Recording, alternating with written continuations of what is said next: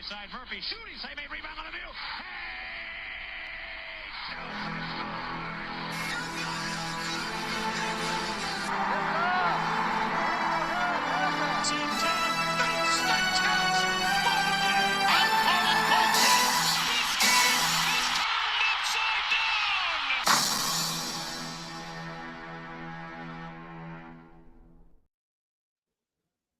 You missed me yet? Welcome back, guys. My name is Casey. You are watching the Red River Duckman All Sports Network. Welcome back. We are back from intermission. It is 7 o'clock in the East, which means we are about 2 hours away from a ticket that is about to be punched. That's right. The Ohio Valley Championship will be in less than 2 hours. It's going to be on ESPN2. It's all part of the March Madness charity drive. It's between Southeast Missouri State and the SIU Edwardsville Cougars. Now, before we get into that, we have plenty more tournaments that have just gone, plenty more tournament games that have just gone final, as well as another bracket that has been unveiled. But without further ado, we're going to go back. But without further ado, we're going to try to play catch up here when it comes to these. But now it's time.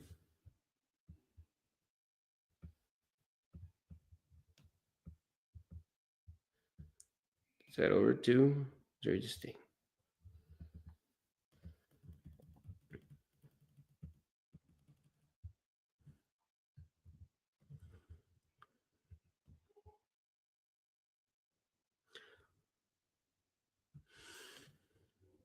But we have some, like the Missouri Valley, Valparaiso giving Bradley a run for their money. They're continuing their.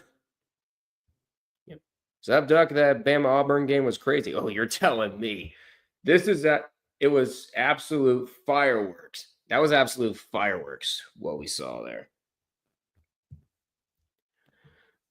And that's not one, but two buzzer beaters in ranked overtime games that we had today.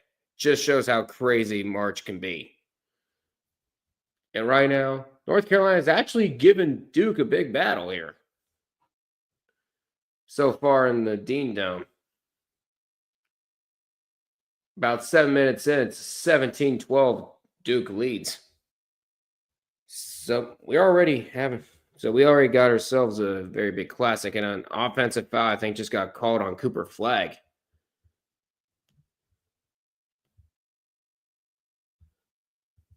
But in the America East, the top two seeds have survived. Whoa. What's going on with this camera? Never mind. But the South,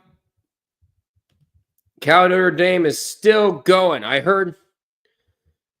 Didn't it go to like 3 overtimes?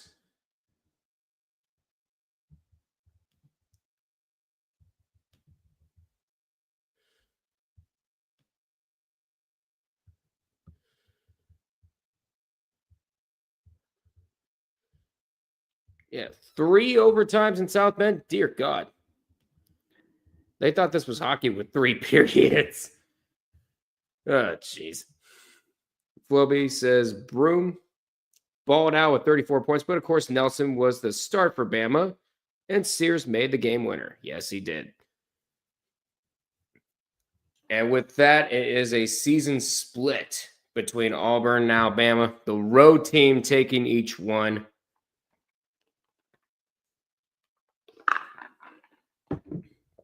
Could you imagine if these two met again for the SEC championship? It's going to be nuts. But for now, we got some catching up to do.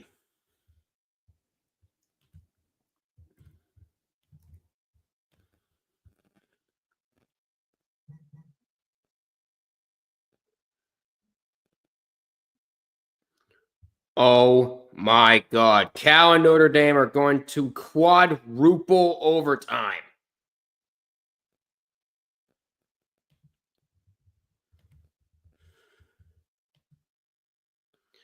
UNC put up a fight against Duke, who's probably going to be the favorite for top overall seed if they win tonight. They definitely are. If they do pull off the win, Chapel Hill layup no good, but he gets fouled. You know what that means? Because we're going to quadruple overtime, we got to play this twice. Overtime! Oh, shit. Here we go again. Overtime! Oh, shit. Here we go again. What is going on over there in South Bend?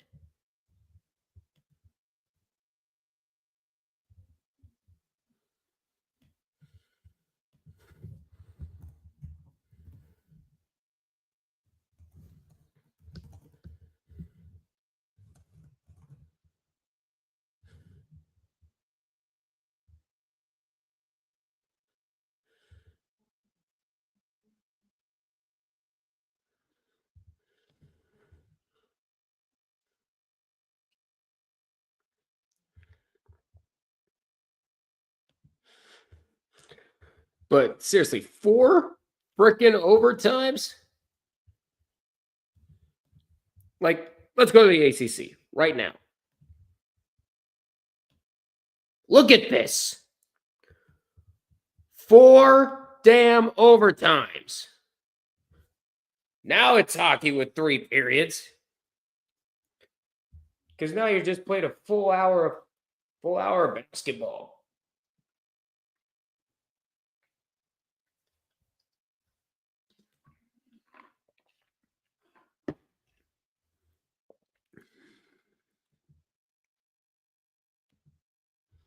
And you thought those 2 overtime games were insane. We got 4 overtimes here. 4.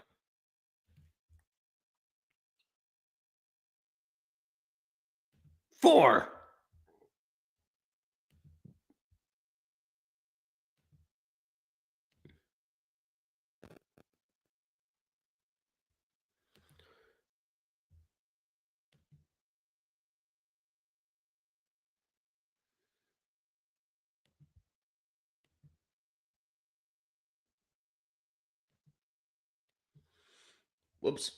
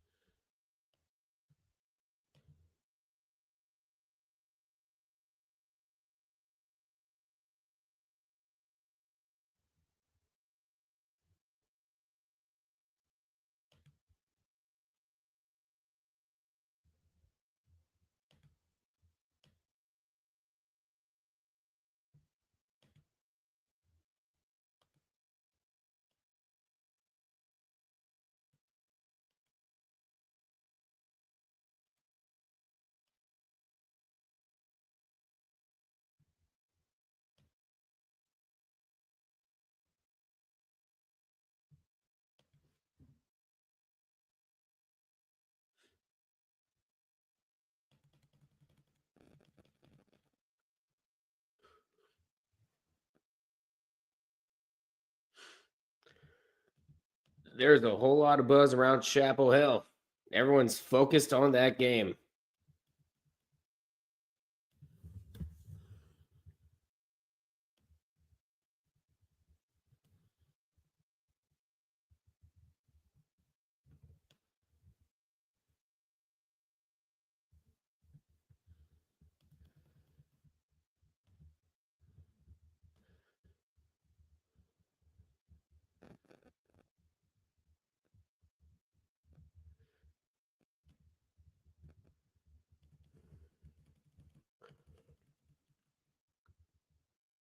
And he misses the first.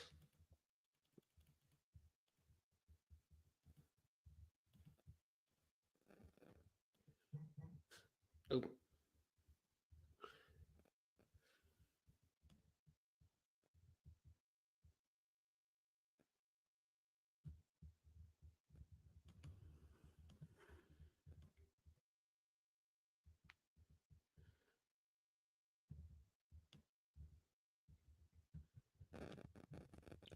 Shoot. Meanwhile, Zion James with 8 points.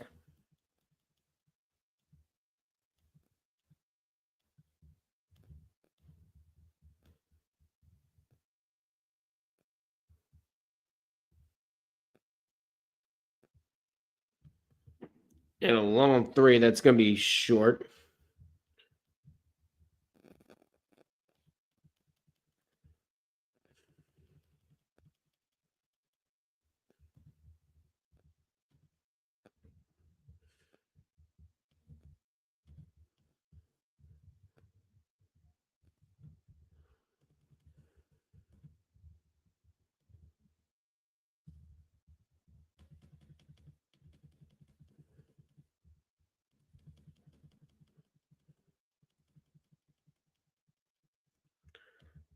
Now I'm going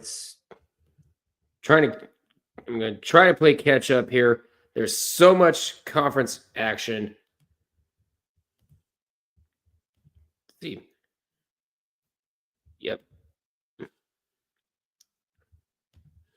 Cal versus Notre Dame is like Syracuse versus UConn in 09. That game that went 6 over. That game went to 6 overtimes. Oh, let's hope for the fans over there at South Bend's sake that it doesn't happen there.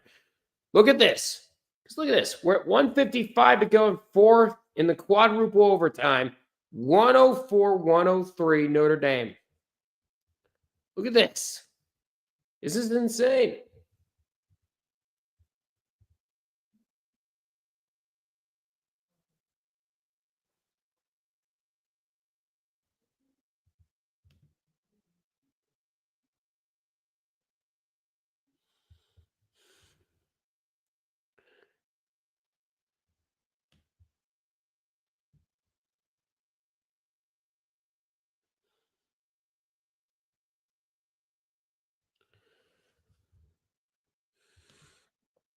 Oof.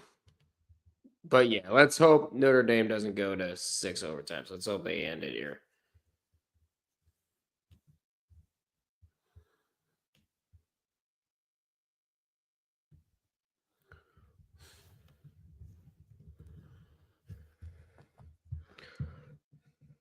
There.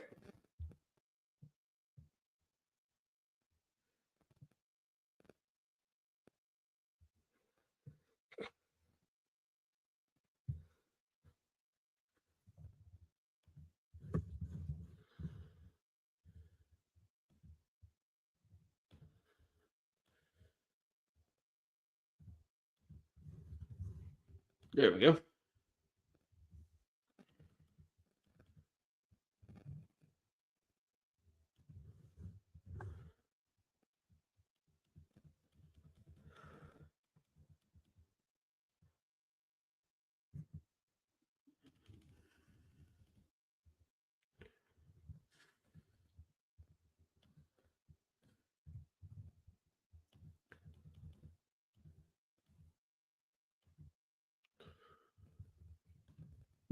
Excuse me. All right, so that takes care of that.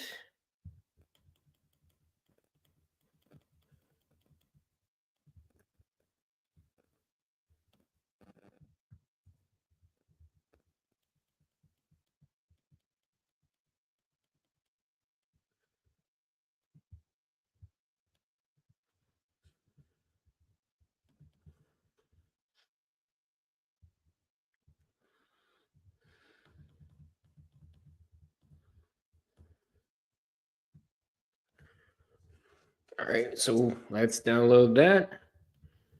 And let's give you guys a show. Duke will probably be the favorites for the top overall. See if they win today. Yep. And speaking of which, they just ballooned the lead up to 12. Make that 13. Free throw is good. But look at this. 109, 108, 4 overtimes over there in South Bend.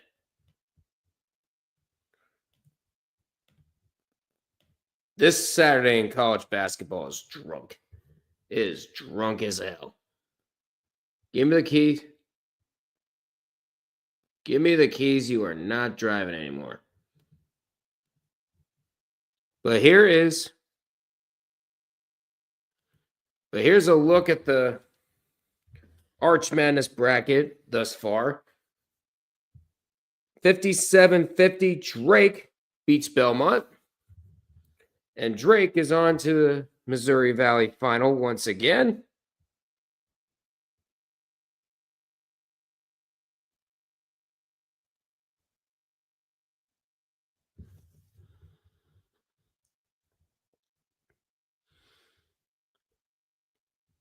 But now let's go over to the America East because we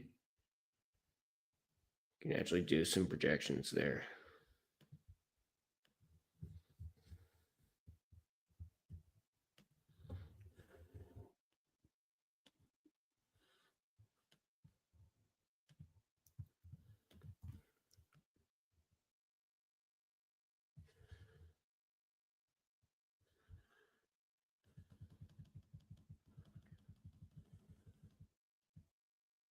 Oh, right on the money.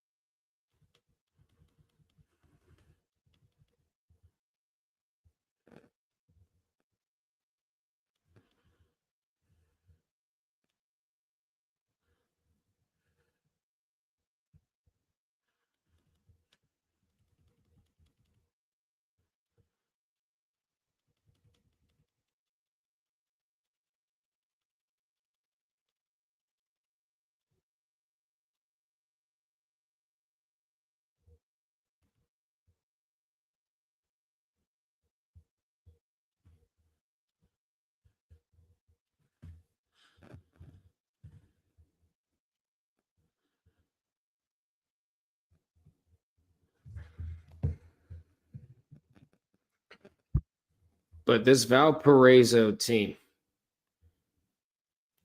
what's going on, huh? Oh, whoops. Broome is gonna win Player of the Year after the performance he had, even if Auburn lost. 34 points. It's incredible. Yes, it is.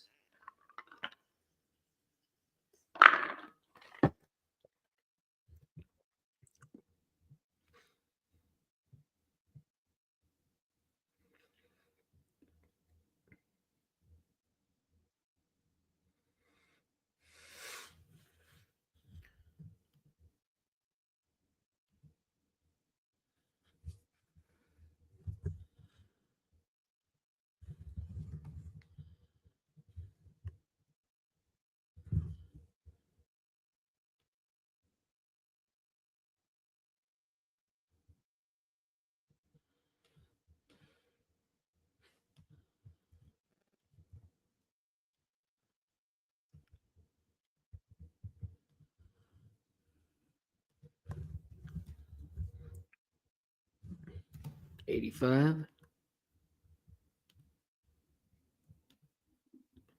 Give me Bryant.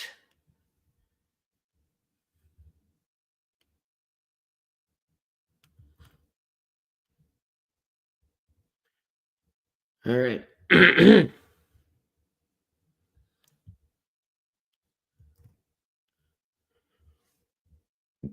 Meanwhile, Duke is now up to fifth. Duke's lead's now up to 15. And the layup up and good. It's going to take a while to get this North Carolina crowd back up to speed.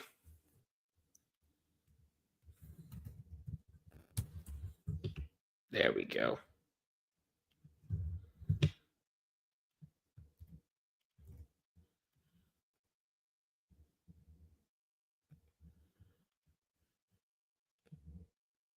And a 3, and that brings the North Carolina deficit to 10.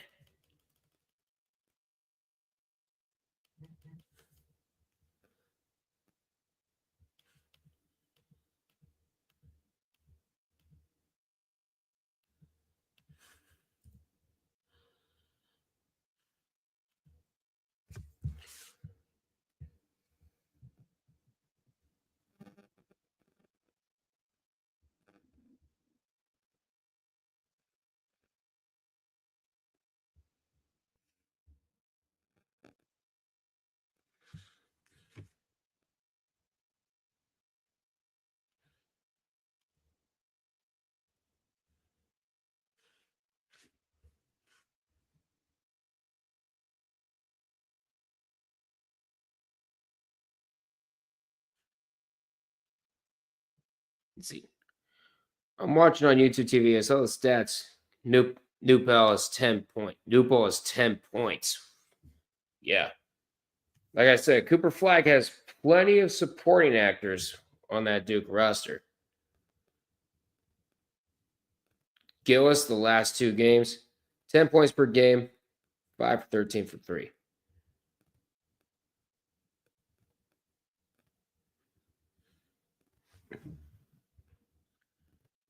And RJ Davis able to bring that lead down to 12. Free throws good.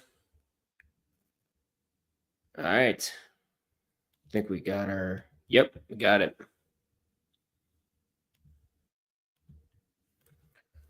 Now that we have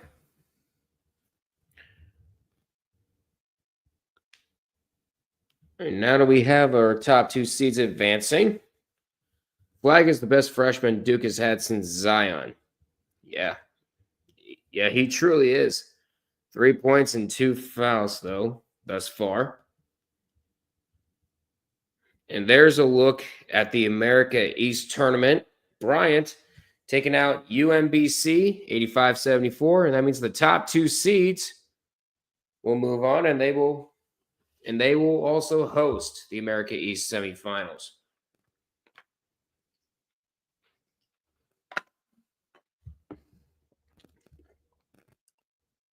So far, no other tournament games have gone final.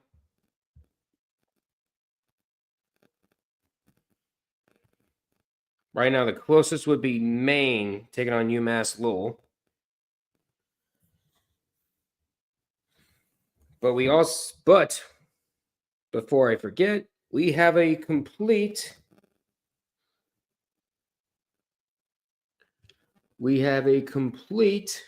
bracket. We have another complete bracket, and that is the Conference USA. So we'll get to that in a bit.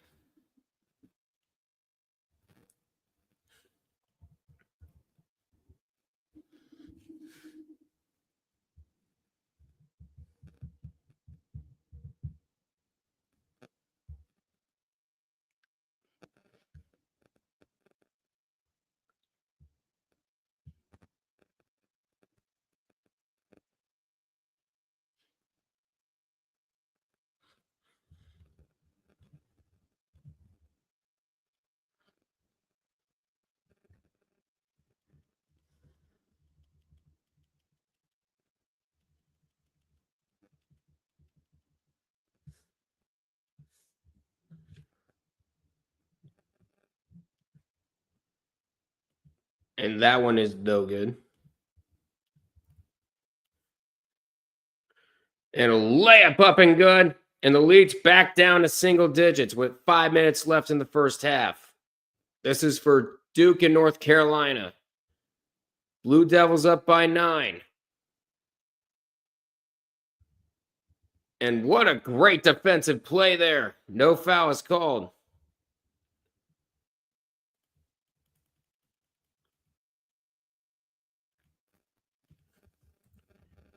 Let's see, number 7 seed. Shoot. I keep forgetting to turn off the overlays. College basketball ratings have gone up this year while NBA ratings continue to decline because it's the same thing. A lot of defense, a lot of offense, no defense. At least the Thunder play defense. Yeah.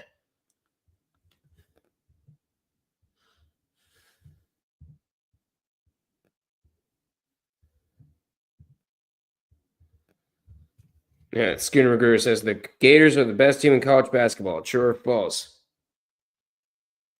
You still got to take down the likes of Duke first.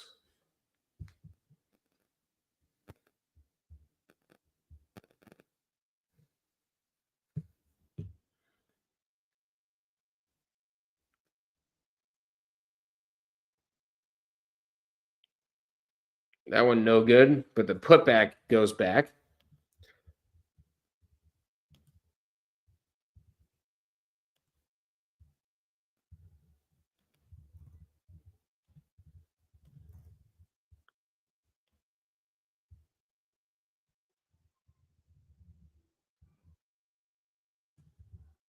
And a 3 off and no good.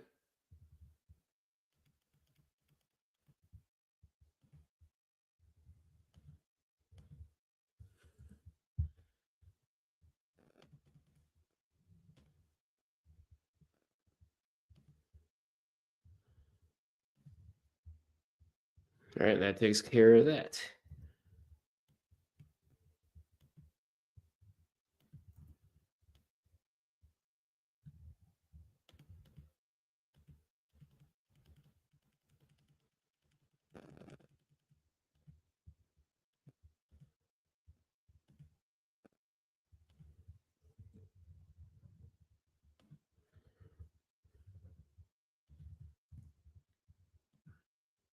We got ourselves a good one in Chapel Hill.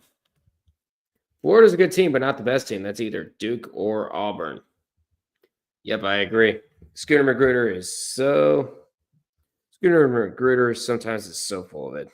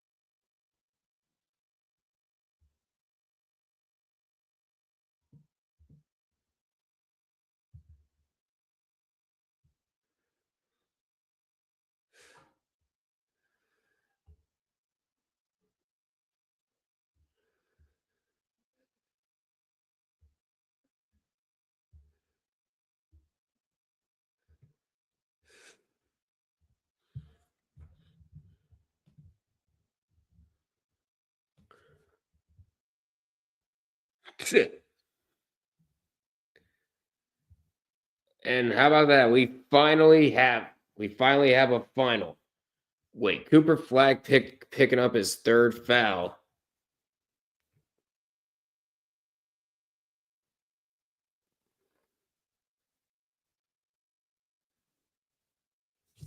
So 112-110, Notre Dame takes out 110. Notre Dame finally ends that game in 4 bloody overtimes. Oh my God. What? Meanwhile, UMass Lowell trying their best to try to claw back against Maine. Hey, let them be. He hasn't seen success at Florida since he was a teenager. Yeah. Yeah. I'm sure he's got Tampa Bay to keep him company. Oh, wait.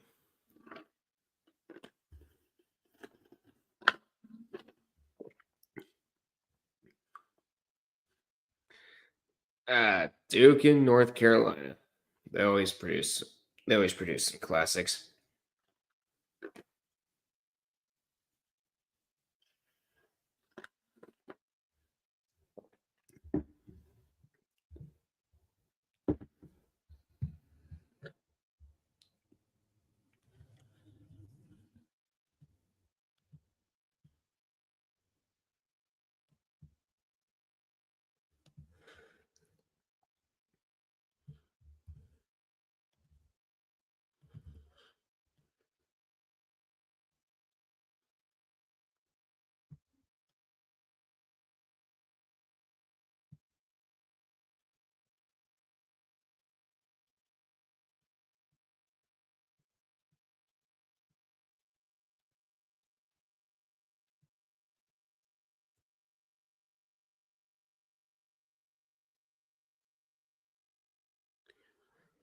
All right, and then there's one more.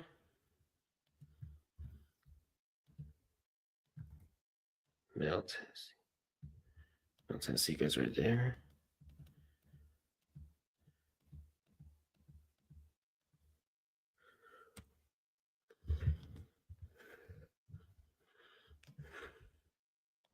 And then we'll put that there.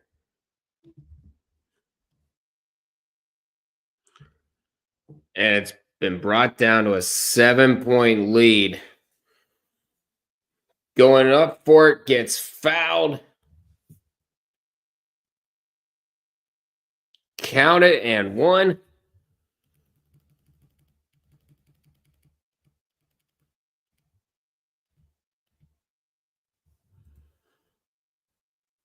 And the second one is also goes in.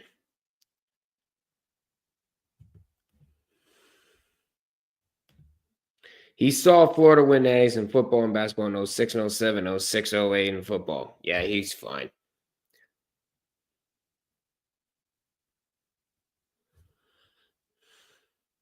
But the problem is, I wouldn't have a problem if he acts like that for all of his teams, like the Dallas Cowboys, Orlando Magic, Tampa Bay Lightning recently, and then the Rays if they're ever good. And a 3, and it's a 1-possession game in Chapel Hill. An 8-0 run in less than 2 minutes, and he loses it, and it's going to be tipped. No backcourt violation. Less than 2 minutes, just at 2 minutes left. And ESPN just put up that graphic for nothing. And the long pass gets intercepted, and here comes North Carolina, chance to tie or bring it within one, and they get the layup. It's a 1-point game. RJ Davis with 13 points. On this week's episode of Days of Our Tigers, LSU blows out Clemson, and as we finally win a season opener for the first time since 2019. Thanks to Nussmeier's 400-yard performance. You're really preparing yourself for college football, huh?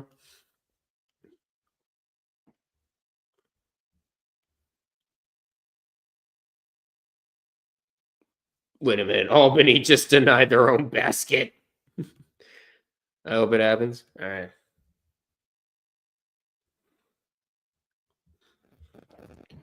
But I have finally constructed the Conference USA bracket. We're going to go ahead and go over it here shortly.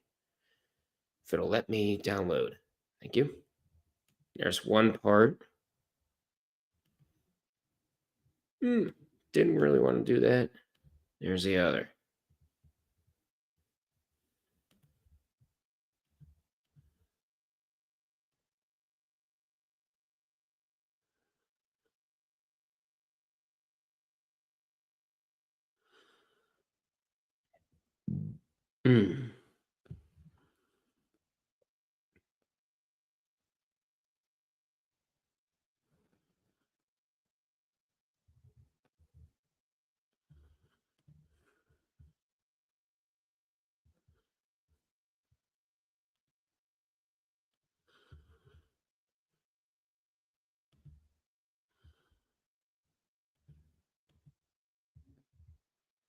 And then we'll put these in.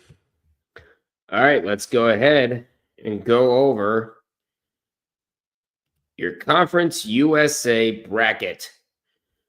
But here's your 8-9 matchup, and that's UTEP and Sam Houston. We're going to move over Conference USA in that one. But all the games have just gone final. We have another bracket. And UTEP is going into the tournament. Losers of 7 straight, including a loss to Sam Houston State, which they're about to be playing in the tournament.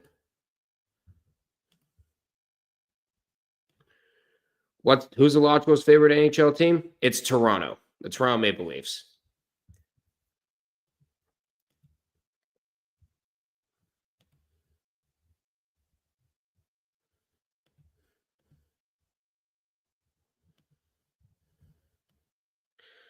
Otis Frazier, some guys to look out for UTEP is Otis Frazier, the 30, leads the team in points, steals, and blocks at 13.6, 2.3, and 0.7 a game.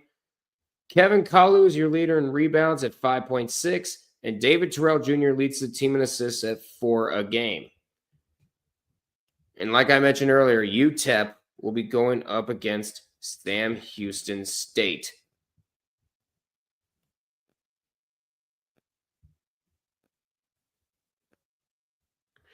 And Sam Houston is going into the tournament winners of 5 of their last 7 games, including a win over Jacksonville State,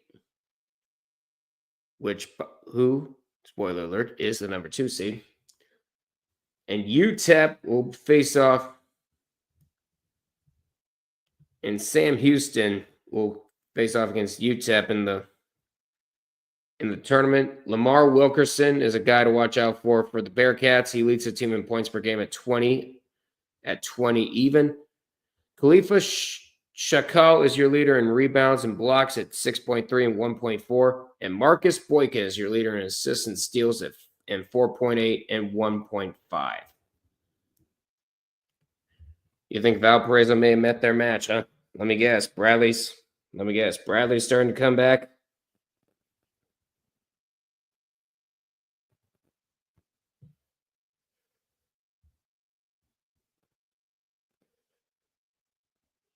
Yep, 55-51, the current score for Bradley and Valparaiso. But the 8-9, the winner of the 8-9 matchup here will take on the top seed in Conference USA in the Liberty Flames.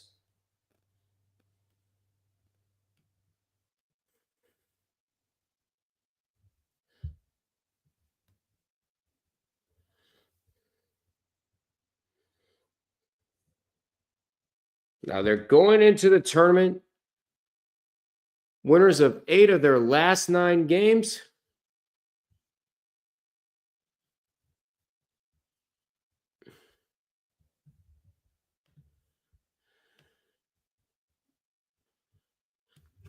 And Talon Peters, your leader in points a game at 13.5. Zach Cleveland leads the team in rebounds and assists at 6.5 and 5, respectively. Colin Porter is your leader in steals at 1.7, and Owen Aquino is the leader in blocks at 1.1 a game.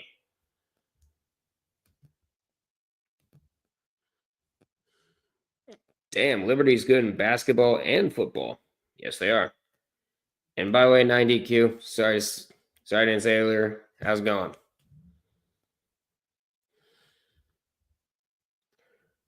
But let's go ahead and go over the 7-10 matchup, and that's Western Kentucky and FIU.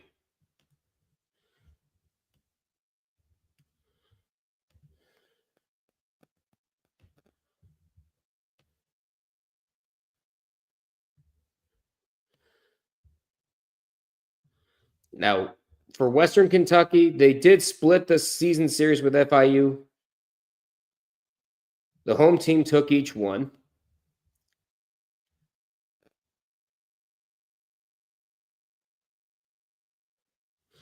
And Don McHenry is your leader for the Hilltoppers in terms of points and steals with 17.3 and 1.5. Tyrone Marshall is your leader in rebounds at 6.5. Braxton Bayless is their leader in assists at 2.2. And Leroy Adai is your leader in blocks per game at 0.9. It has been fine. Predictions are probably wrecked. I don't know at this point.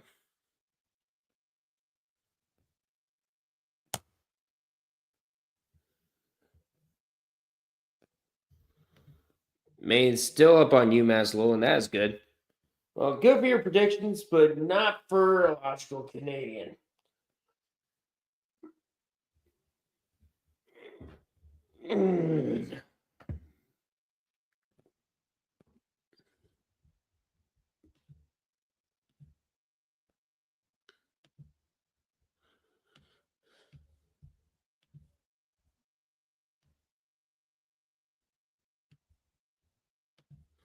But Western Kentucky will take on Florida International. FIU is going to the tournament, losers of 7 of their last 8 games.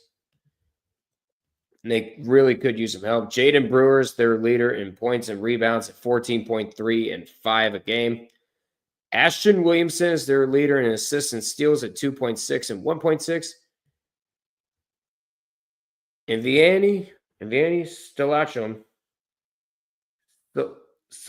is your leader in blocks at 1.9.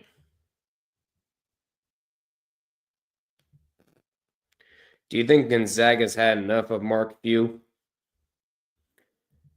Well, considering that they haven't had much success over these last seasons recently, I think it's safe to say the writing's on the wall.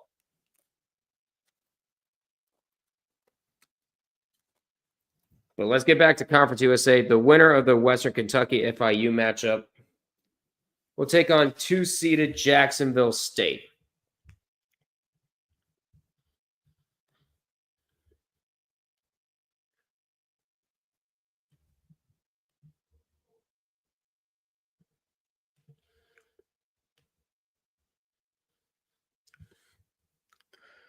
Now, they've had a roller coaster. Now, the Gamecocks have had a roller coaster end of the season.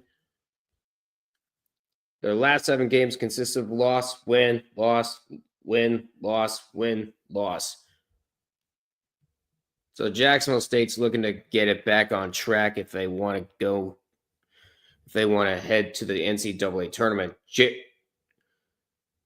Jerron Pierre Jr. is their leader in points and assists at 21.8 and 3.8. Michael Nicholson is your leader in rebounds at 7.8 and also in blocks at 1.7. And Quelron House is your leader in steals at 1.1. Now let's go over the 4-5 matchup, and that's Kennesaw State taking on New Mexico State.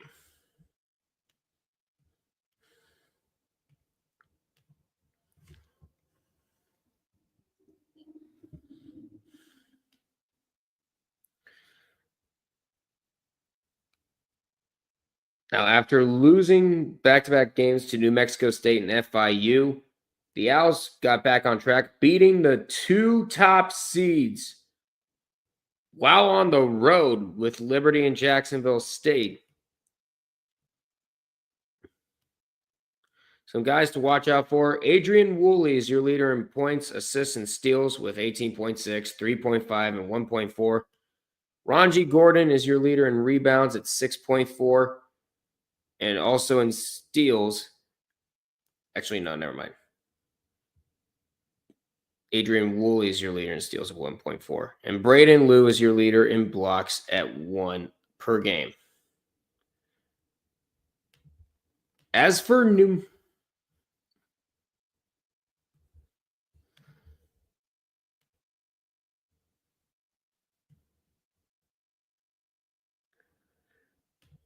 New Mexico State, they go into the tournament winners of 5 of their last 7, despite losing to Sam Houston State on the final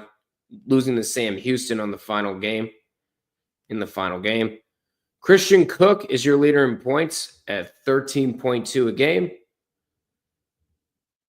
Peter Filvidi is your leader in rebounds at 8.3. Salty Jackson is your leader in assists at 3.3. Deontay Bostick's your leader in steals at 1.2. And Robert Carpenter leads the Aggies in blocks at 0.8.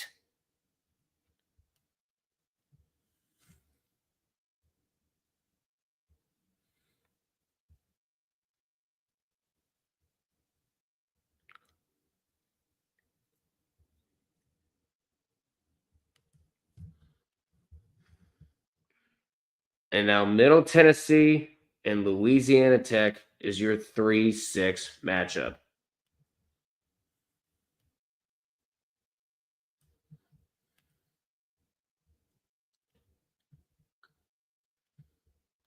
So Western Kentucky, they had a particular stretch where they lost 4 straight after winning 3 straight. And then in their last 5 games, they went 3-2, including a loss to Liberty.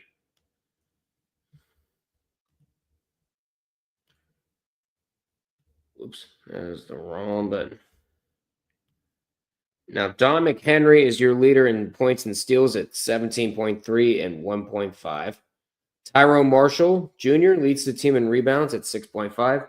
Braxton Bayless leads the team in assists at 2.2. Wait, that's Western Kentucky. Oh, wait, never mind. That was Middle Tennessee. Oy. Dumbass, dumbass, dumbass, dumbass, dumbass, dumbass, dumbass, dumbass, dumbass, dumbass, dumbass, dumbass, dumbasses, dumbass, dumbass, dumbass, dumbass. I really need to watch what I click. Can you imagine if Patrick Mahomes played basketball? He would probably average 30 points a game. Yeah, possibly. Yeah, possibly. But the problem is he would probably dive whenever to try to get a call every single time. And you know I'm just joking. So in their last 8 games, Middle Tennessee is 6-2, despite losses to Liberty and Louisiana Tech. The statistics. Yeah, that's better. Justin Porter is your leader in points at 14.9. Issam Mustafa is your leader in rebounds and steals at 9.3 and 1.2. Cameron Weston leads the team in assists at 3.5 a game. Chris Loof leads the team in blocks at 1.1. And now Middle Tennessee will take on Louisiana Tech.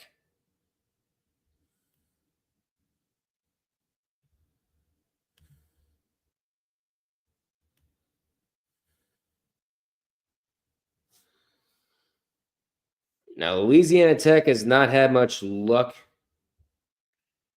over the last few games, going 4-6 in their last 10. But they did end the season with a win over UTEP.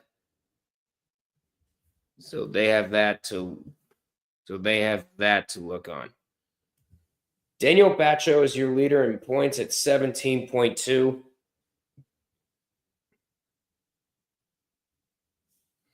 Caden Cooper is your leader in rebounds at 7.4. Sean Newman Jr. leads the team in assists at 8 per game. Amari Abram is your leader in steals at 1.5, and Daniel Batcho is also your block leader at 2 per game.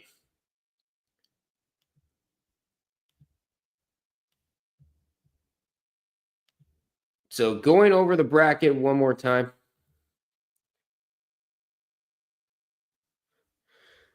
So going over the tournament one more time. They'll let me get there.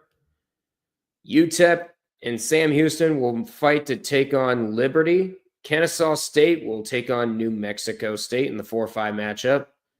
Western Kentucky and FIU will face off for the right to take on Jacksonville State, the number 2 seed. And then your 3-6 matchup will consist of Middle Tennessee and Louisiana Tech. So there is a look at the – so that was a look at your Conference USA bracket.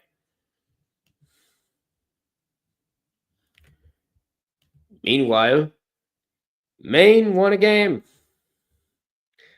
So I'll fill that out shortly. But meanwhile, say his name and he appears.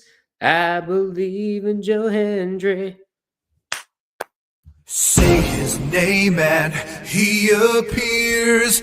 I believe in Joe Hendry. You can thank Illogical for that one.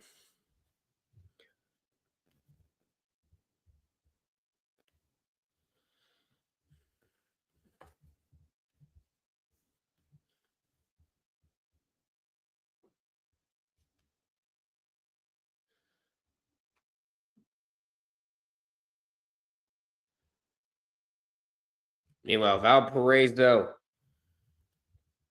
trying to get back into this. They're tied with Bradley at 61.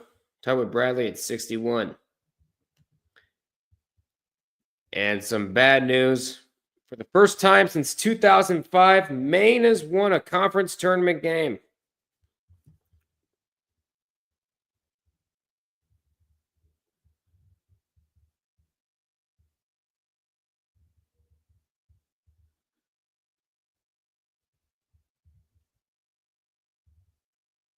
And UMass Lowell is total. The men lost in the quarterfinals. Meanwhile, the women have missed out on the tournament.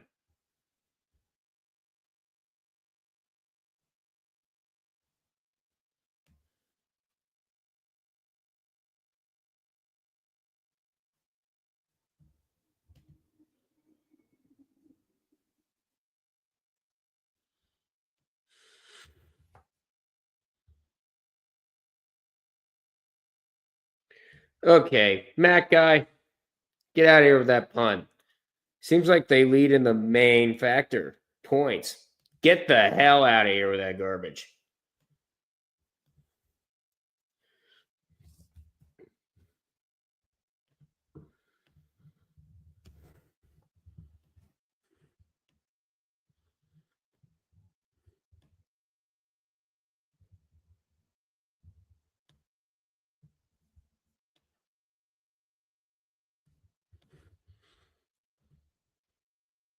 Ugh.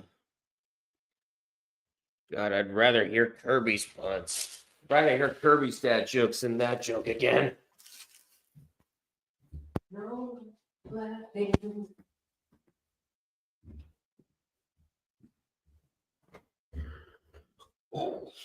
Okay.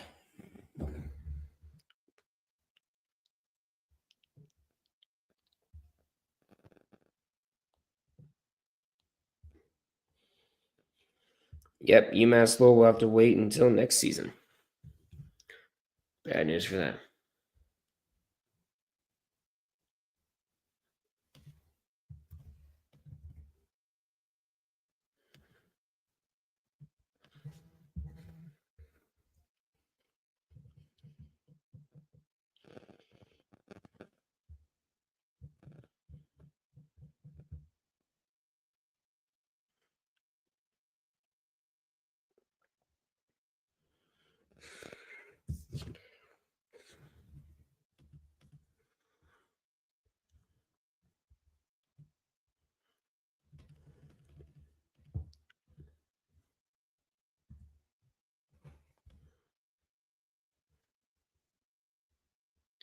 Come on now, move up.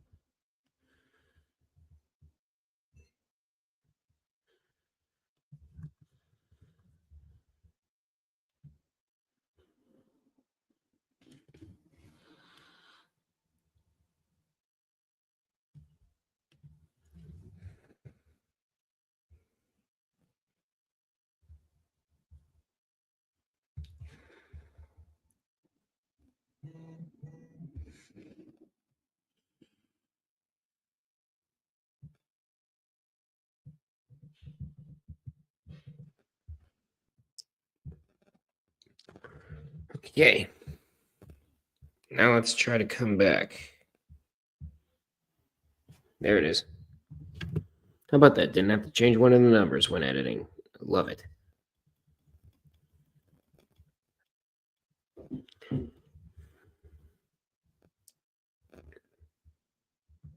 Meanwhile, we're at 7:57, which means we are just over an hour away from the Ohio Valley Championship. We are back. Looks like we are back for the second half of Duke and North Carolina. And what a game that was. We're getting treated to some high-quality games.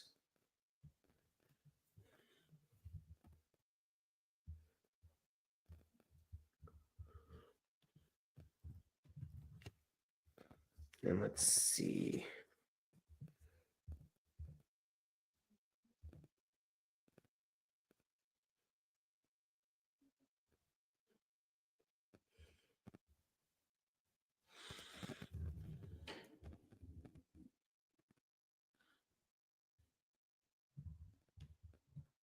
Oops.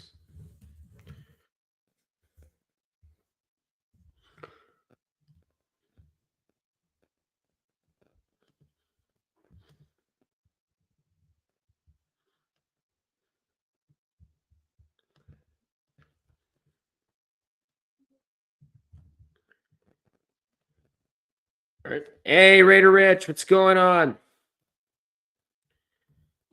Let's see. What is worse?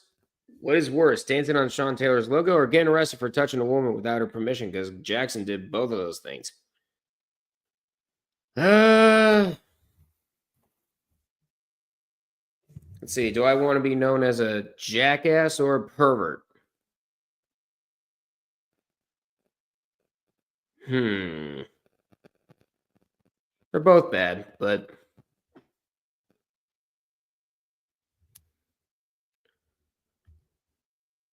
I'd say getting arrested for touching a woman because I do want to see myself because I do want people to see I'm pretty respectful.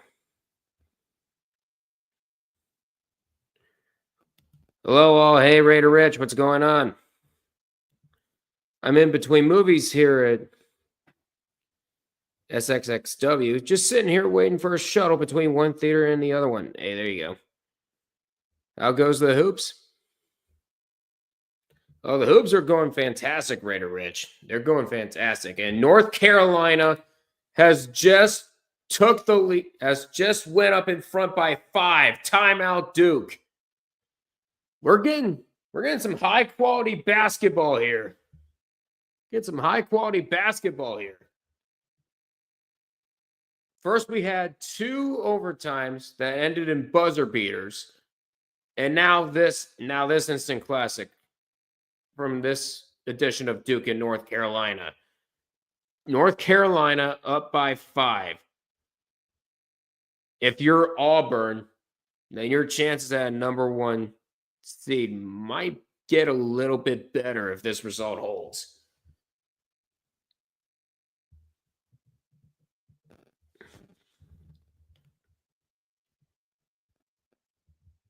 So yeah, it is just going berserk right now in Chapel Hill. But it is 8 o'clock. We are 1 hour away from the Ohio Valley Championship. We're gonna provide play-by-play for that.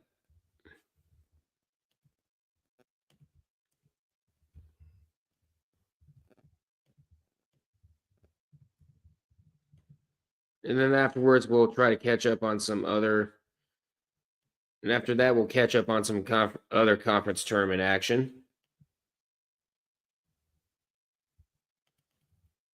As we continue this wonderful night of college basketball. I don't know about you, but this is entertaining as hell.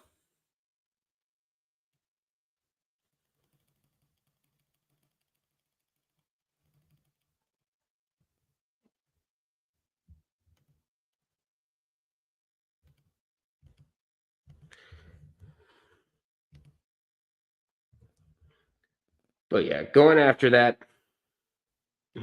you can always count on Duke, North Carolina for a banger. Absolutely. But yeah, going back to that, dancing on Sean Taylor's logo or getting arrested. Well, the thing is, well, as a guy who doesn't want to see prison in his life, for Sean, if you're dancing on Sean Taylor's logo, you're just going to be seen as a complete asshole and jackass, but you're not going to get arrested. But you're not going to get arrested for it. Yes, you are being disrespectful, but you're being disrespectful towards one person.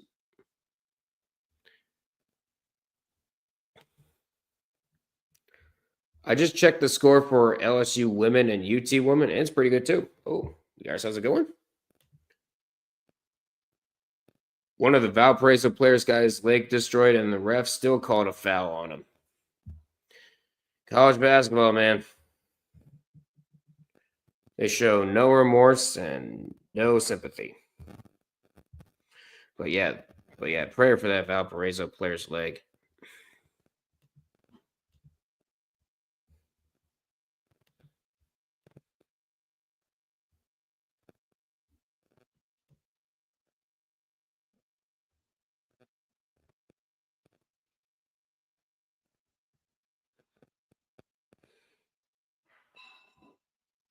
Meanwhile, women's basketball, Winthrop is out in the Big South tournament. St. Mary's is out.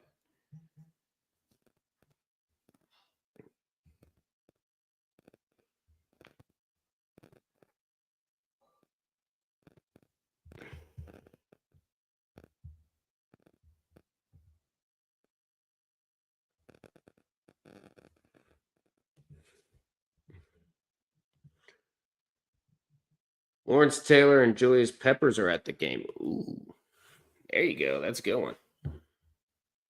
And now Duke just brought the lead back down to 3.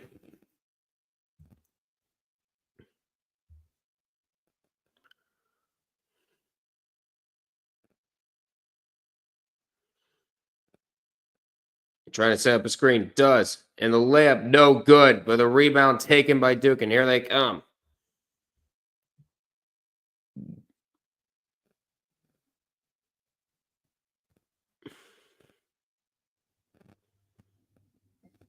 Meanwhile, on the women's side, Oklahoma.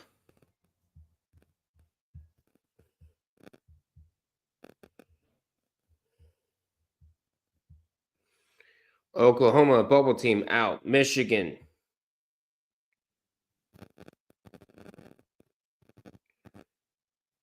Michigan out. Ohio State is also out. And West Virginia is also out in the Big 12 tournament.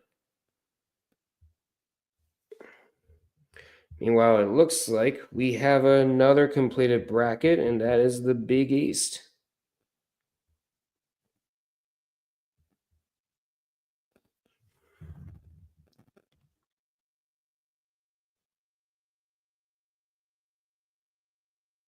But before we get into any more craziness, I do have to go use the restroom again. Anyway, I'm off to a screening of the account too with Ben Affleck, so talk to you later. Yep, see you later, Raider Rich. Thanks for stopping in.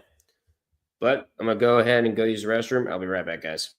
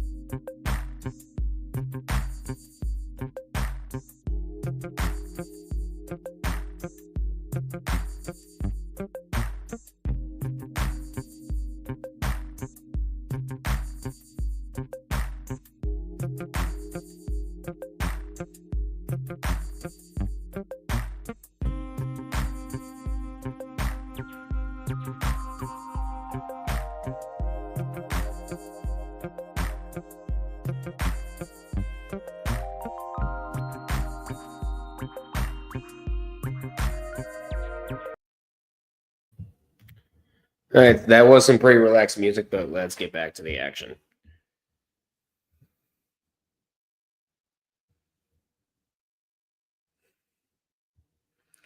Meanwhile, it looks like we do have an upset.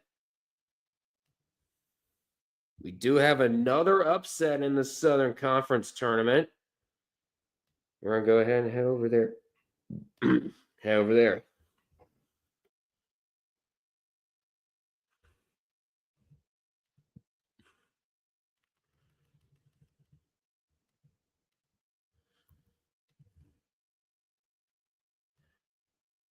Whoops, wrong one. Where the heck did it go? There it went.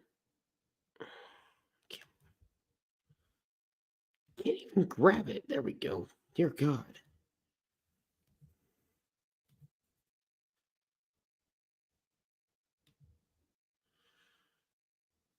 That's the wrong one. That there's the right one. Now let me move this.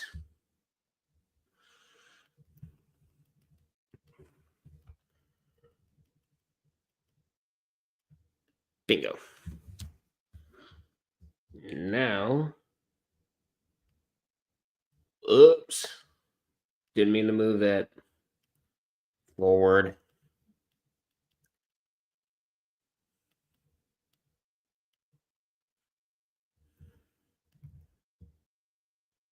Nope. Where'd it go?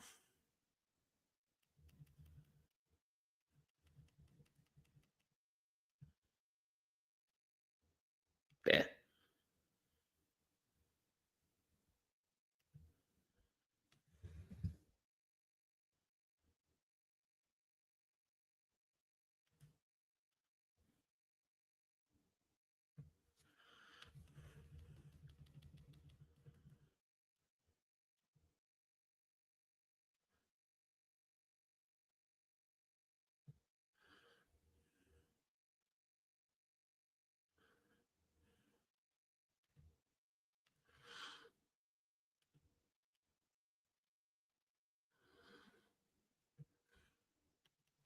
Meanwhile, it's a 6-point lead right now for the Tar Heels as they look to knock off number 2 Duke, and was been a very crazy week for the top 25. And that layup up and good.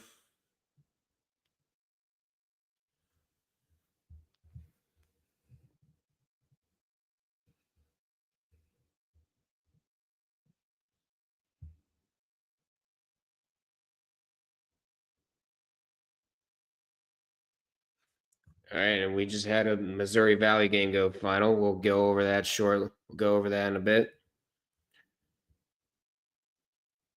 Good try, Valparaiso. Yep. Valparaiso, they had a magical run, but it has unfortunately come to an end. Imagine if UNC goes on a magical run like they did 3 years ago. No thanks. I would rather not. 2030, Roger the Clown Goodell announces the NFL will get rid of helmet and pads and instead use flags to avoid tackling. Yeah, and get rid of would not shock me in the slightest, but his effort has brought concussions down to an all-time low, so pretty low. So that Floby's message was sent 10 minutes ago. Well, I was trying to catch up with everything. Plus, I went to the bathroom, so there's that. Shout outs to Cooper Schwiger for clutching my fantasy season. There you go.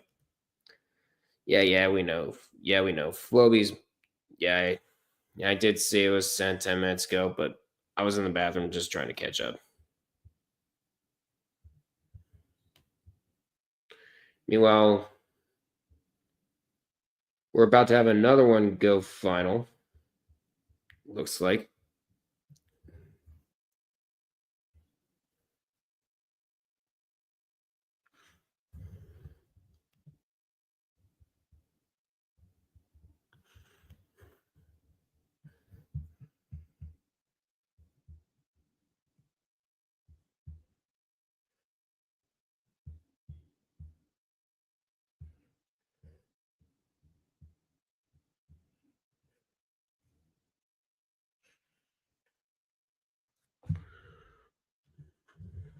Oh, come on.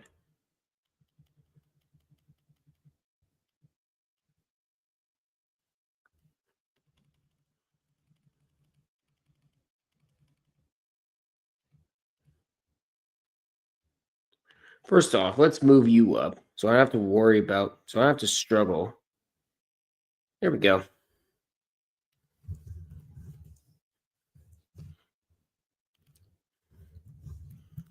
$72.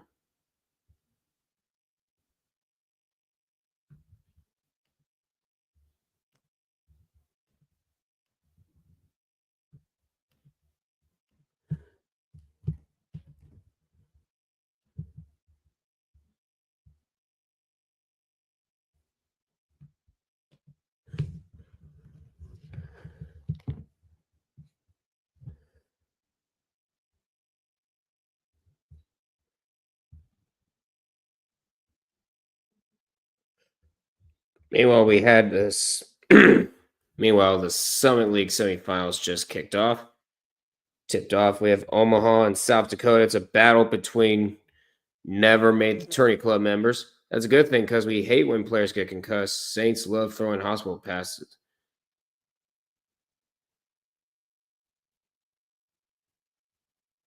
Throwing hospital passes. Yeah.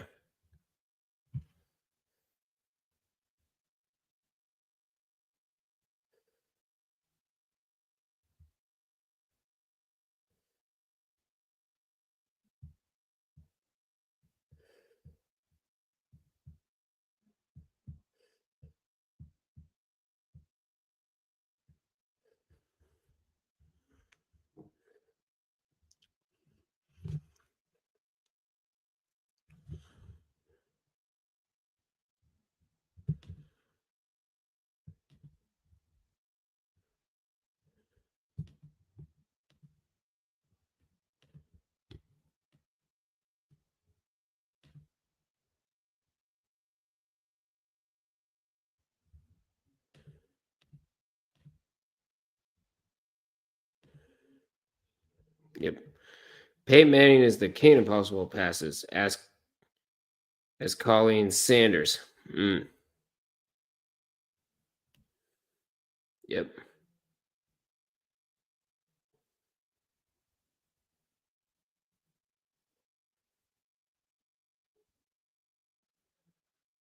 It looks like we have another bracket set, and that's the SEC. We'll go over that bracket in a bit. But East Tennessee State, both the men and women lose in the SoCon quarterfinals, so they are totaled.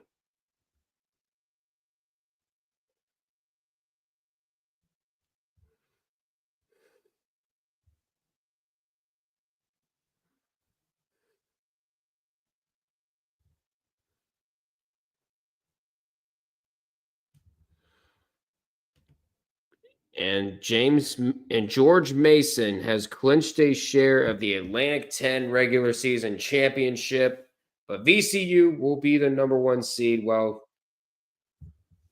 George Mason is your number 10, is your number 2. There's so many brackets to go over.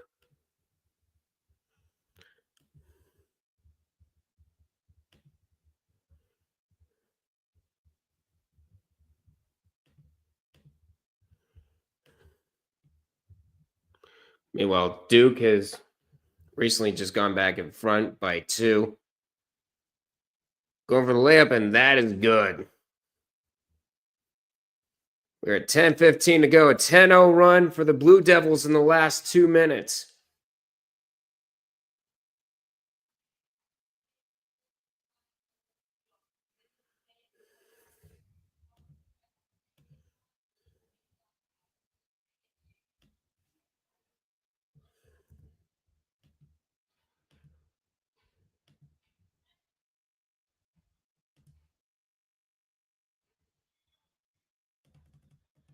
You guys can't hear my mom's phone, can you? Just want to make sure as he goes up for the two-handed jam. Timeout, North Carolina. Everything has come undone for the Tar Heels. A 12-0 run.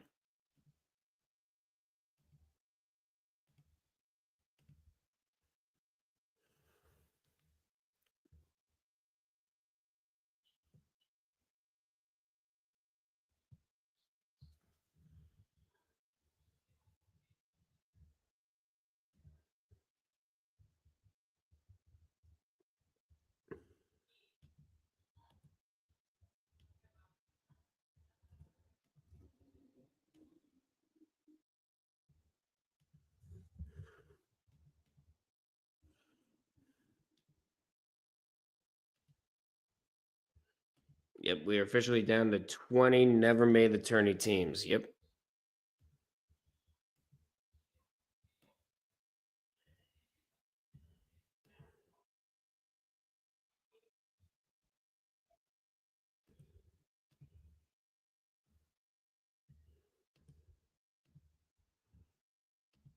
But here's a look at the Southern Conference bracket now, headed to the final quarterfinal matchup. Wofford taking out East Tennessee State 72-60. Wofford will take on VMI in the SoCon semifinals.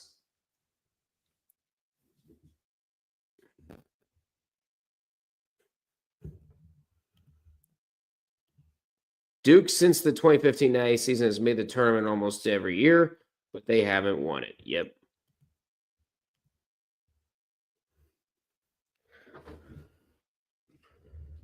I believe I know they made the Final Four in 2022 because that was the Duke and North Carolina Classic and Coach K's final game.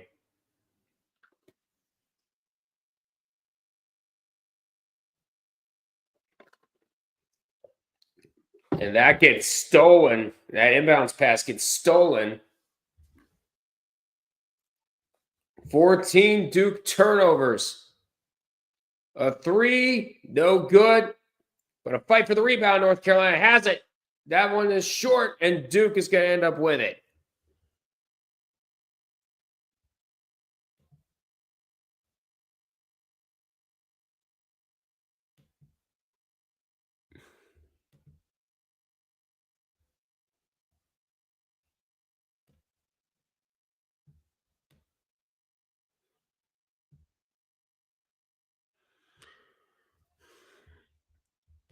And Duke with a three brings it to 7.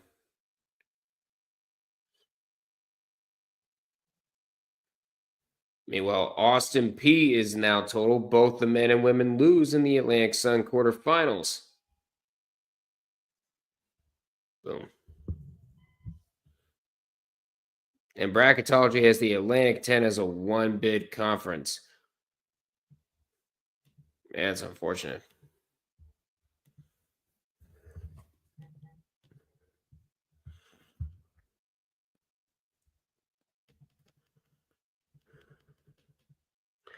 Right now, I'm trying to finish up. Right now, I'm trying to finish up everything because there is a whole lot of games to go over.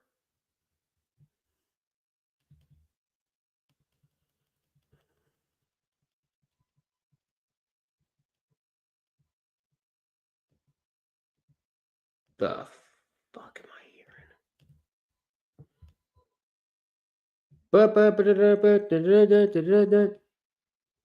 What am I hearing?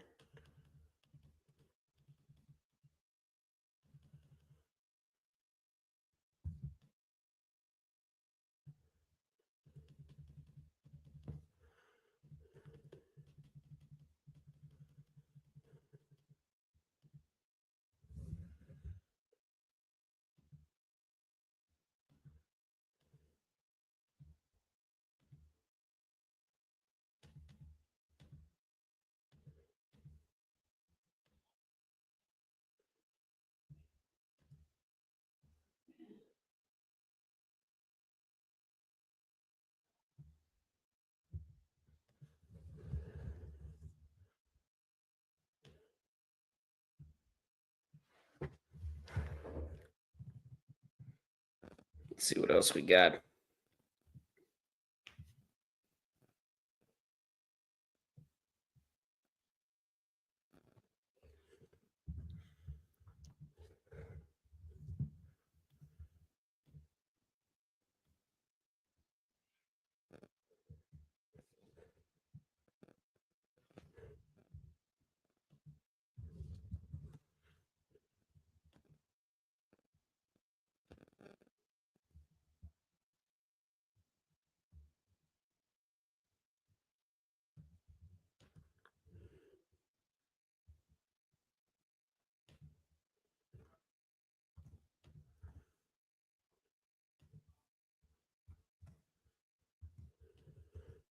There we go. Holy fuck.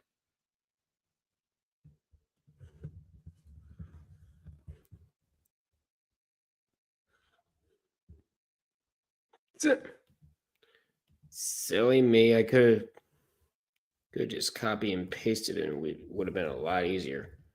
There we go.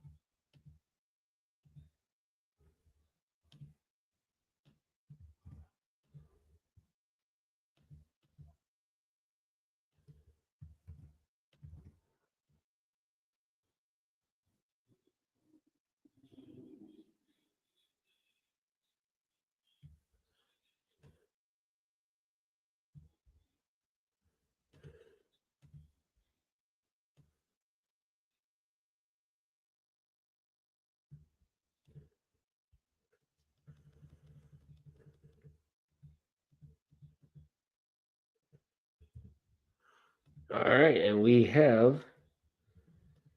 finally have our completed graphic. SoCon is going to be weird. All the teams left all made the dance recently. Then there's just VMI. Yeah, absolutely. Pack the CAA and Harvard, y'all. Oh boy.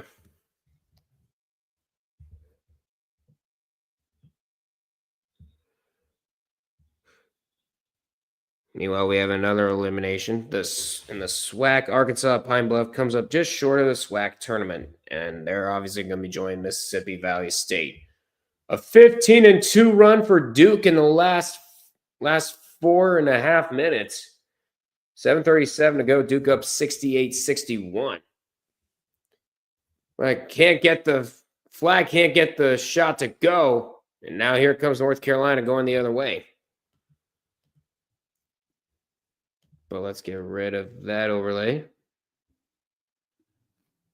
Now let's go over. Now let's put up the Arch Madness bracket that we have for tomorrow.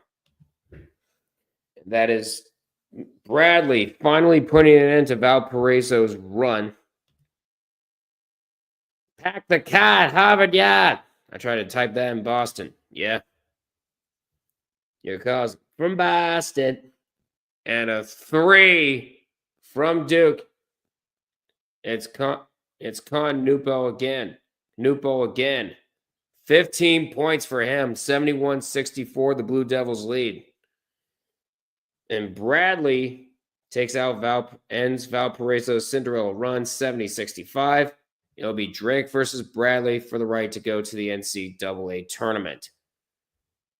Now, Drake was considered to be an at-large bid for numerous times this season, but we'll just have to wait and see.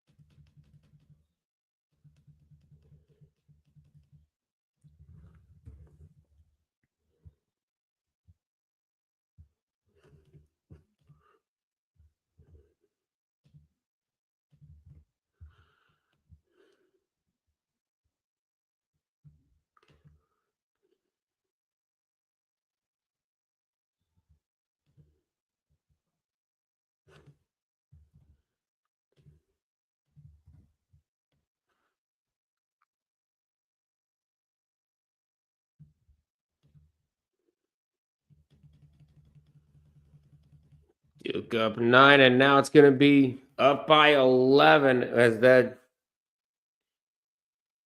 is a layup from Sion James. It's 75-64. And Duke is starting to run away with it. Timeout, North Carolina.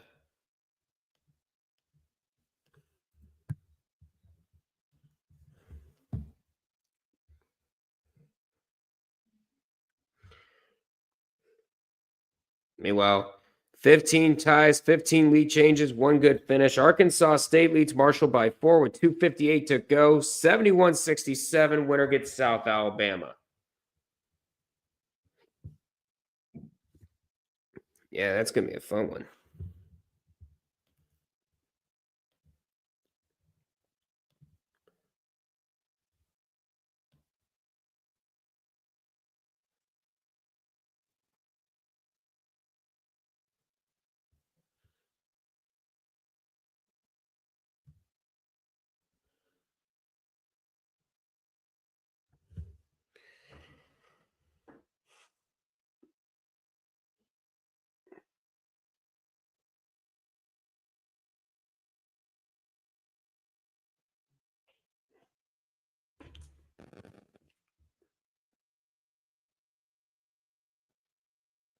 Meanwhile, later on, You have the third round tonight for the West Coast Conference. Number 5, Oregon State taking on number 9, Pepperdine.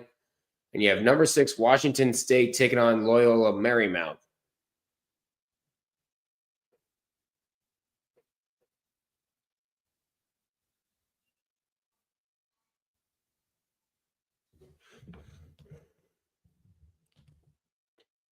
Lovey says, I have a horrible feeling that the SG Chet Holmgren AT&T commercial from last year will come back for this year's tournament. Oh boy, you better hope it doesn't.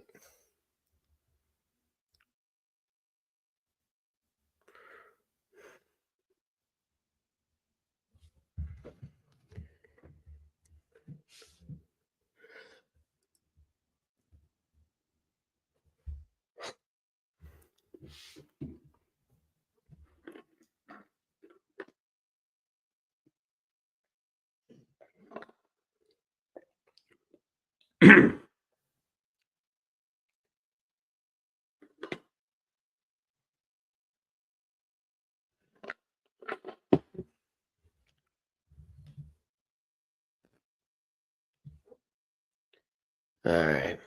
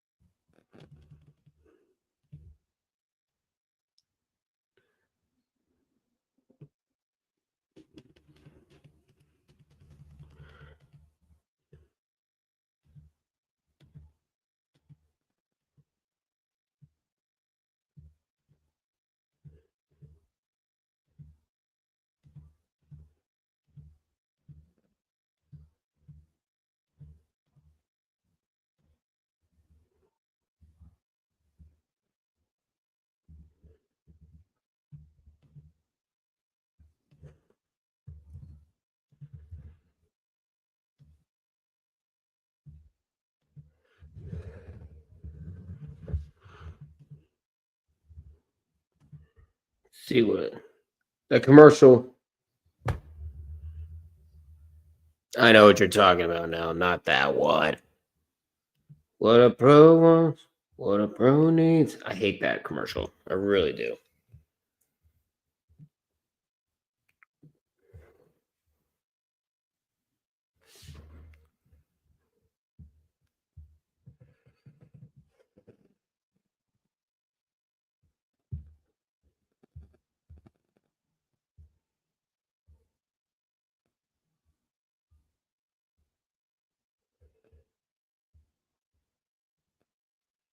Okay.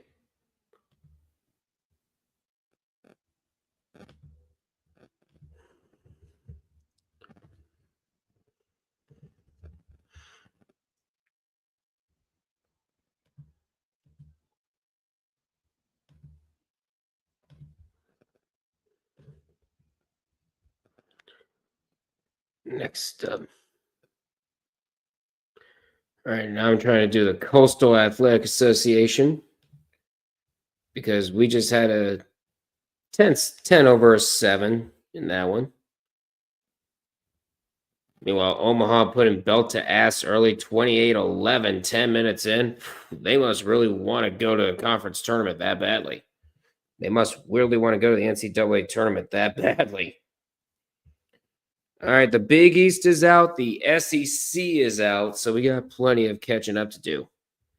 But of course, we're going to give the Ohio Valley Championship coming up in 20 minutes our top priority. That commercial had my friend singing that shit for a month. Ugh, thoughts and prayers. You're going to need them.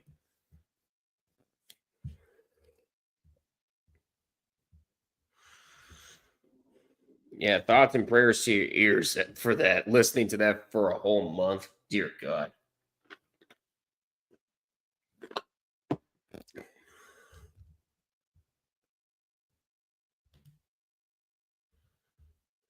Meanwhile, we have a good one in the Sun Belt. 74-72 Arkansas State. Trying to move on to get a piece of South Alabama.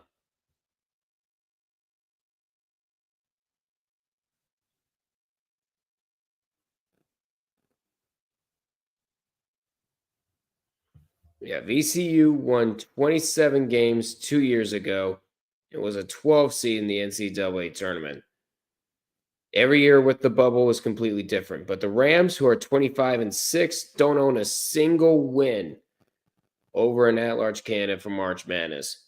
The Atlantic 10 feels like a one-bid league. Yeah, unfortunately.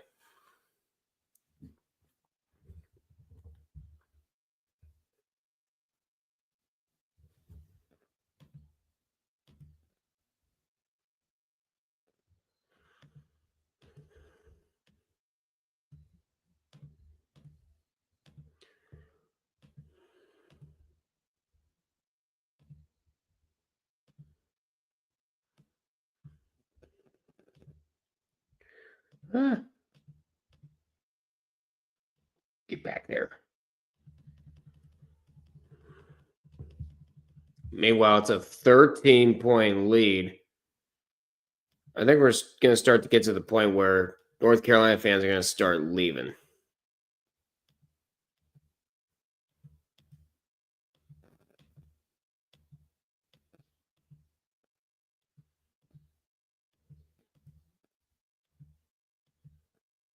Because they did show some good fight for a good few, but now it's just pretty much been all Duke Blue Devils.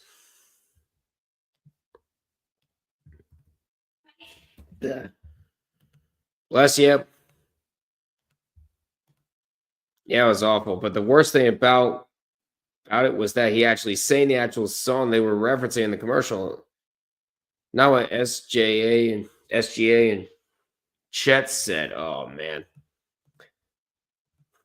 And he would never cease to shut up, would he?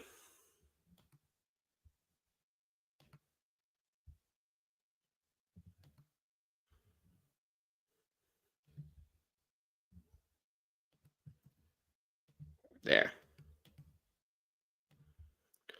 Now we can download some stuff and catch up on our coastal bracket here.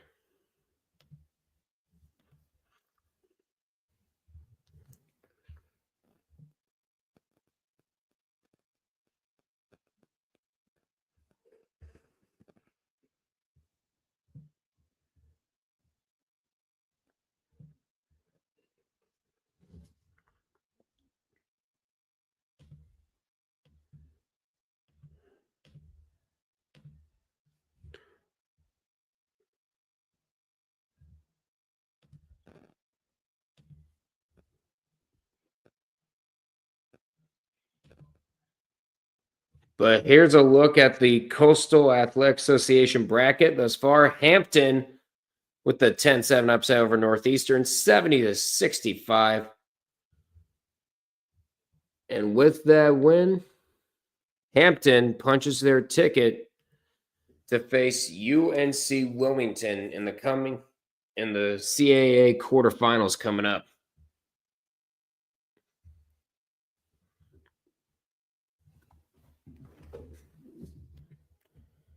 So that's a look at the Coastal bracket. I think we've caught up on some scores as far, except for the Sun Belt. Because I think that game's about to come to an end, or will it? Yep, that game has just come to an end. Arkansas State takes out Marshall, and Arkansas State's head to the semifinals. And with that, Marshall is totaled, meaning since both the men and the women have lost in the Sun Belt quarterfinals. Meanwhile, North Carolina just called timeout.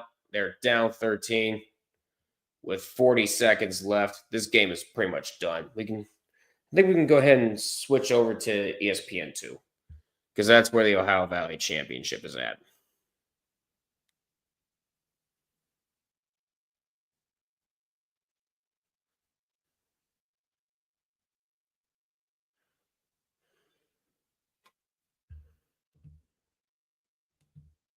Yeah. I switched the channel because this game is over. Duke gives North Carolina belt to ass. Yes, they did.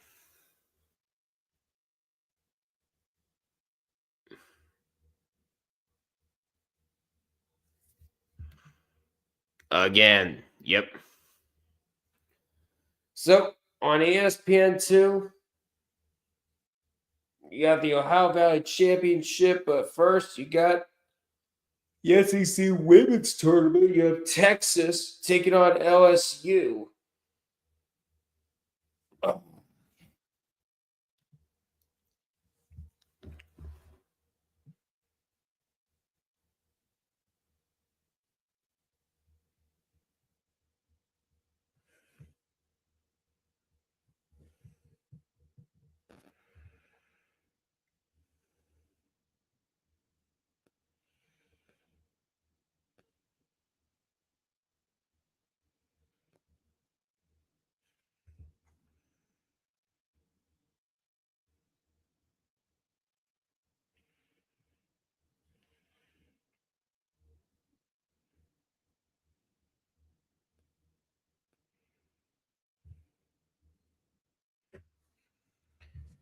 Okay, now let's. All right, I'm going to try to construct a Big East bracket with all the time that we have.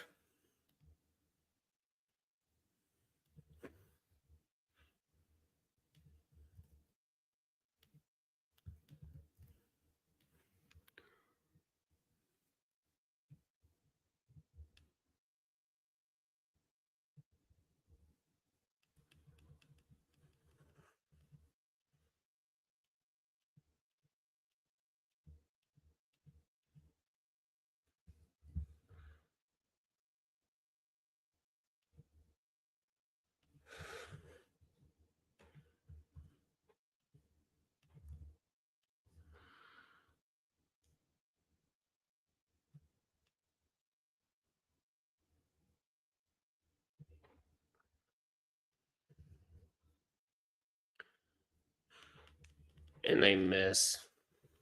And she's going to miss. And a blocking foul is called there against Texas. This is, of course, for the women's tournament.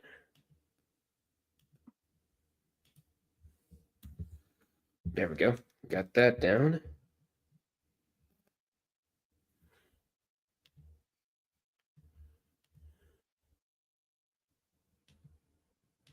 Is there any way North Carolina can get into the tournament now? Oh, go on a deep enough run and pray to God that there's no bid stealers. That's basically the only way besides the automatic bid.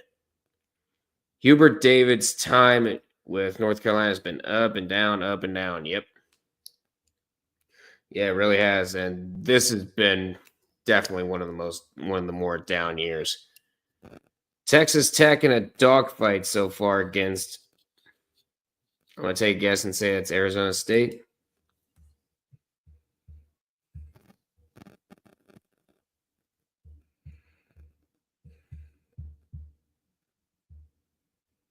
Yep, it is. They're in. They're in a dogfight as to be expected because you are on the road against on the road in Tempe.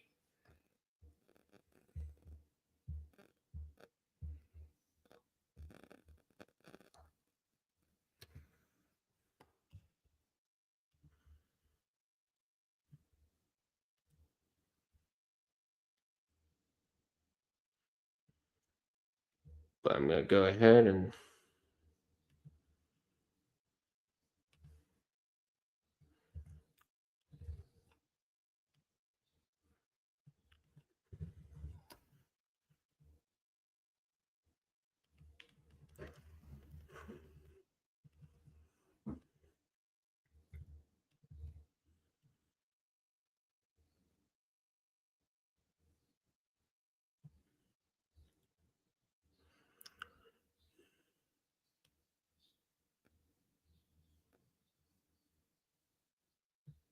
there we go.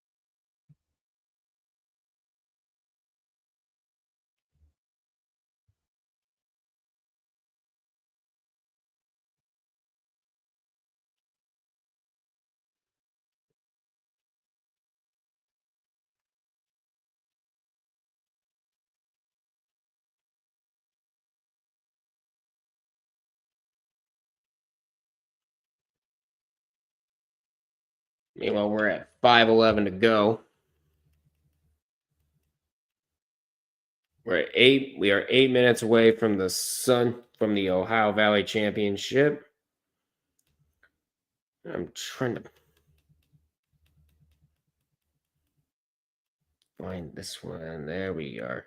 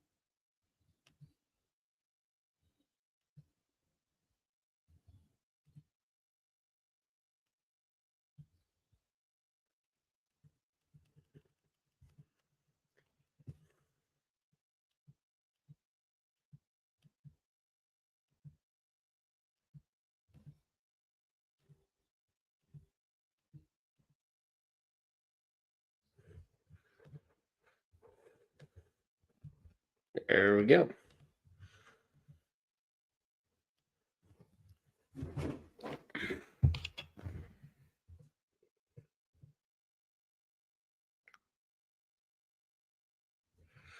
And this was just a 14 lead for Albany. Binghamton has cut it down to 2 with a 14-2 run with 32 seconds left to go. 68-66 Great Danes. And then Mid-Major Madness comes in with another tweet.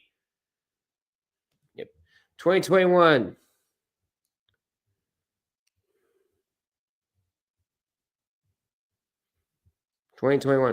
Don't you mean that Floppy, don't you mean in 2022 he made the national championship? And then 2023 misses out. But yeah, regardless of that, Hubert Davis has not had a great time with North Carolina. Other than the national championship, it's just been up and down, up and down. Somebody needs to tell him that roller coasters are great for amusement parks.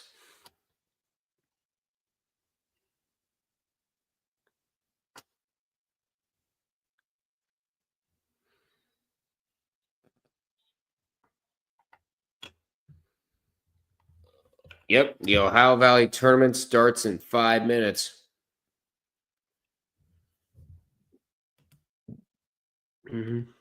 Yeah, but it happened in the 2021-2022 season. Ah, gotcha. So in 2023, so he missed the 2023 tournament. 2024 makes Sweet 16, and now he's about to miss the tournament again. Gotcha.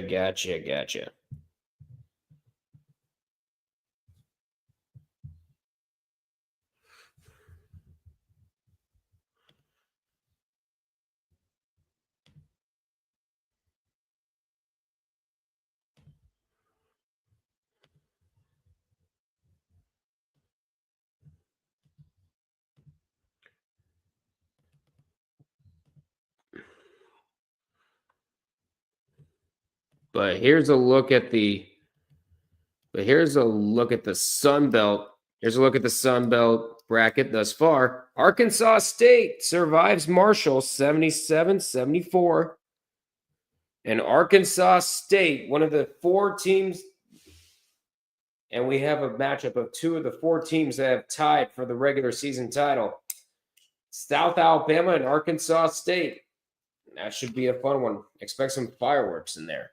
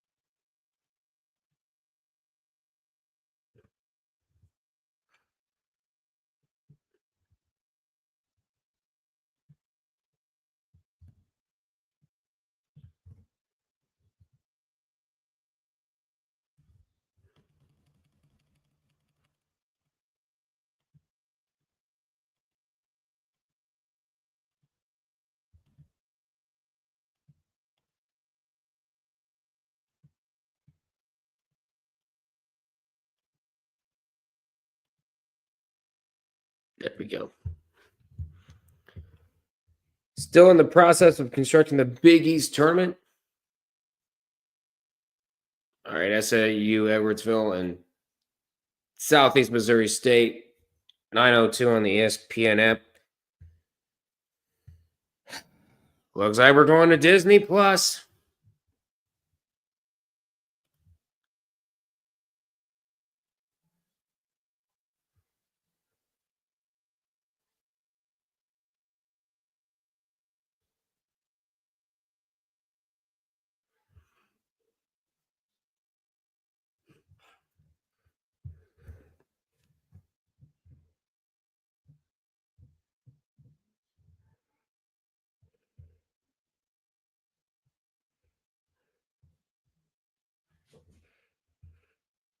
If you want, you can give me the championship game, ESPN Plus. There we go.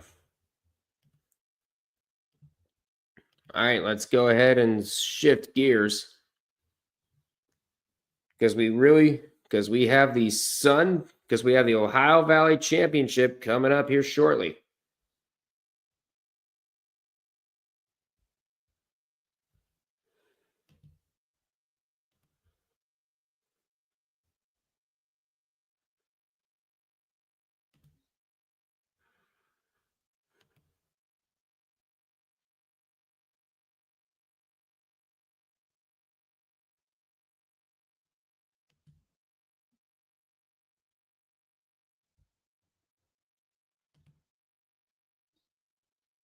And here we are. We have SIU Edwardsville and Southeast Missouri State about to start. One of these two teams will clinch the first ticket to the Ohio Valley tournament, to the NCAA tournament, I should say.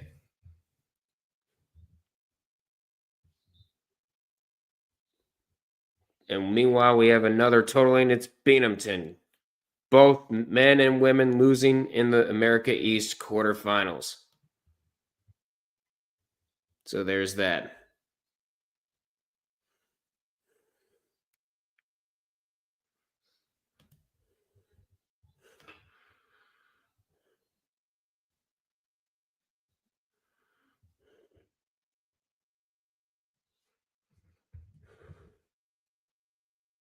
So both teams sit at 21-11 overall. Southeast Missouri State winning the regular season championship by 2. And this is a very big rivalry coming up as they crown an Ohio Valley champion. I'm going to go ahead and put the rosters up.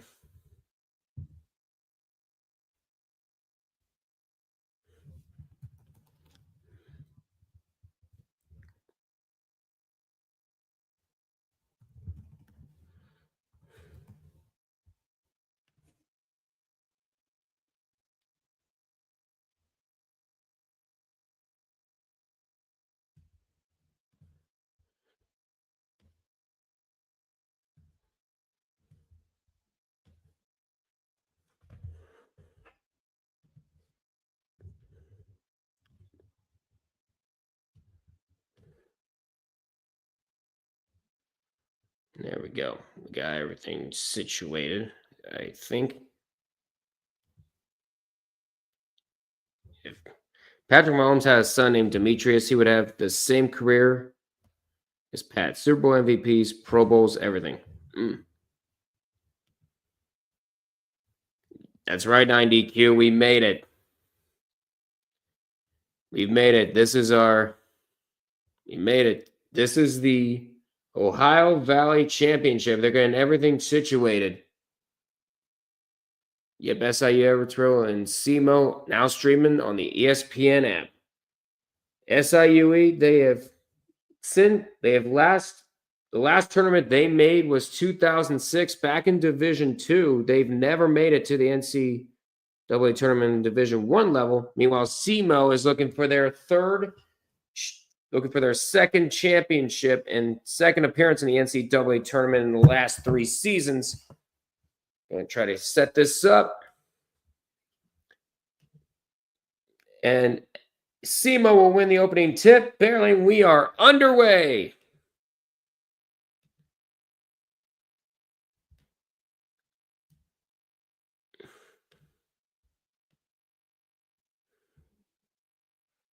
Trying to drive inside. Layup already good.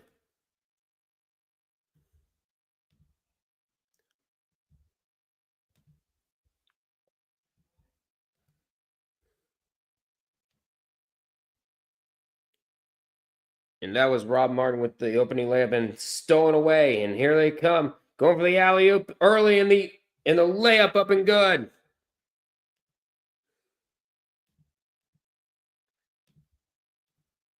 That was Troy Cole. Troy Cole with the layup. And trying to get a block from Kyle Thomas is. And now Polk with it. Mid-range jumper, no good. And the rebound taken there by Rob Martin as he nearly lost it out of bounds.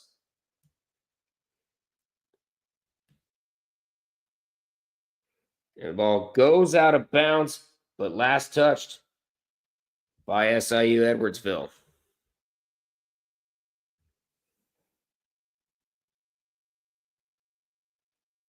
Number 1, Rob Martin, of course, one of the OVC first team. He's going to hand it off to BJ Ward. And a 3. That's not going to go. Bounces around a couple times, but doesn't go. Rebound taken by Kyle Thomas, and here come the Cougars the other way. That pass gets tipped and it's intercepted. And here come the Red Hawks. A three. No good. Ball tipped, and it's going to end up into the hands of SIUE. Malith with it. Malith's going to hand it off to Taylor. Taylor's going to try a three. That's good. And SIU Edwardsville on the board. With Rayshawn Taylor, the OVC Player of the Year. And that three's good. And that is Rob Martin.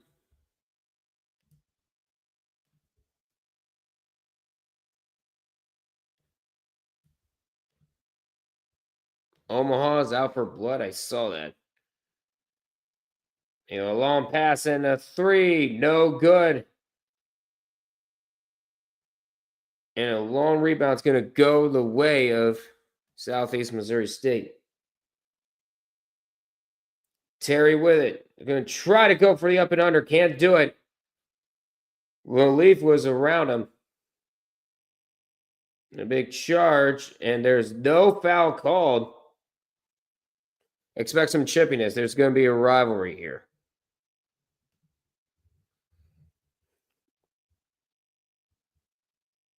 Now Martin with it. Martin trying to skate around, trying to go around some guys, but he does get fouled from behind.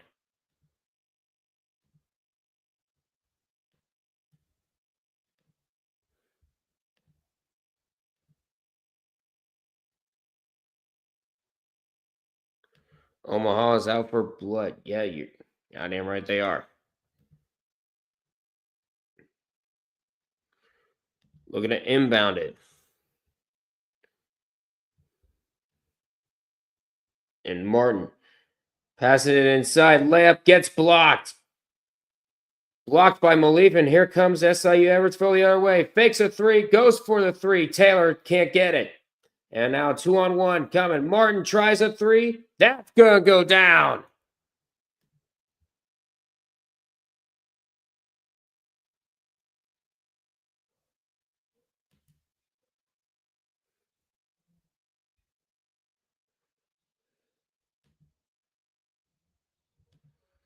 Whoa. When did...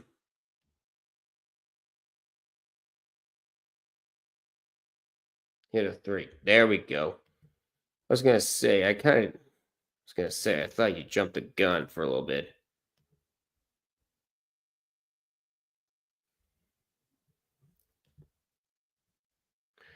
Desmond Polk to inbound it. Now Taylor.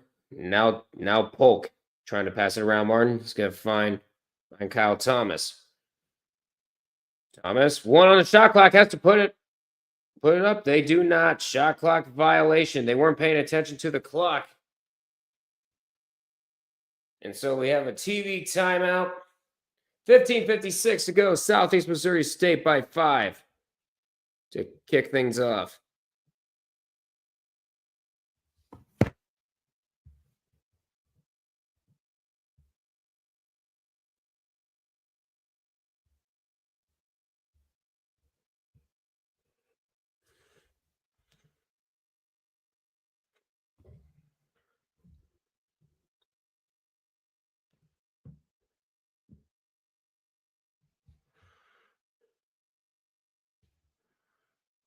Well, let's hit the Twitter.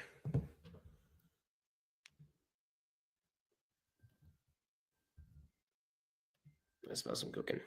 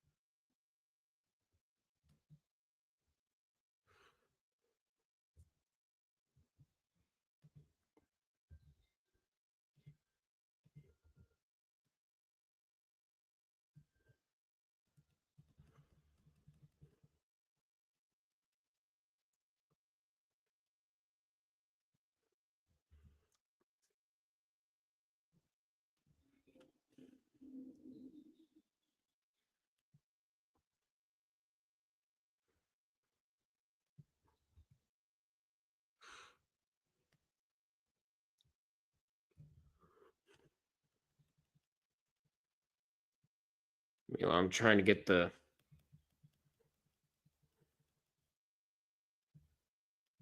UConn bracket situated. We'll go over some new scores. We'll go over the Big East bracket during halftime.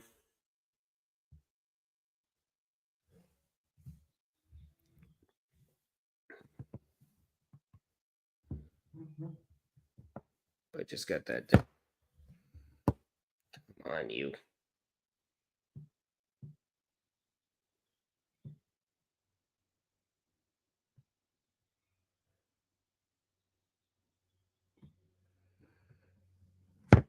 Ah, jeez. Now we're back. Looking. Now give it to Martin. Martin, mid-range jumper is good.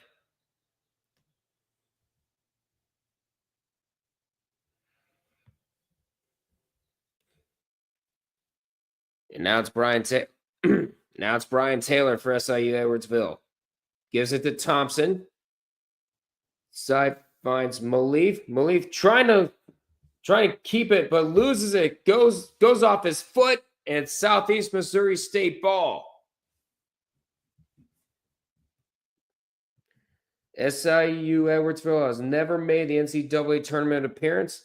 Never made it to the NCAA tournament before. Meanwhile, SEMO's looking for their second appearance in 3 years. And they'll pass it inside, and the floater no good, and the rebound taken. Rebound taken there by Thompson. Molith with, actually no, never mind. That's Taylor. Taylor turns around, no good, but Thompson gets the offensive rebound, but he does get fouled. There, and that's going to go against Teddy Washington. That's the first for the Red Hawks.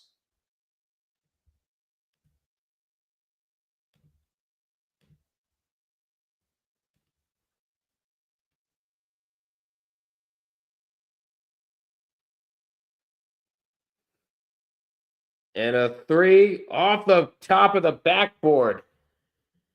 It's going to find its way to Southeast Missouri State. Now it's Rob Martin with it. To Ward. All the way to Washington. Lost it for a bit. Lost it for a second. But now he's going to lose it. It's going to go out of bounds. And that's the first Southeast Missouri State turnover. Compared to 4 for the Cougars. We're at 14:22 to go in the first half here.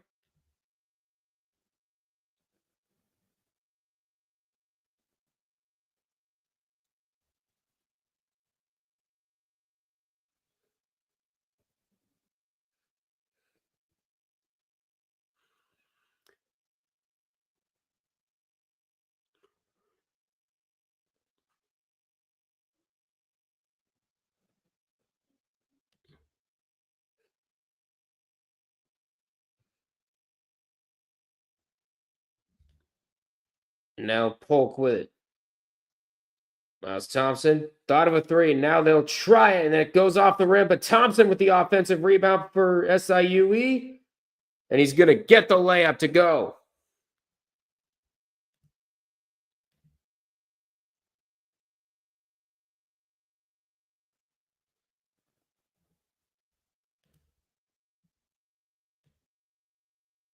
Now Stacker gives it off to Ward. Ward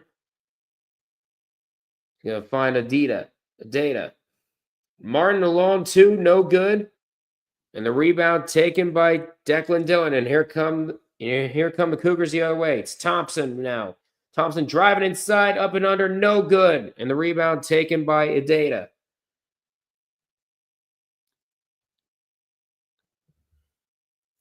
$13:20 to go in the first half, and now it's Washington. Washington trying to get around, turnaround, jump shots, good.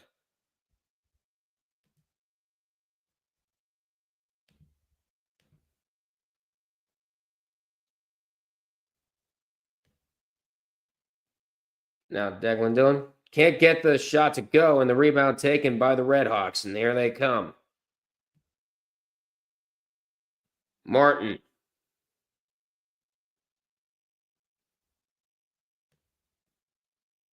Now Stacker trying to get inside.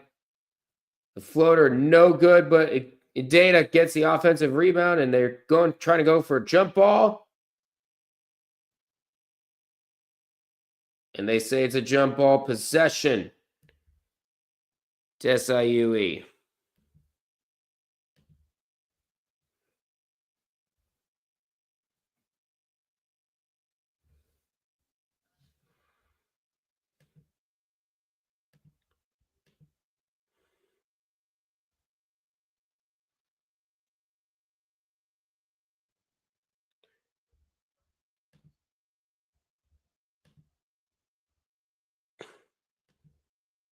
There we go. SIUE has made one of the last 7 field goals. Hopefully, they change that. No good. And the layup back up and it's good. And it's Arnis Sakanis.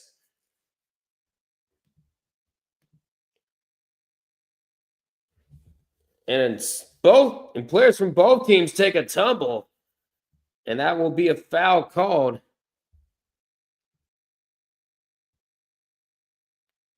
I think they're going to say Brian Taylor is going to commit the foul.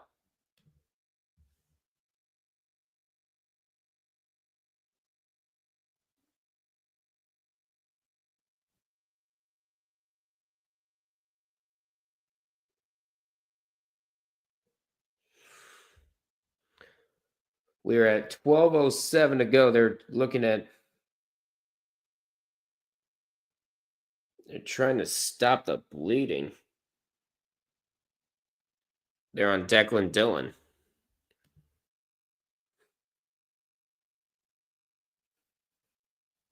So they're going to try to clean the floor here. Oh, bleeding on top of the eye. Oh, jeez. I'm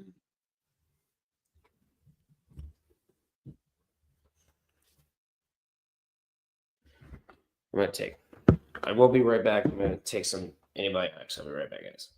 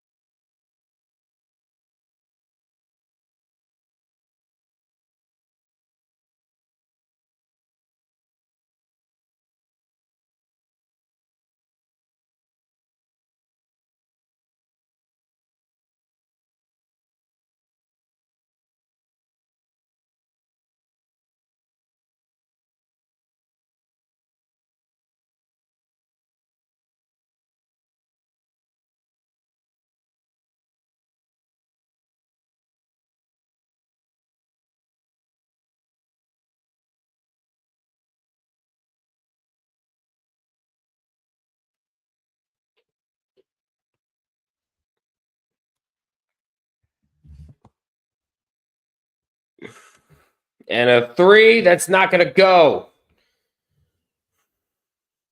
And now the rebound taken. And here comes Taylor. And he's going to get fouled on the pass.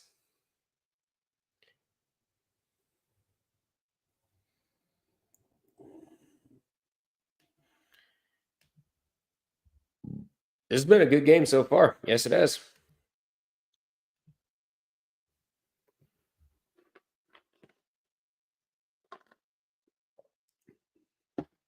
And we hit a commercial break.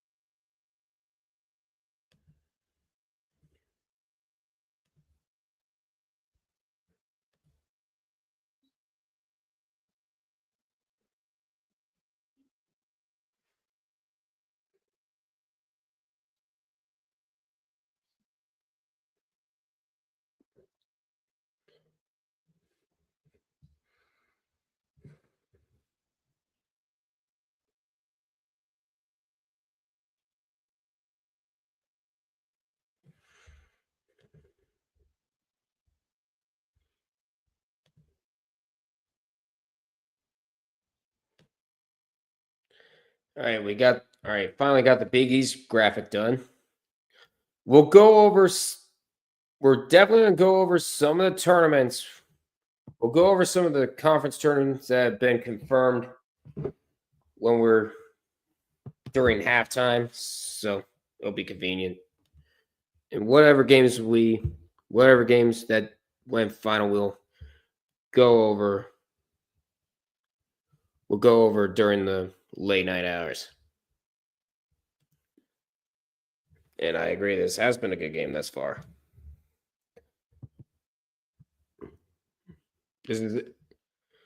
We saw.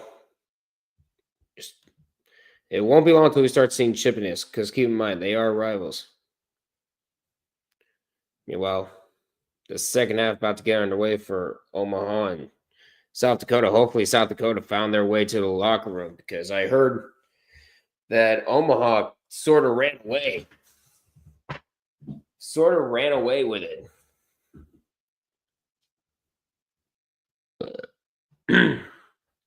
Excuse me.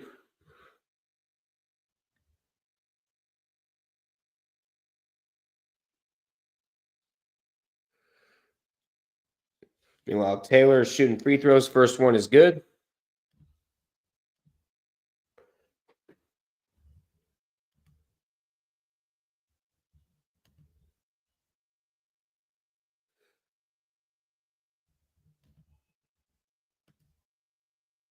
And the second one's no good, but an offensive rebound. Another one from Miles Thompson. 4 offensive rebounds for the Cougars. And now Taylor inside, trying to get around. Mid-range jumper off the glass, no good, but another offensive rebound is going to. And Jordan Pickett tried to go up, but he does get fouled. And so he'll go to the free throw line to shoot 2. And I think the foul's going to go against Rob Martin.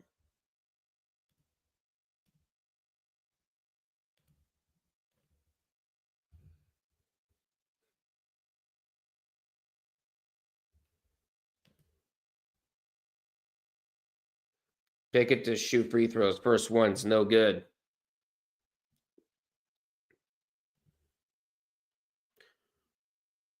Meanwhile, you got the SEC championship game for the women's side. You have South Carolina taking on Texas. The coin flip game is here. And Pickett misses both free throws. And it remains a 4-point game for the Redhawks. Now Rob Martin with it. He's going to try to pass it. Thought of a baseline 3 instead. He's going to try to go around. Beal is going to pass it outside. Finds Warden. And a baseline 3 that's not going to go. And rebound taken by Jordan Pickett. And here comes SIUE. Pickett is going to pass it to Thompson. Thompson trying to get around Beal. Beal hook shot off the glass, no good. And the rebound taken there by Brendan Terry. And here comes the Redhawks. Martin finds Stacker.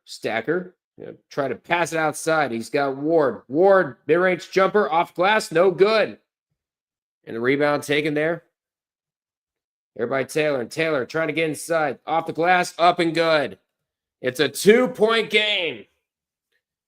2-point game, 10:15 to go in this first half. Brian Taylor is second, all OVC second team. We're at the halfway point of the first half. Redhawks by 2, and now it's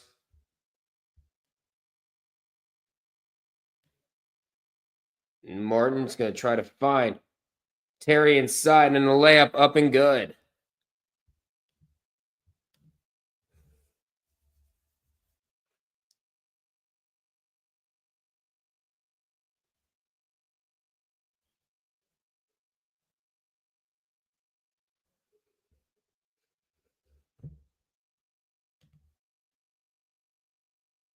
And pass inside, layup up and good. And that was Rayshawn Taylor with it.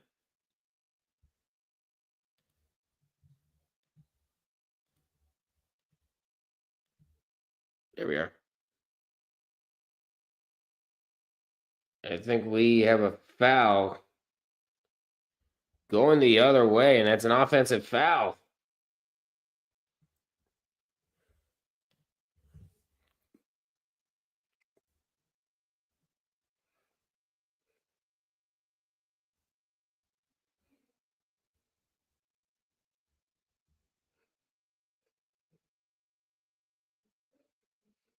And how's an open lane layup? No good, but the putback is up and good.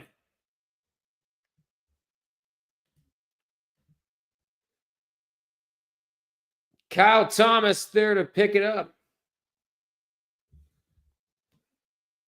Now Stacker trying to get inside, loses the ball, but he does get fouled. I think they're going to get Kyle Thomas for the foul.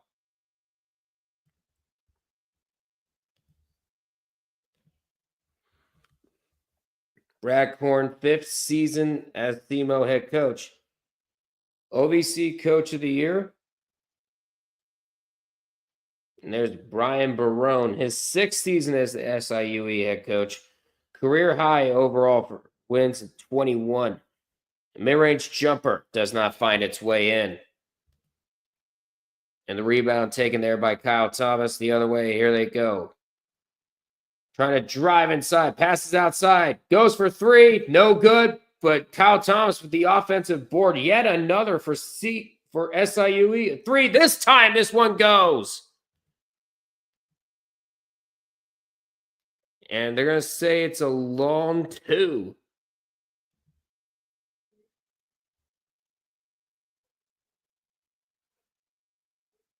And never mind, they did say it's a 3. And the ball almost went out of bounds on the stolen pass. Actually, let's fix it. There we go. Now we fixed it. And the layup up, no good, but he's fouled. And Rain Malif slow to get up.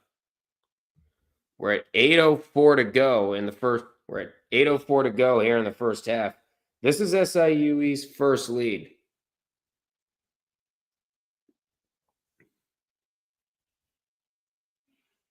So Ray Malif to shoot free throws for the Cougars here. We're at 8:04 to go. First one, good.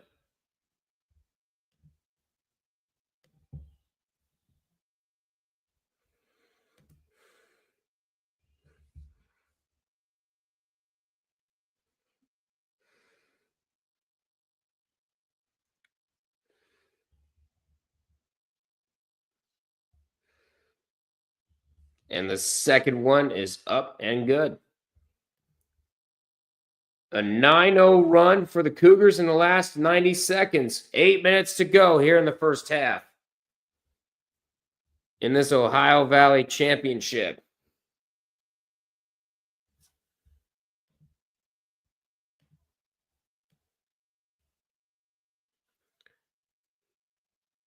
Washington trying to get around defenders. Ward loses the ball, and here comes SIUE the other way. It's Taylor. Finds Brian Taylor inside.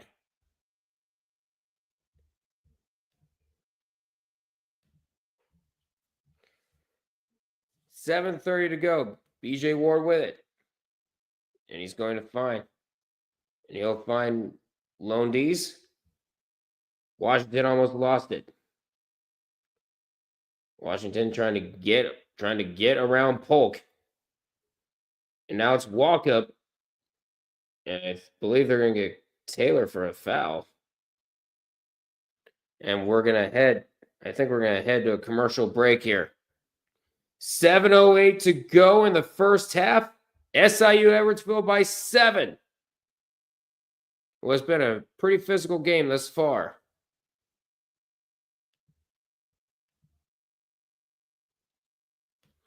Meanwhile, an update, Bellarmine is totaled. And there's no miracles this time. We did say Bellarmine was totaled the other day, but now they're pretty much done. Omaha is up 36. Dear God. Dear God, dude.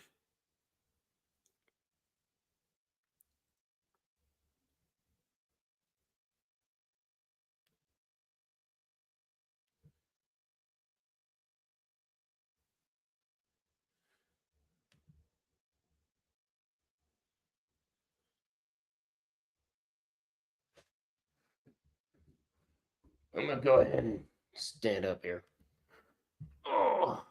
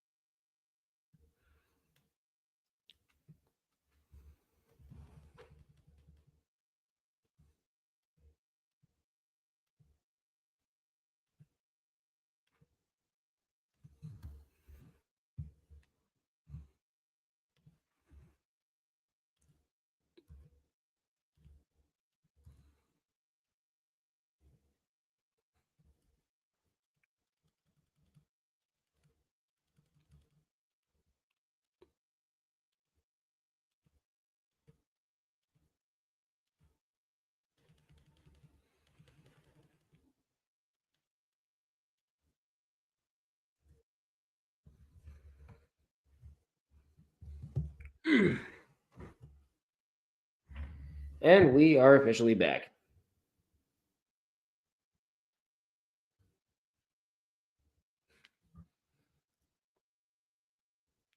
So your recent champions, 2021 was Morehead State, 2022 Murray State, 2023 SEMO, and of course 2024 Morehead State. SEMO looking for their second OVC tournament title in 3 seasons.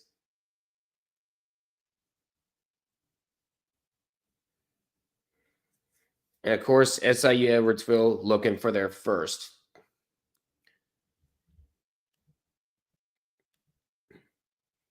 And so far, it's the potential debutants by 7.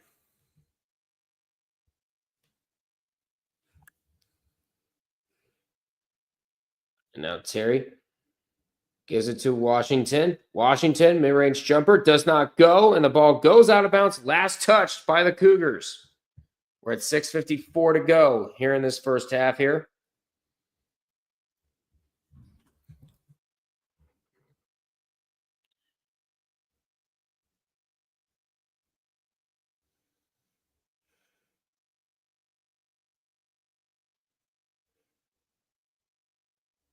And a 3, no good.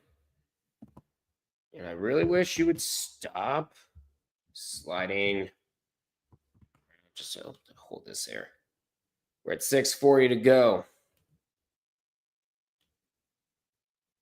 Baseline, no good. And an offensive foul.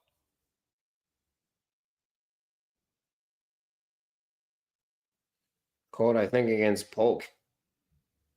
Actually, no, I think they're going to get... Actually, no, I think they're going to get Declan Dillon with it.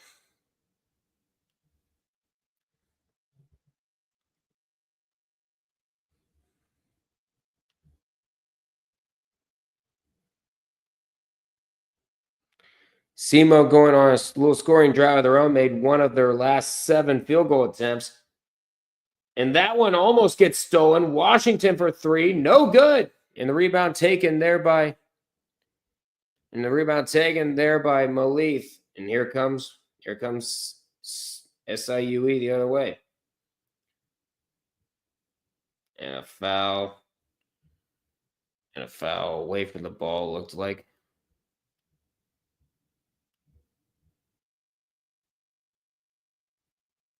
Coming up next is UC San Diego and UC Davis on ESPN2. Keep in mind, the West Coast Conference tournament games are on ESPN Plus if you want to watch those.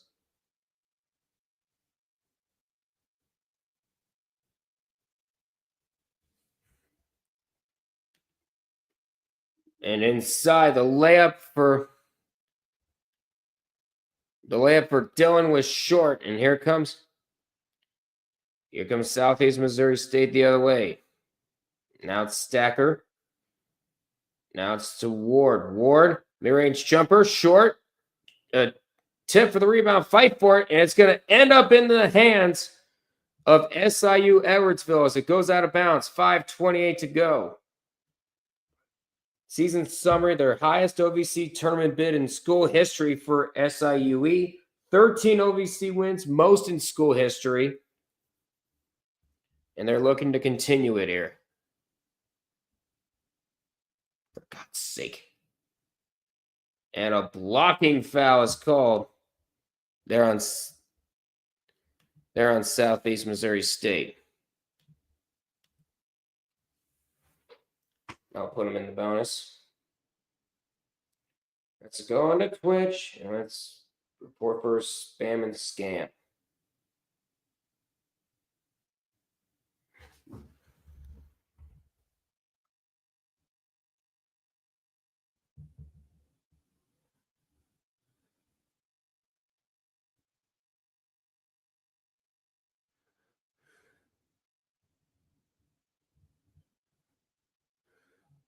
Spam and scam. And he misses them both.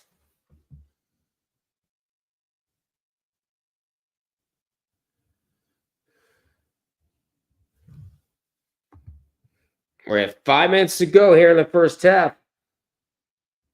Look in and a three. No. The ball goes out of bounds, but last touched by Simo.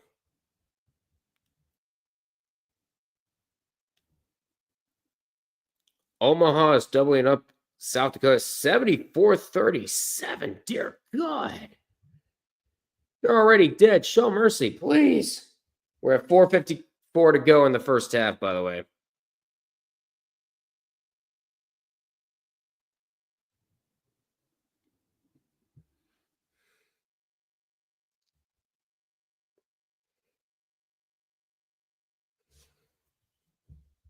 Thompson passes it inside.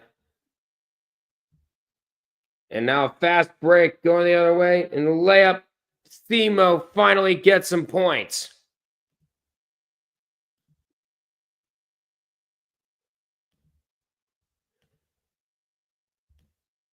And that was Teddy Washington with the layup. He's got 4 so far tonight.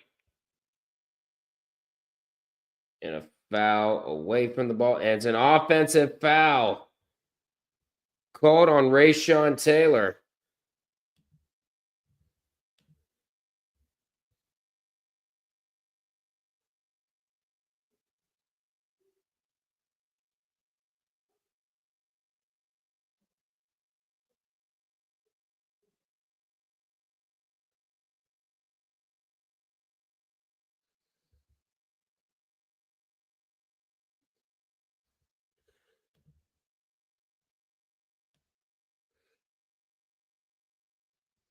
Now Washington with it.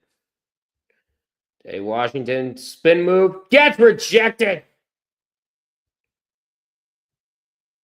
Getting rejected by Arnis Sakinis.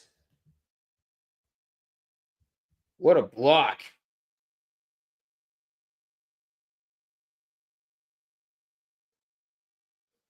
Brilliant rejection. 3:53 to go. Here in the Ohio Valley Championship, it's the Cougars by 5.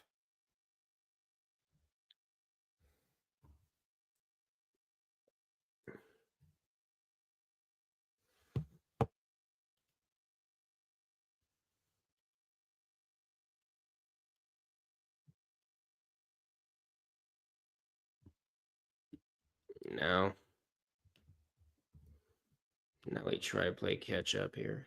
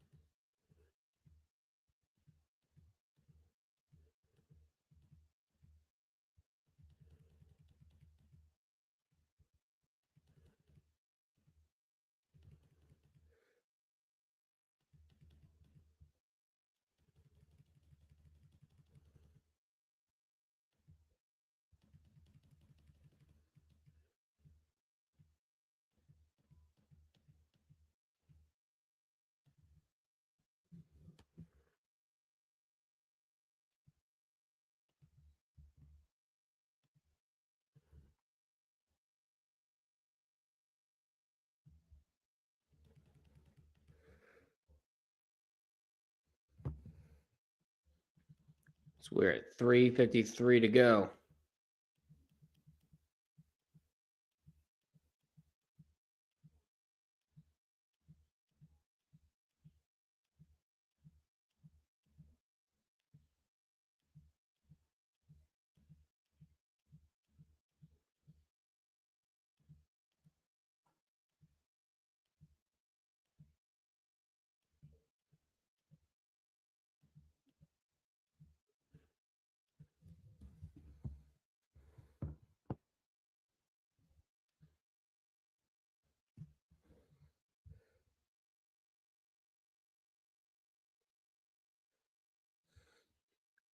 And now, Della to inbound. Trying to get around, and the pass gets intercepted by Sakinas. And now Taylor the other way. And that one's going to find its way in. Rayshawn Taylor with the putback. We're at 3:30 to go. And the graphics make it impossible for the players to see. Now Terry with it. He's going to lose it. No backcourt violation. It was tipped. 6 on the shot clock. Martin's going to throw it across. He has to put something up. And they do not. It's going to be actually, no, that one's going to be short. They do get it off in time. And trying to pass it back, and they do. A 3 gets fouled. The shot won't go, but walk. But it will be Rayshawn Taylor shooting 3 free throws coming up.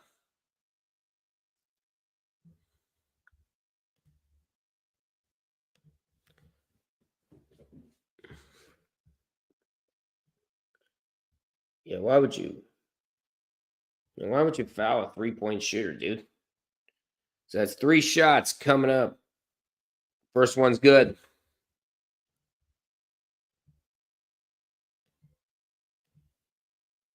It's Rayshawn Taylor shooting free throws, by the way, for SIUE. Second one is good.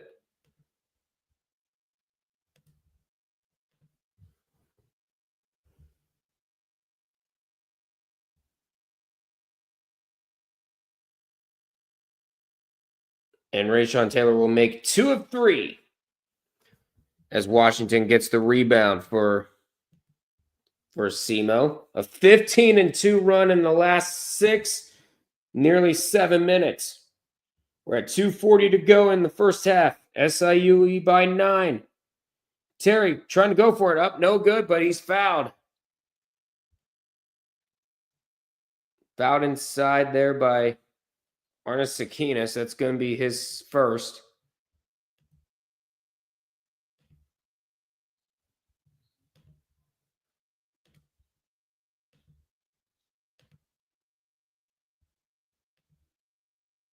First one's good.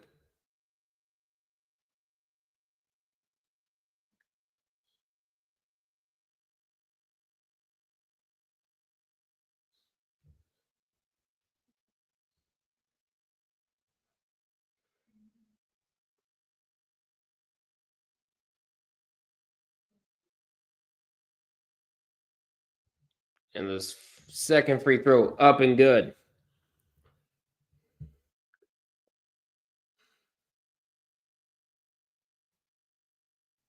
We are at 2:36 to go here in the first half. Try to pass it inside. Gets double teamed, and they will finally get across court. It's Jordan Pickett with it. Now Declan Dillon.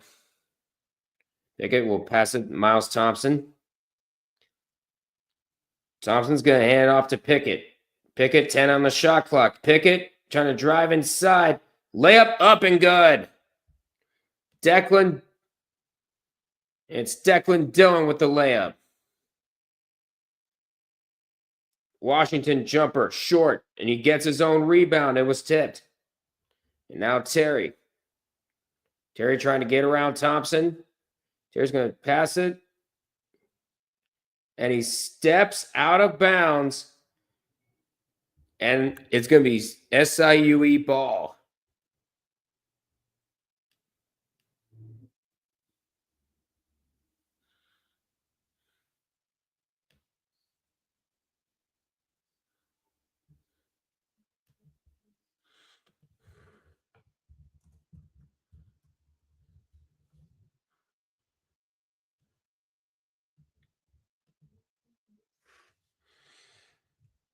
in the second. And Thompson makes a shot.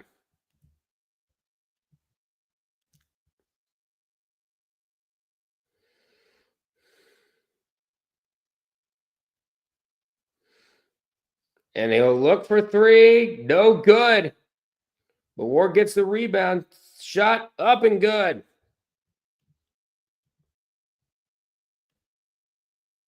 And that's TJ Beal with it.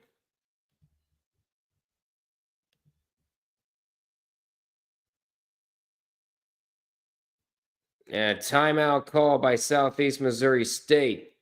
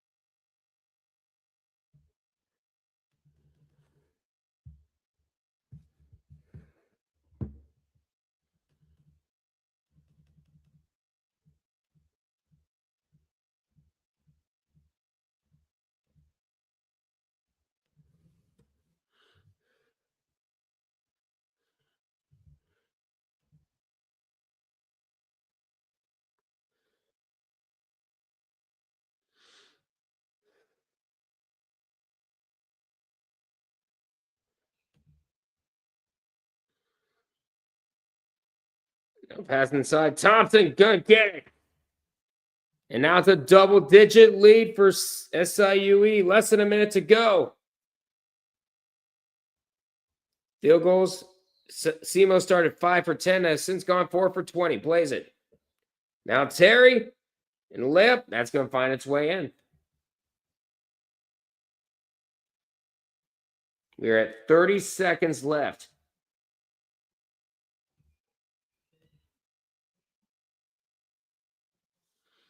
We're at 20 seconds left. 3 seconds difference between shot clock and game clock.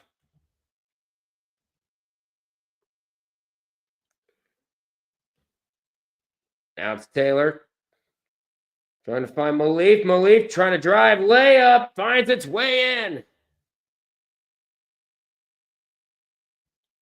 And pass it. And we will head to the half. SIUE up by 11 as we hit the half here.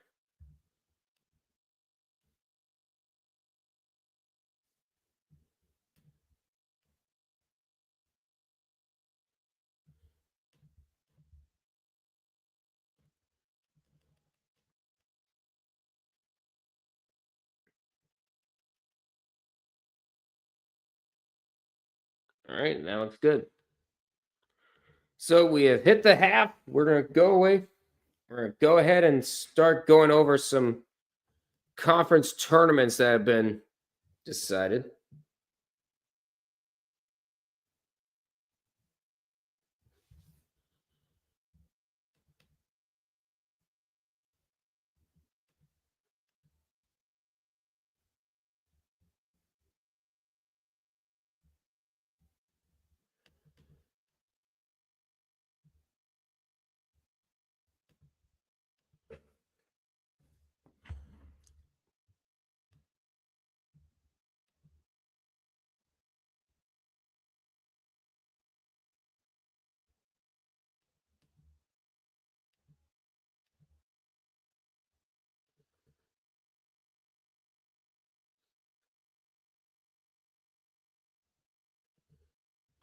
All right, so we're going to go ahead and go over the Big East tournament while we're waiting for the second half to start. We have Providence and Butler as your 8-9 matchup. So on over to the Big East here.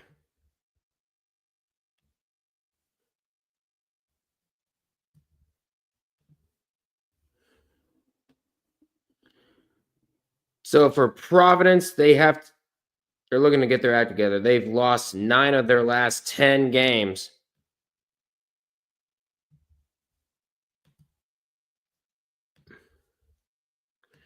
And for Providence, the guys to watch out for include Jaden Pierre. He leads the team in points with 12.6.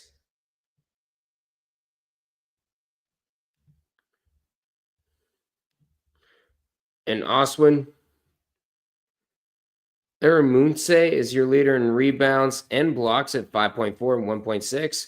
And Bensley Joseph is your leader in assists and steals at 3.3 and 1.2. Yeah, this game has been great. The other batch of games are all super close, too. Yep.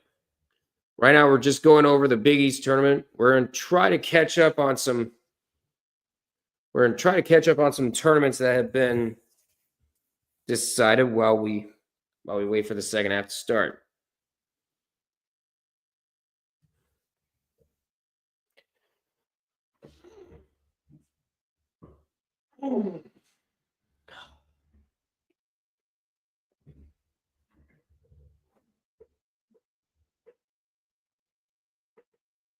They're currently talking in the SIUE locker room.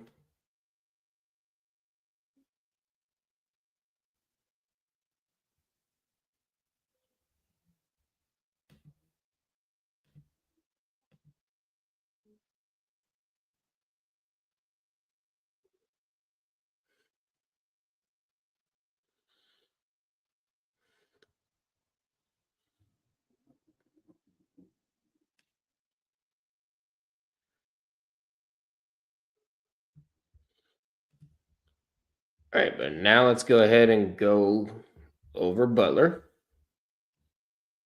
Because let's go over Butler because that is Providence's opponent for this tournament. They go into the tournament losers of 4 straight.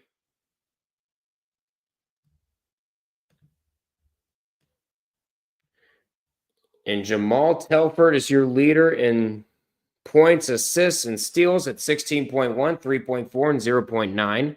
And Andre Screen is your leader in rebounds and blocks at 6.1 and 1.4. Pierre Brooks also is your second leading scorer with 15.6. And the winner of the Providence Butler game will face off against the regular season number 1 seed, St. John's. And we already talked about what St. John's did earlier today. They picked up that huge win over Marquette in overtime on that buzzer-beating shot. And that is their 6th straight win. Only 2 losses in the Big East, and that belongs to Villanova and Creighton.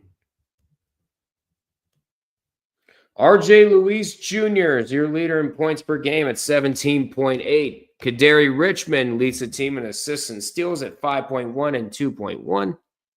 And Zuby Jofer is your leader in rebounds and blocks at 8 and 1.5, respectively.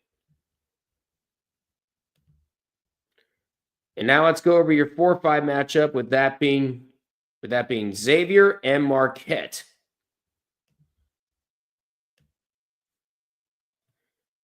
And ESPN, why do you always put the Penguins on primetime? Don't you know we're tanking? But I digress. Let's go ahead and talk about Xavier here. Now, Xavier coming in one of the hottest teams in the tournament with 7 straight wins.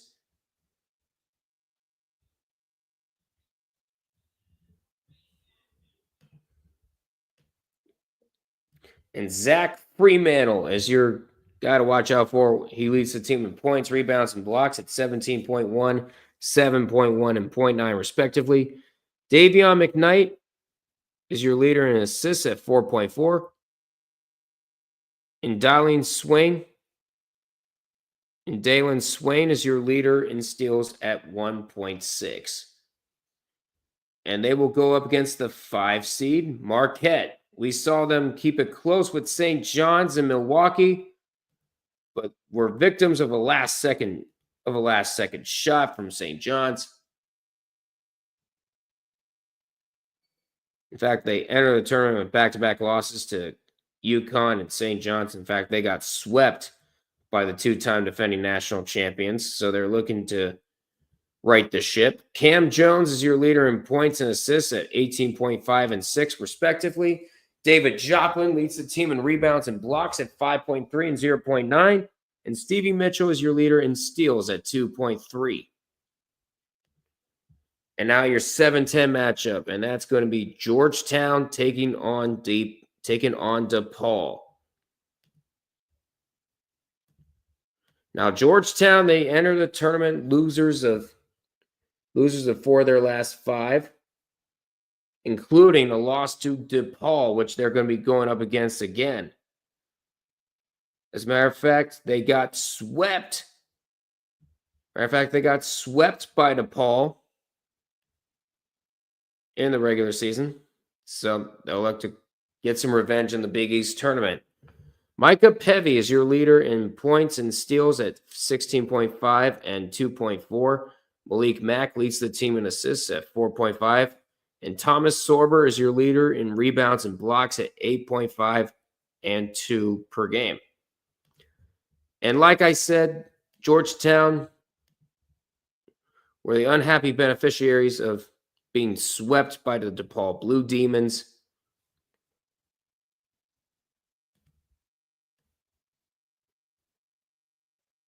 DePaul Blue Demons. As a matter of fact, they righted a ship of 6 straight losses, and they go into the tournament with back-to-back wins over Providence and Georgetown. And DePaul has CJ Gunn on their side. He is their leader in points and steals with 12.6 and 1.1 respectively. NJ Benson is your leader in rebounds and blocks at 6.1 and 1.4. And Connor Enright is your leader in assists at 6.2.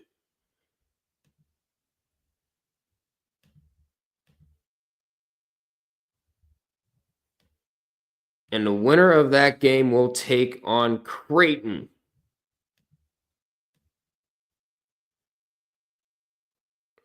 They entered the tournament winners of 4 of their last 5 games.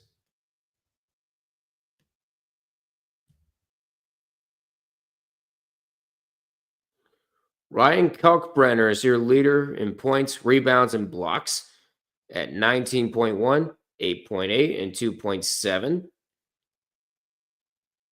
And Stephen Ashworth is your leader in assists at 6.9 per game. Nice. And Jamila Neal is your leader in steals at 1 per game. And now your 6-11 matchup. It's Villanova and Seton Hall.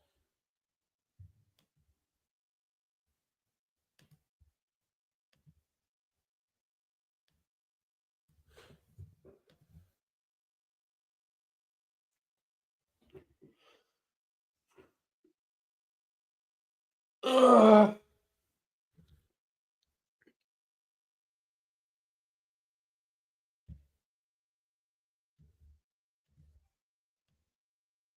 But Villanova, they are not having a typical Villanova season. They're ending the season with a loss to Georgetown. And that's how they followed up. And that's how they followed up a stretch where they won 6 of 8. So Villanova has a lot to right here. Eric Dixon is your leader in points per game at 23.6. Luga Poplar is your leader in rebounds and steals at 6.9 and 1.4. Jameer Brickus is your leader in assists at 5 per game. And Anok Boyake is your leader in blocks at 0.7.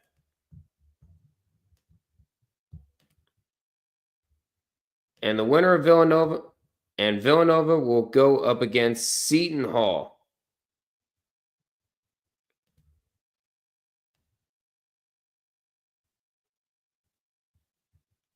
Now, Seton Hall followed up their upset win over UConn at home with 6 straight losses to end the year, including a blowout at UConn. So Seton Hall looks to right the ship. No pun intended. Isaiah Coleman is your leader in points and rebounds at 15.5 and 5.4. Dylan Adewusu is your leader in assists and steals at 3.2 and 1.9. And Gateway Dual is your leader in blocks at 0.6.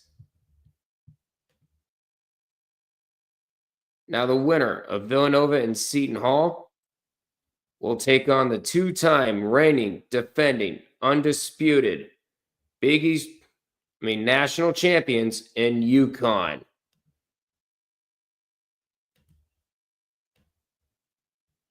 Now UConn has not been having a typical UConn season, but they're starting to get hot at the right time. They entered the tournament with 4 straight wins, but they did get swept by St. John's, the regular season champions. So they look to right the ship. Solo Ball is your leader in points per game at 14.7. Hassan Diarra is your leader in assists and steals at 6.0 and 1.5. And Taurus Reed Jr. is your leader in rebounds and blocks at 7.3 and 1.7. So going over the bracket one more time, you have Providence and Butler as the 8-9 matchup. And they will take on, and one of them will take on St. John's in the quarterfinals. And then the 4-5 matchup, you got Xavier and Marquette. The 7-10 matchup, Georgetown taking on DePaul.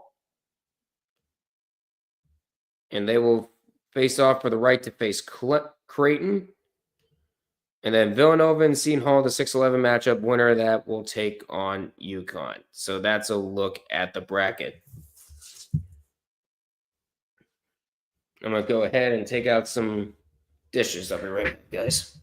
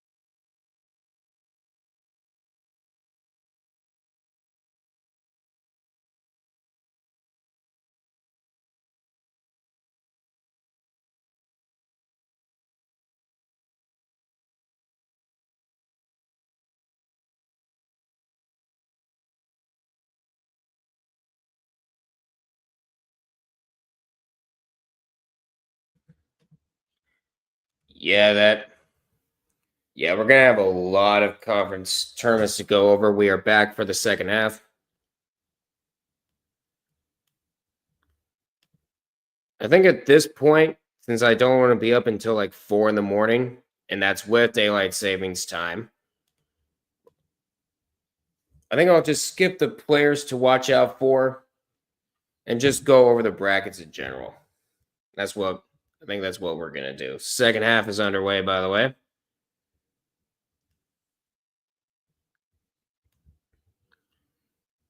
And a pass that does go out of bounds, but it will stay with Southeast Missouri State. Of course, SEMO looking for their second OVC title in 3 seasons. And SIUE looking for their first ever tournament appearance as Terry off the glass and in.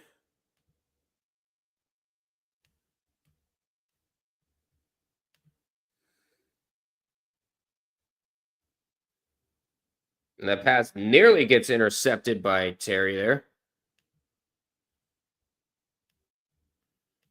because we just spent the entire halftime break going over the Big East tournament. Yeah, that's not going to happen, especially with the bigger tournaments like the SEC and the Big Ten. The SEC and the ACC coming up and going up, and he does get fouled. I thought that wasn't going to get called for 1 second.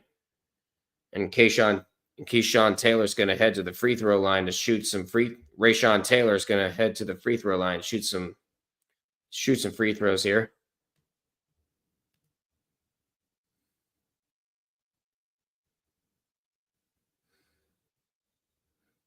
And the first one will be short.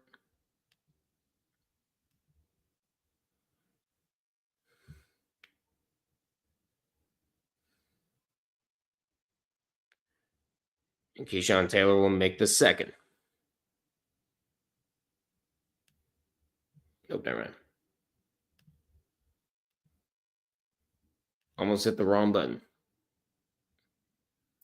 I meant Rayshawn, of course. Ward. And a 3 up and good. Actually, no, they're going to say it's a long 2.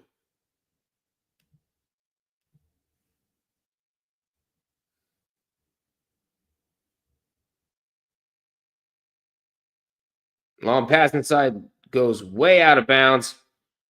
Over the head of Desmond Polk. And it's going to find it. And now it's going to be Simo Ball.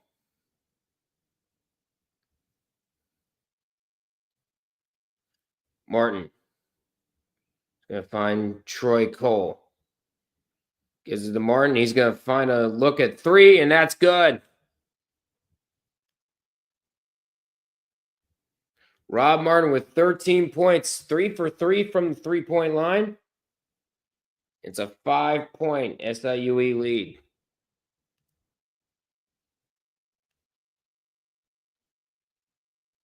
Now pass inside to Thomas. Thomas gives it to Molif. He loses it. And now pick from behind, but he will get fouled by Rayshawn Taylor. And Rayshawn Taylor's like, no, I didn't do that. My phone keeps falling because you keep texting. His mom's still up. Yes.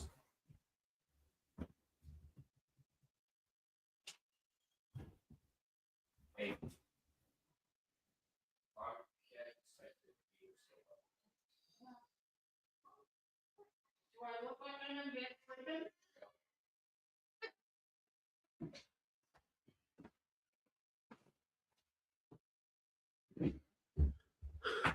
My apologies about that. And the second one is good. It's back to a 1-possession game.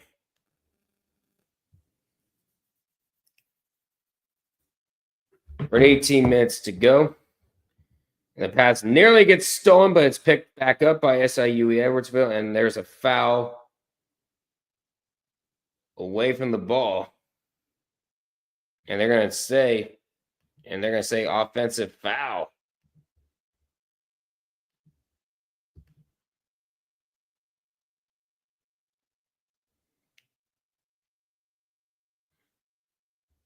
And Teddy Washington headed to the bench. And now Rob Martin to dribble it in.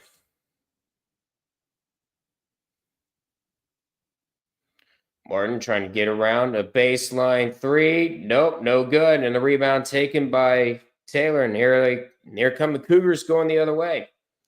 A 9-1 run for the Red Hawks in the last 2 minutes. We're at 17:26 to go here in the second half. Just in case you're looking at a timestamp. Thompson pass gets nearly intercepted by Brendan Terry, and the ball will go out of bounds.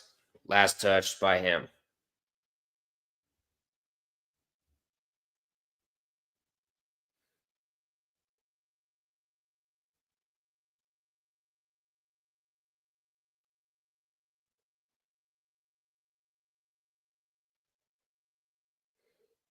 The pass gets nearly intercepted, And this time it will be SEMO ball with 17-12 to go in the second half.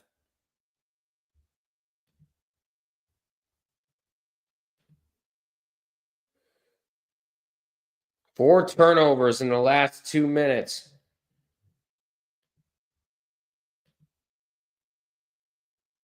Picks one up, no good, but he's going to get fouled. And SEMO a chance to bring it within one with 17 minutes to go.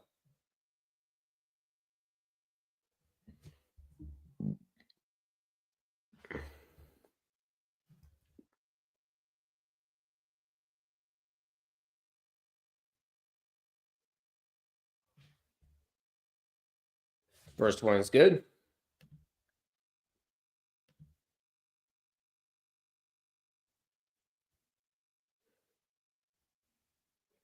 Brandon Terry.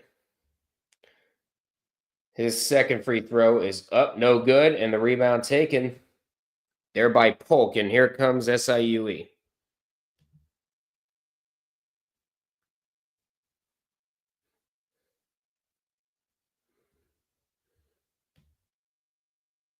Now Malik gives it to Thompson.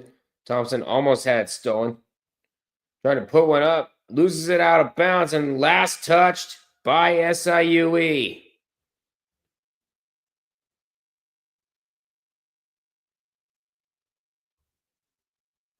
Southeast Missouri State not going away.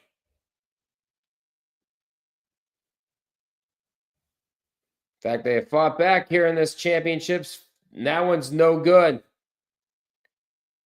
The three no good, and the rebound taken there by the Cougars. It's Rayshawn Taylor now. Taylor's going to pass it to Malif. Hands it off. Taylor, Malif again. Looking 10 on the shot clock. Passing it to Thompson. Thompson 5. And he's going to get fouled. He'll get fouled there by Troy Cole.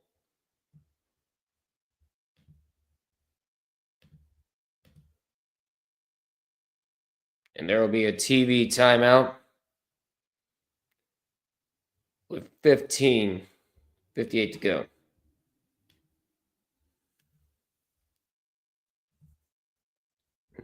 All right. I think we have 3 more teams to put into the bracket here.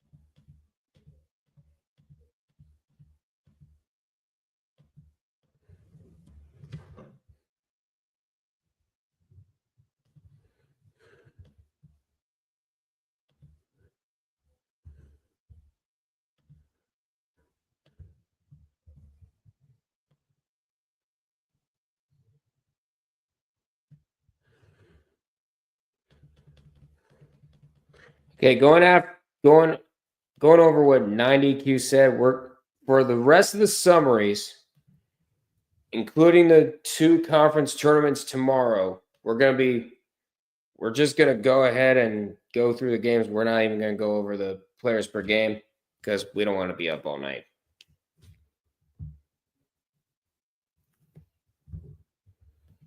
But just finished up with the SEC tournament graphic. We'll get to that eventually.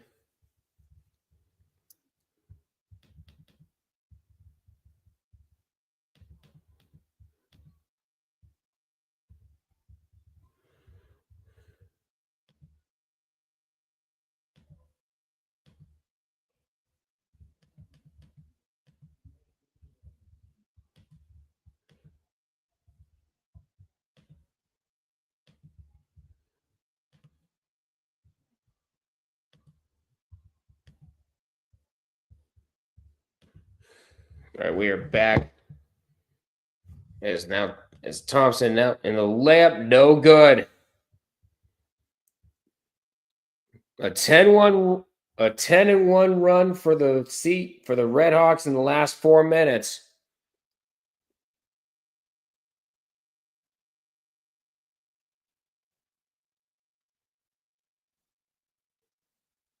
And a 3, no. And a rebound taken there by Thompson.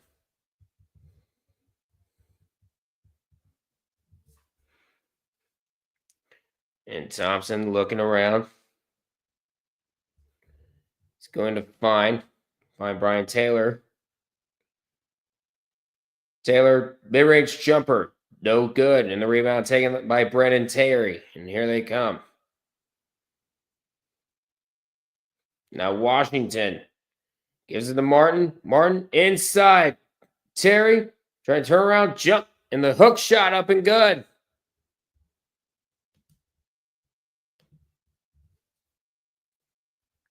We're even at 36.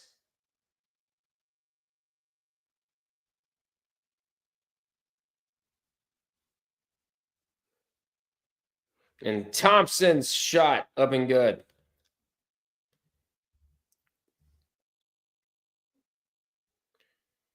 Mid-range jumper, Martin up and good.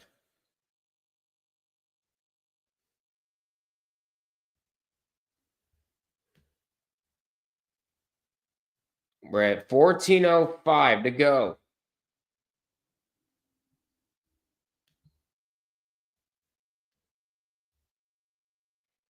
And an open 3. It's going to be short. And it's going to go out of bounds. Last touched by David Adata for the Red Hawks. Cougars basketball, 13:54 to go.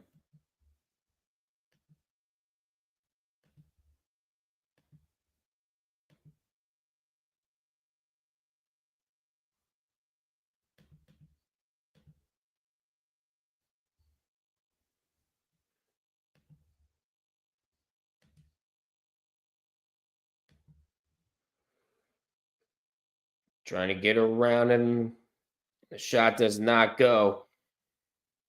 A fight for the ball. It's going to be a jump ball possession to the Cougars.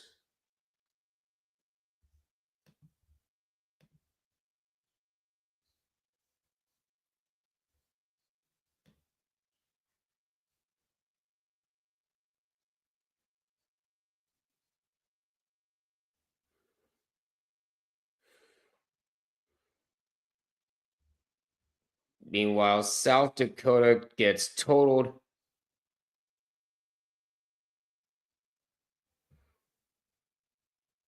Just no good. Now SIU either way. It's Martin. Passing it to Washington. Washington. This jump shot, no good. And a fight for the rebound. SIU has it. It was Jordan Pickett with the rebound. Now Brian Taylor with it.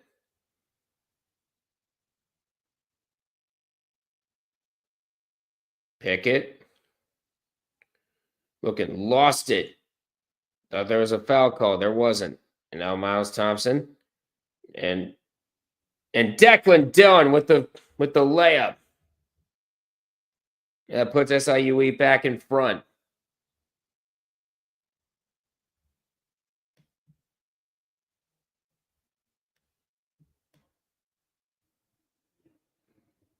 Long pass and a 3. No. Rebound taken there by Miles Thompson.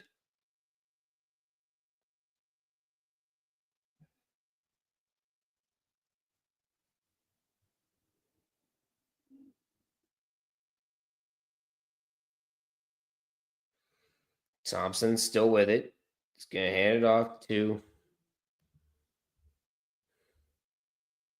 Pickett. And Thompson can't get the layup to go, but he does get fouled.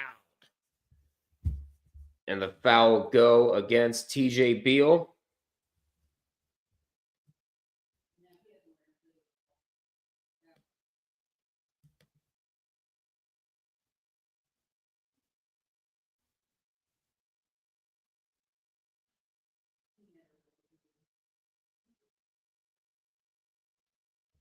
So now Miles Thompson will shoot some free throws for SIUE. First one is good. Now South Dakota does get totaled. We'll go over the score in a little bit.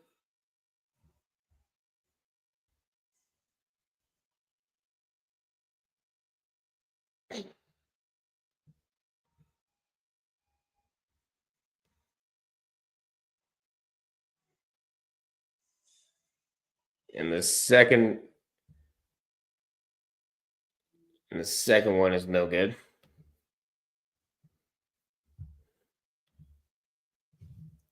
We're at 12 minutes to go here in the second half.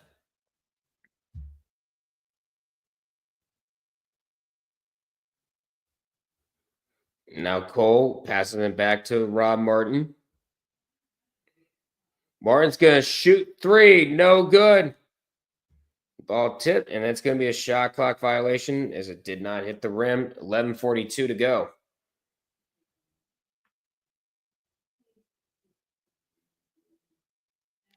And they are going to go review this, I think. Here with 11:42 to go.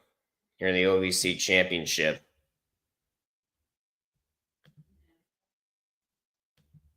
All right, now that we are on commercial break, maybe if it'll let me, we can go over real quickly the SEC tournament.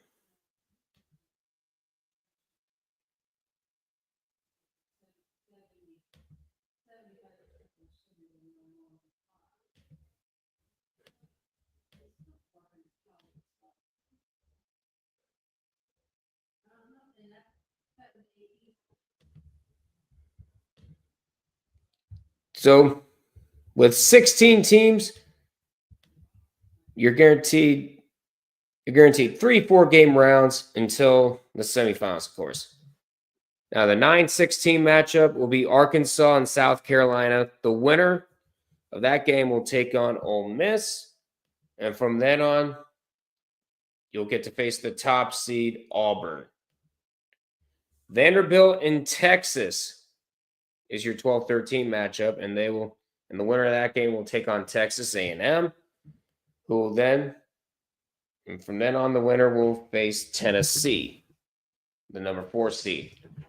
Mississippi State and LSU will be your 10-15 matchup, and the winner of that will take on Missouri, who will then, and the winner of that will go on to face Florida, the number 2 seed. And then Georgia and Oklahoma is your 11-14 matchup. And the winner of that game will take on Kentucky. While the winner of that game will take on Alabama. So there's a quick look at the SEC tournament. There'll be plenty more coming up. And now they're showing highlights of the women's championship from earlier. Tennessee Tech, your Ohio Valley champions.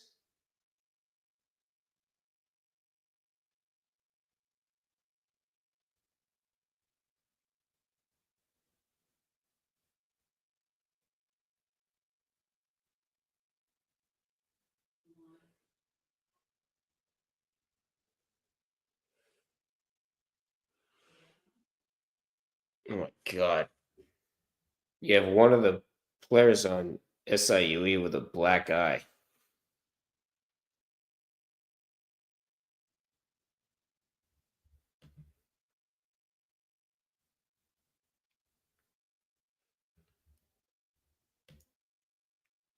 Now Rayshon Taylor. Now Thompson back to Taylor. Taylor trying to drive. Layup no good. Rebound fought for, and it's going to be a foul on the floor.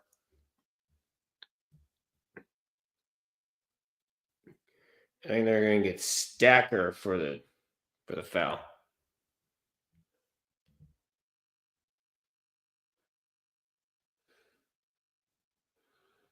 Now inbounded.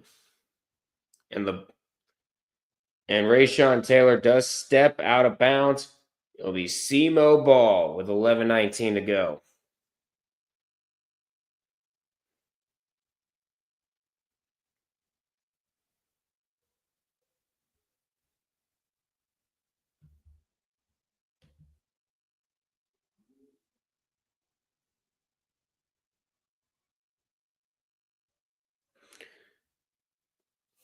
And Troy is up 18 on ODU at the half.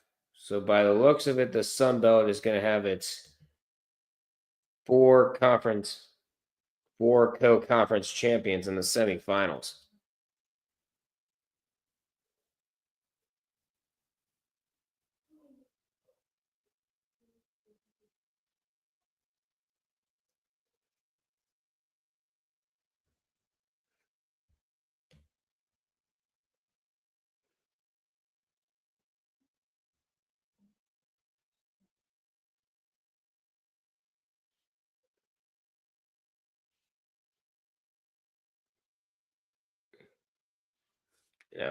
Now Cole trying to fight, and his layup's going to go up and good.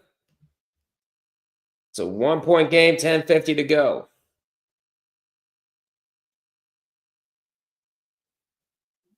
Pass inside. Now Thompson trying to drive, and he draws the foul. And the foul will be on Terry. And for Terry, that's going to be his second. Brendan Terry with 11 points so far for SEMO. And Rayshon Taylor's going to head to the line.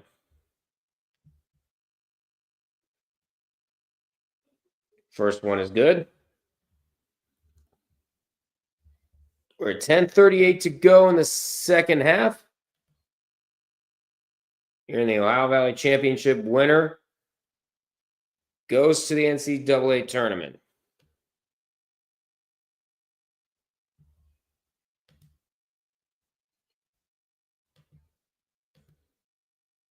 And the second one is good.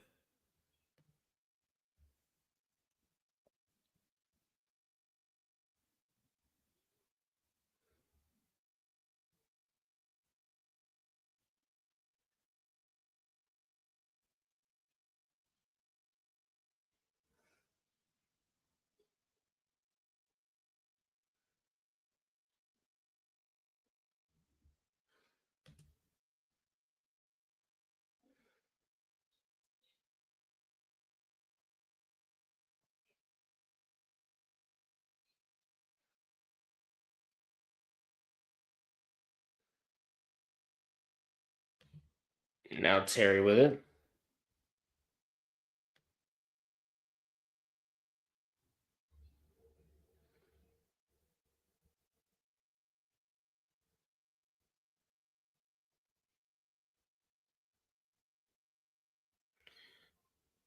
Now it's Declan Dillon trying to drive. Layup up and good. It's a 5-point game. It's a 5-point lead for SIUE Edwardsville. Trying to make the NCAA tournament for the first time ever. It's Cole driving inside. Blocked by Sakinas. Now here comes SIUE the other way. Taylor gets blocked, but he also gets fouled. That's probably going to send him to the line. What a great defensive play by Arnis Sarkinas on the other end.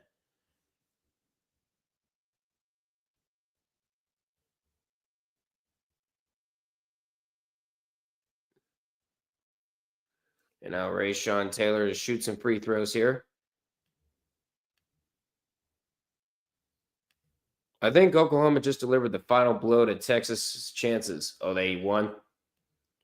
Is that ranked win against Mississippi State enough? Probably won't be. You do have the SEC tournament coming up, so there's still plenty of time to make up for it as he makes them both. We're at 9:30 to go. We're 9:30 to go in the OVC championship. Cougars by 7 and a foul away from the ball. And then they're going to get Rayshawn Taylor with it.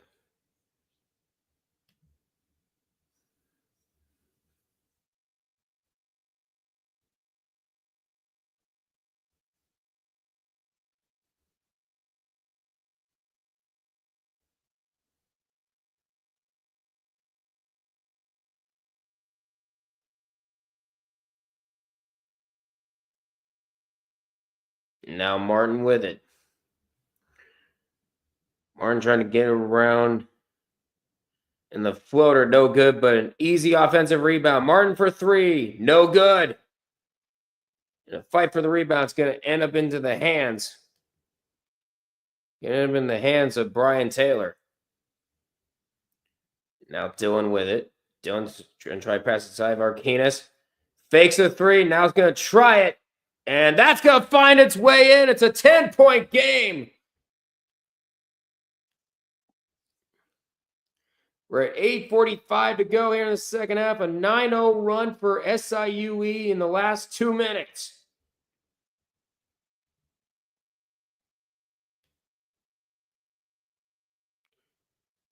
Now Terry.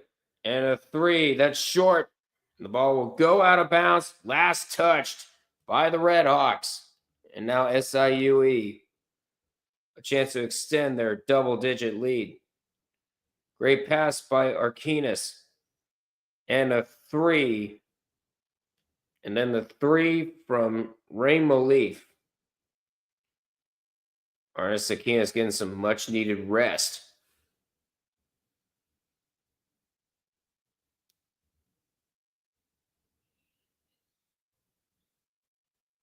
And now Malif does not get it.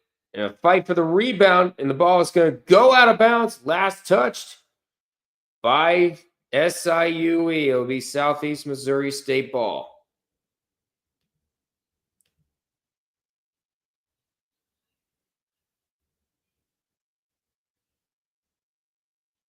Yep. SIUE has never made the NCAA tournament in Division I level, at the Division I level. This would be their first if they could hold on for the next 8 minutes. Meanwhile, SEMO on a scoring drought made 1 of their last 9 field goals. And that one, make that 1 of 10. As Declan Dillon gets the rebound. Trying to find a screen, he's going to pass it. Taylor. And he thought about shooting, won't do it. And a quick layup by Kyle Thomas, up and good. It's a 2, and it's a 12, balloons to a 12-point lead, their largest lead tonight. Terry is going to hand it off to Washington. Washington's going to shoot a 3, no good. Rebound taken, and is going to find its way to the hands of Malif. Malif going the other way, layup, count it, and 1. Rain Malif continues a 13-0 run for SIU Edwardsville.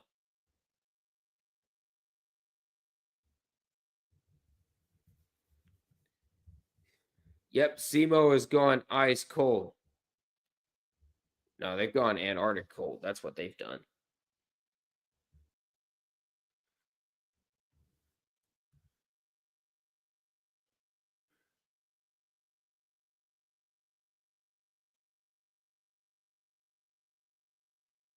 And we have a completed SWAC bracket.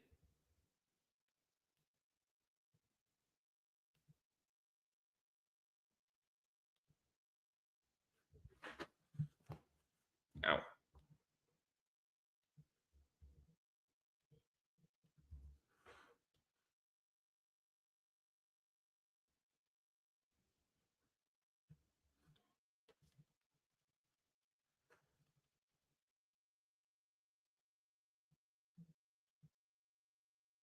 Is that ring?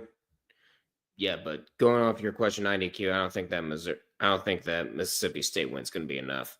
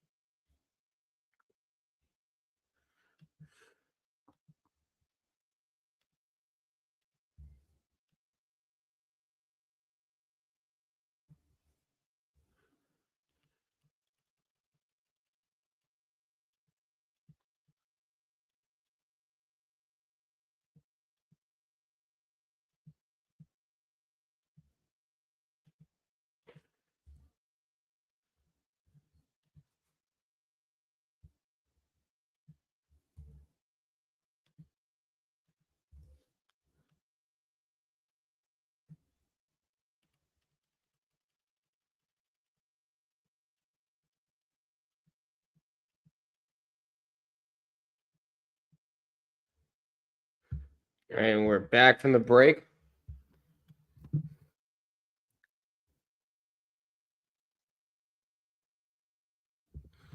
Malif getting the crowd fired up. It's a 13-0 run in the last 3 minutes for SIU Edwardsville. As they are 7 minutes, 23 seconds away from their first ever tournament appearance. They need to hold on. Ray Malif will shoot the and one after the layup.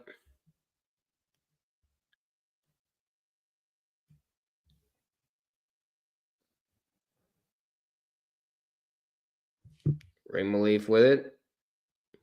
Makes the free throw.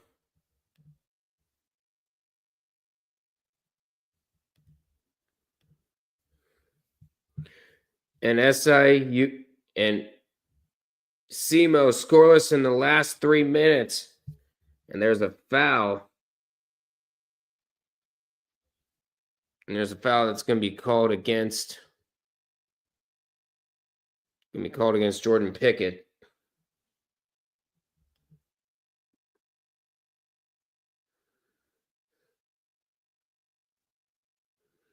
And Ward to inbound. Washington. Is it Terry back to Washington? Washington nearly lost it. And Ward, and now Data. And Martin a long three. That's not going to go.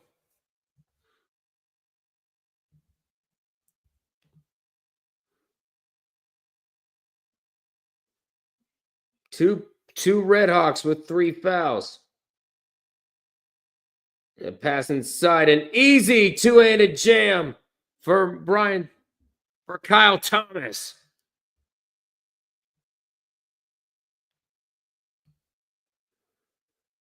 And Terry, his layup's gonna go, and he gets fouled. That breaks the scoreless drought for Southeast Missouri State.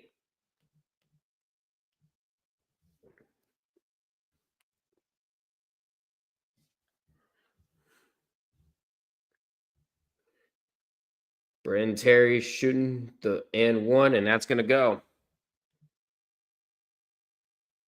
We're at 6:27 to go.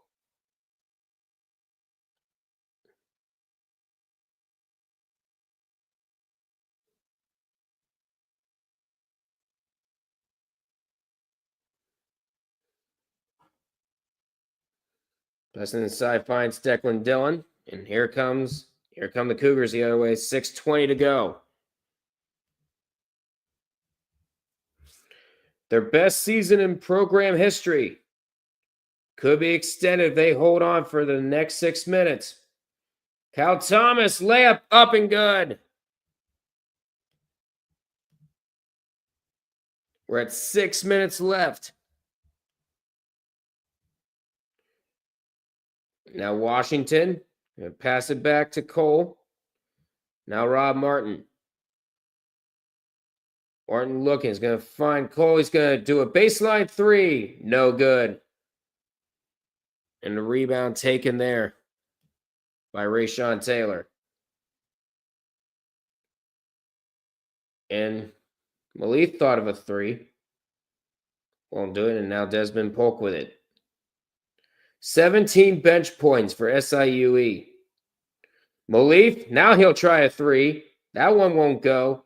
And the ball tipped out of bounds and last touched by Teddy Washington of Southeast Missouri State. 5:19 to go. Here in the second half, SIU Edwardsville trying to make it to their first ever tournament. Meanwhile, Radford is totaled.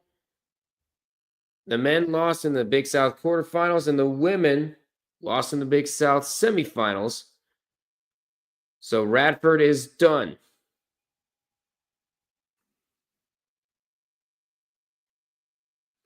And that shot is up and no good in the last 5 minutes. Longwood versus High Point for the Big South Women's Championship, by the way.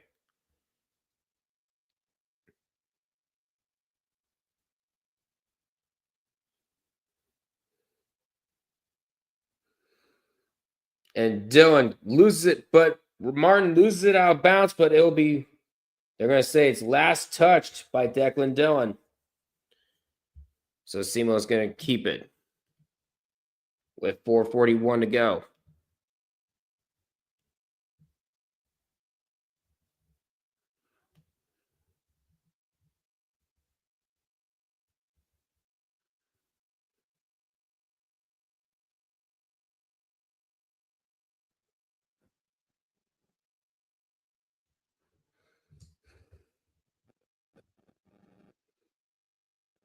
Rob Martin to shoot some free throws here.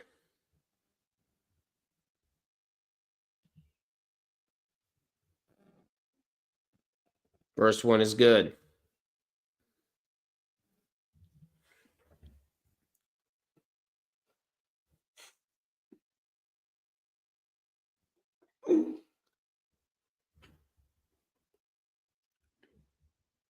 And the second one is good. We're at 4:41 to go. Southeast Missouri State will call their second timeout with 4:41 to go.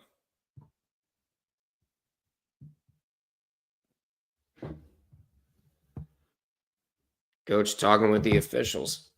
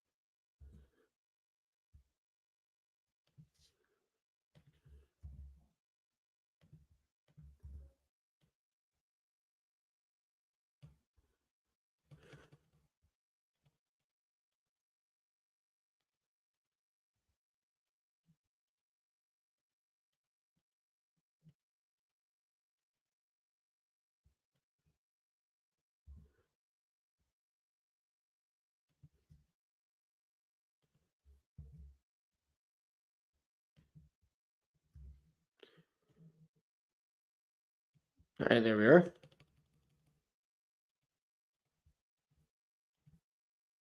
I don't think we're going to have enough time to do it now. So during the next commercial break, we'll go over the SWAC tournament.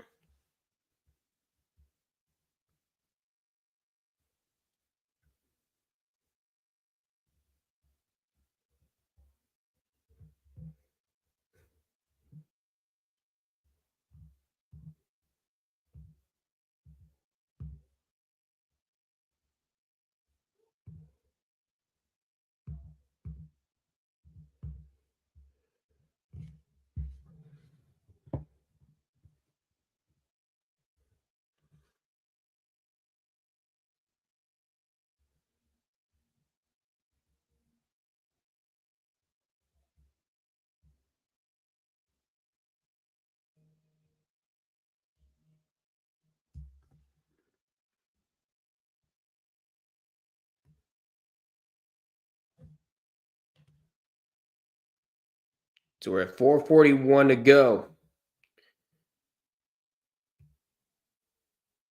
Simo 3 for 22 for 3.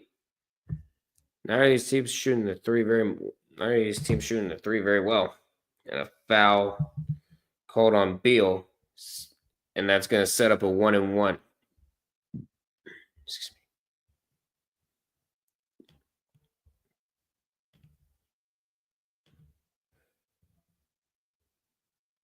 And that first one's good.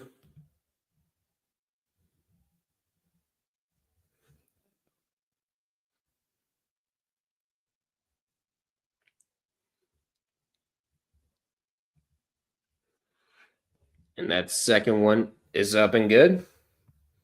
We're at 4:34 to go in this second half. Cole looking. Gonna find Ward. Ward back to Cole. Cole couldn't do the baseline three. He's gonna do a jumper. That one won't go. And a fight for the rebound. SIUE has it. And a foul called. They're on Ward, and it's going to be yet another 1-and-1 for the Cougars coming up. We're at 4:10 to go.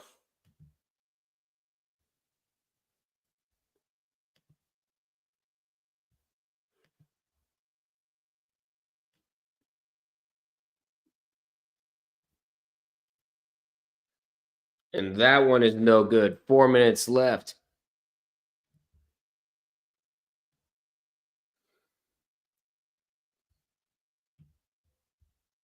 Now long inside and the layup no good. And the rebound taken by Sakinas.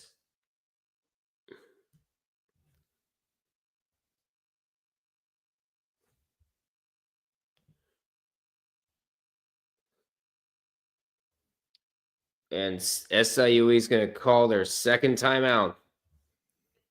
We are at 3:42 to go. SIUE is seeking their first tournament appearance in program history. Last time they made it to a tournament was 2006 back in Division II.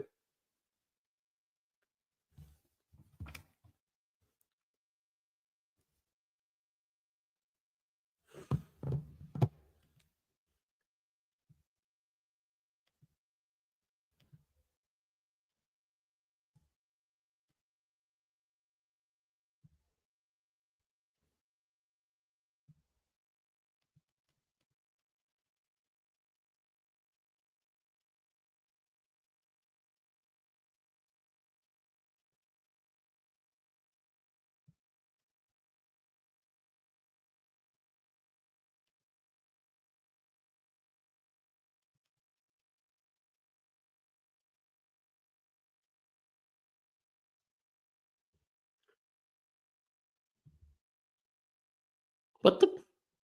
Go back.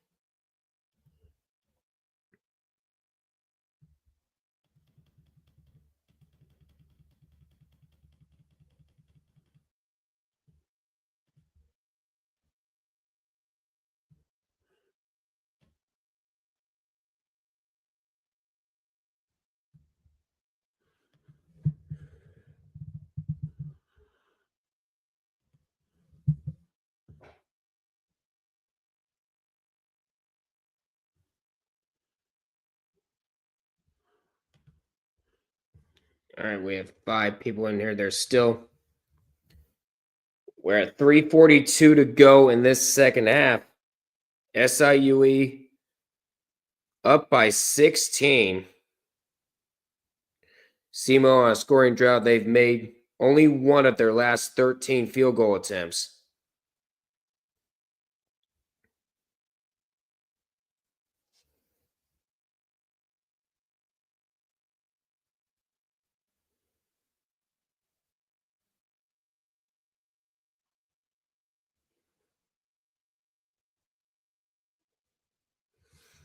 All right, here we go.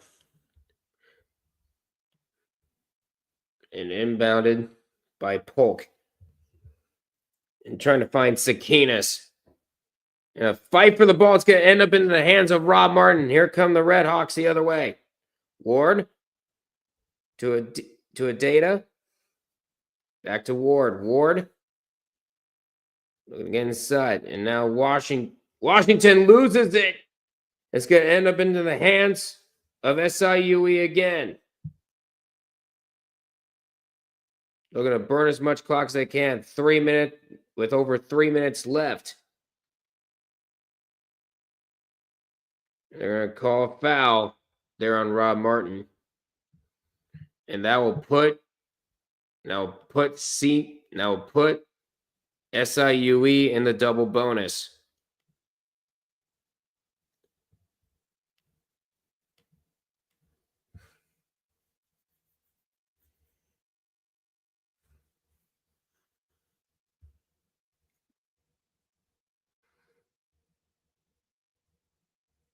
And the first one is up and good.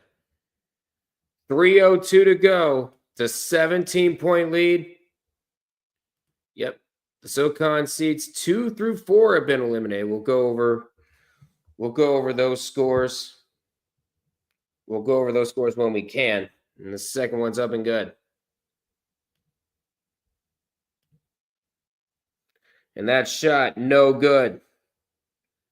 Just a complete game by SIU Edwardsville. Taylor finds Rayshon Taylor and Sakinas with the layup and the foul. And he will go to the line to shoot one. SIU Edwardsville can feel it. They are 2 minutes, 40 seconds away from their first ever tournament appearance.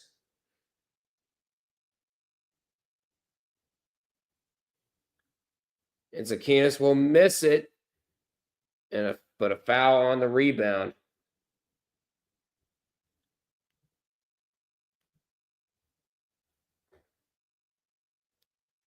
Rayshon Taylor, their program's all-time leading scorer, 50 points away from 2,000.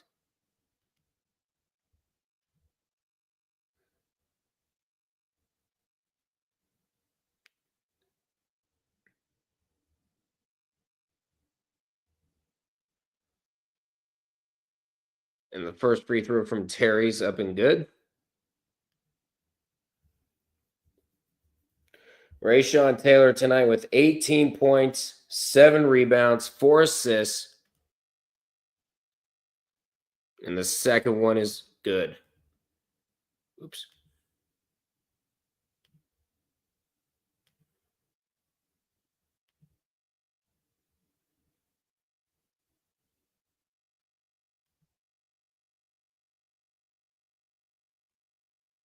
We're at 2:30 to go.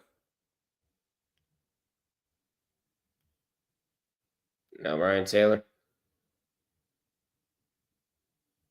And a foul is called.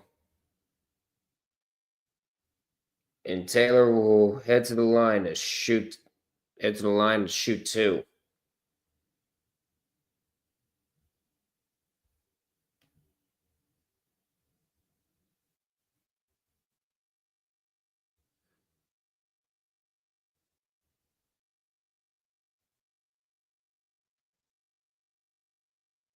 First one is good.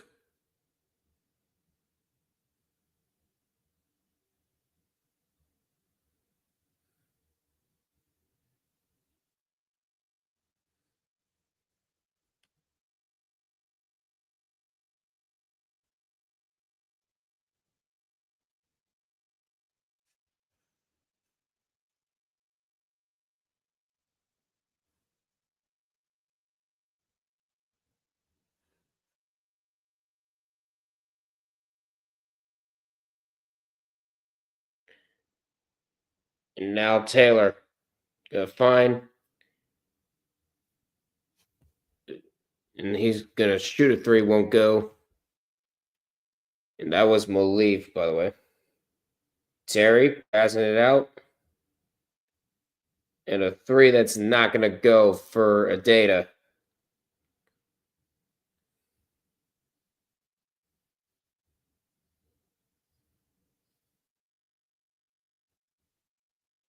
Simo just pouring out some clock. The fans can feel it.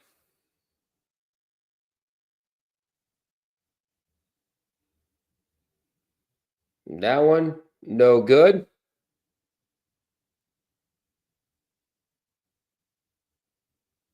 And a foul from behind by Rob Martin. Behind on Rob Martin.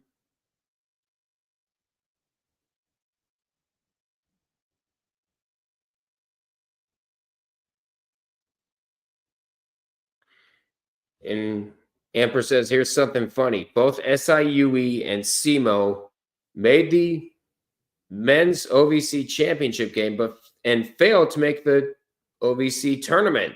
The top 2 in men's, the bottom 2 in women.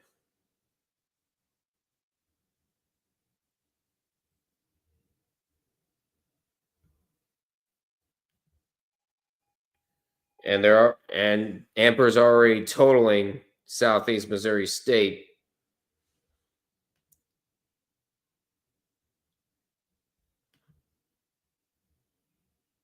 One minute to go.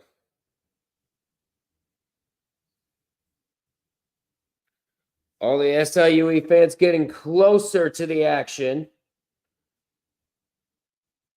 And that one, no good. And the rebound and the make from Ryan Taylor.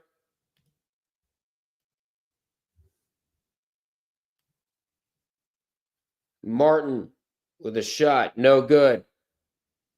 About a second difference between shot clock and game clock. They're just going to let it. They are just going to let it go. The celebration about to begin.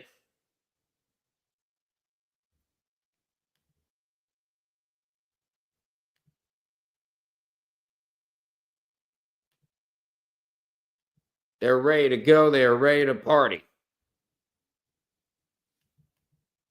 And that gets stolen, but that's it. SIU Edwardsville, for the first time ever, are OVC champions.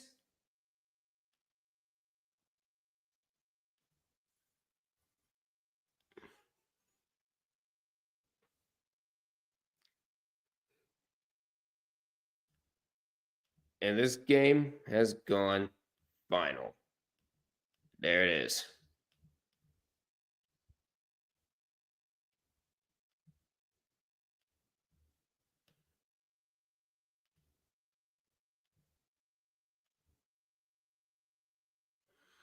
And there it is.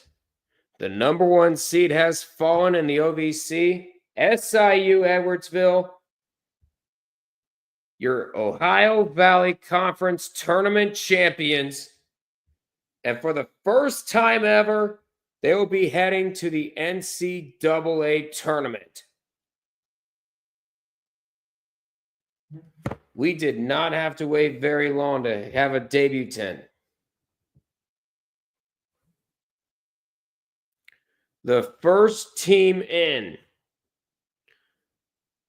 The first team to punch their ticket. Going to the tournament for the first time ever.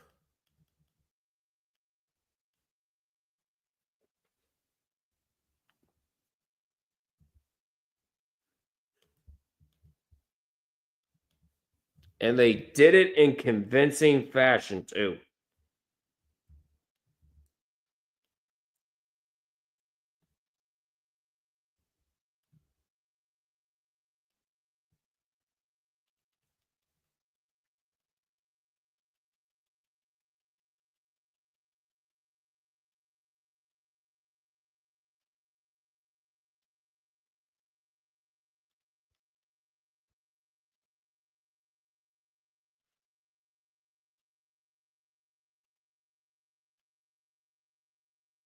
And with that, it is now complete. So, your 2025 Ohio Valley Conference Tournament champions, SIU Edwardsville, the Cougars, going to the tournament for the first time in the Division I level. Ryan Barone talking with the commentators. His sixth season as the ringmaster of the SIUE men's basketball program. And he's going to lead his team to the NCAA tournament.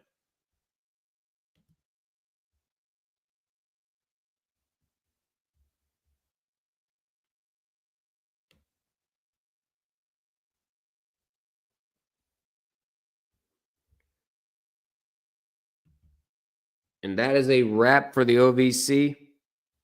For the men's side, SIUE for the men's side.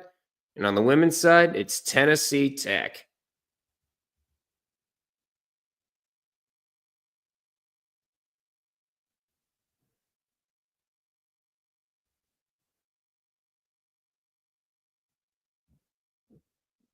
And this is the first And this is the first tournament for either the men or the women.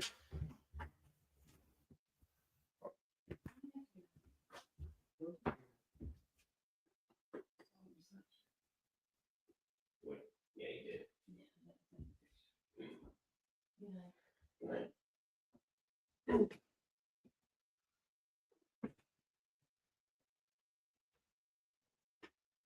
But what a game.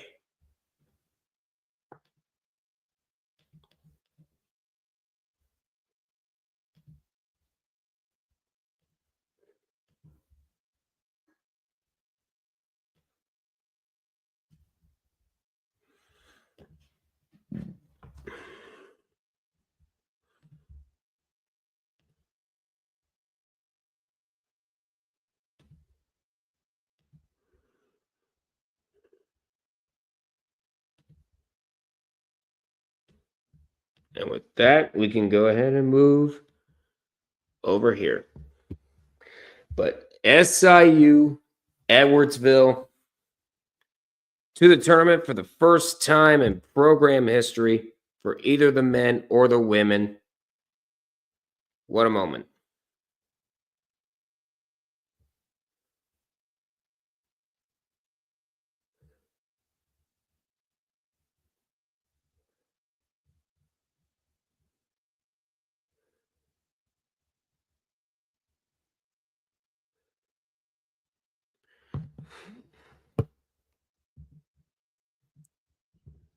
That was a fun night.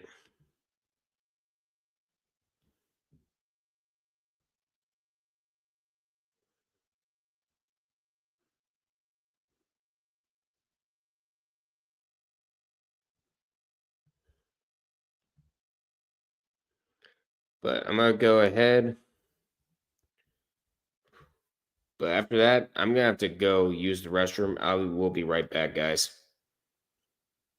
But what a game.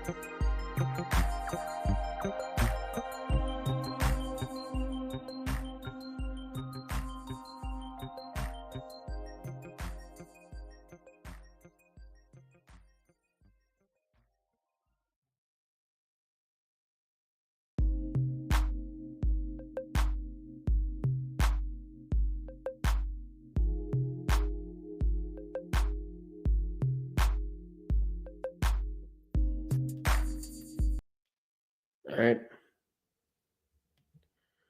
All right. So at Vanderbilt, we are back. So with the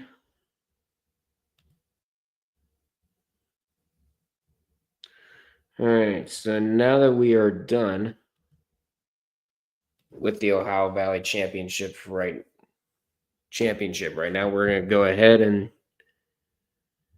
go over some more conference tournaments. And keep in mind, we will be going through those quickly. We won't be going over, players to watch out for.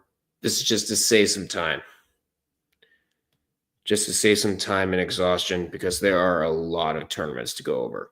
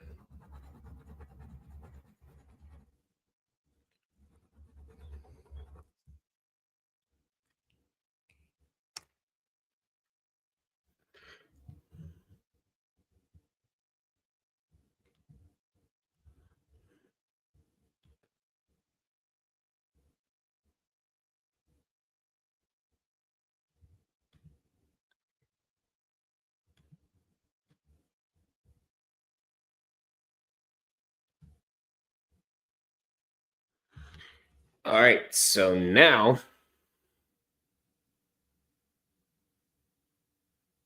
So now the 8-9 matchup will consist of Grambling State and Alabama A&M. The winner of that game will take on the regular season champion, the Southern Jaguars.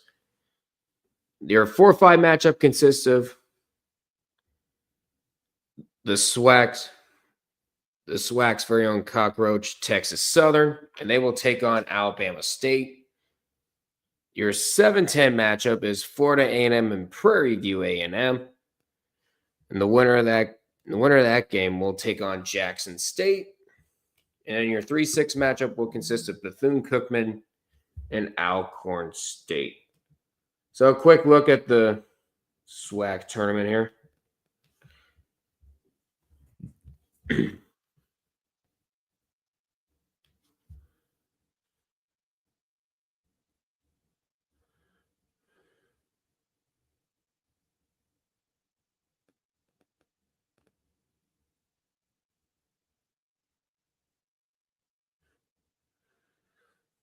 Oh, hold up. Hold on a second. A major upset watch into Division 3. So the number 2 team in the country, Wisconsin Platteville, at risk of being eliminated in the round of 32, and they just were. Wisconsin Lutheran with the massive upset. And Pepperdine does it again. They take out Oregon State. We'll get to those games in a little bit. But for right now, we got some more tournaments to look over.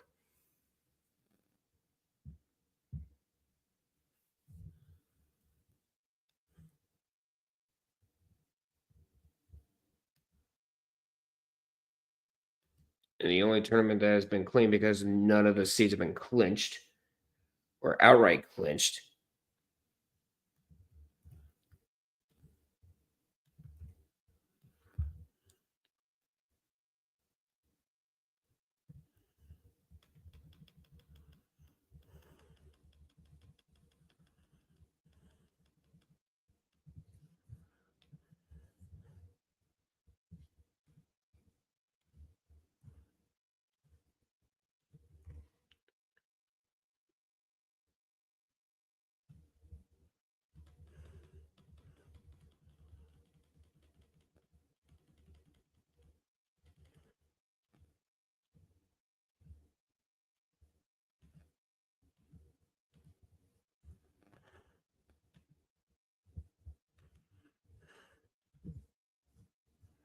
Stefan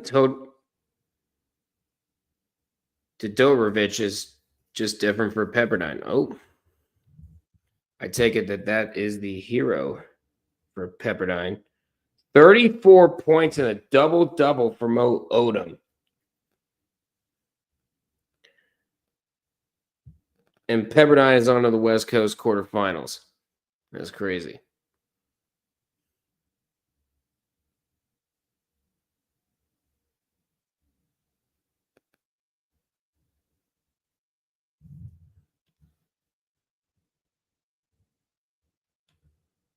Underdog by double digits and drops 34 points, 4 rebounds, 2 assists. That's crazy.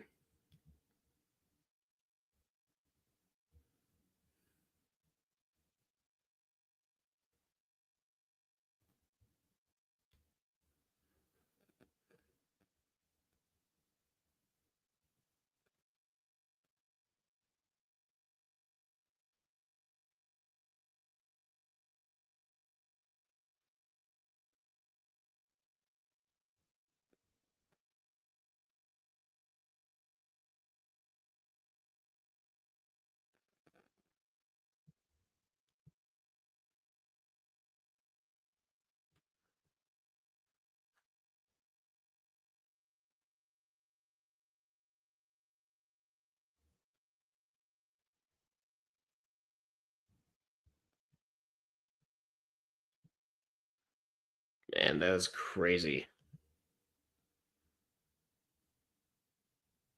Meanwhile, for Amper, Old Dominion says they might be total real soon. And looking at this, we have 156 left to go in the second half. Troy about to take down Old Dominion.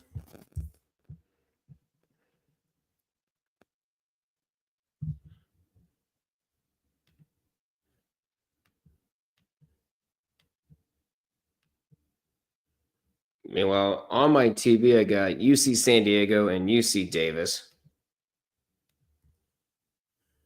Whoops.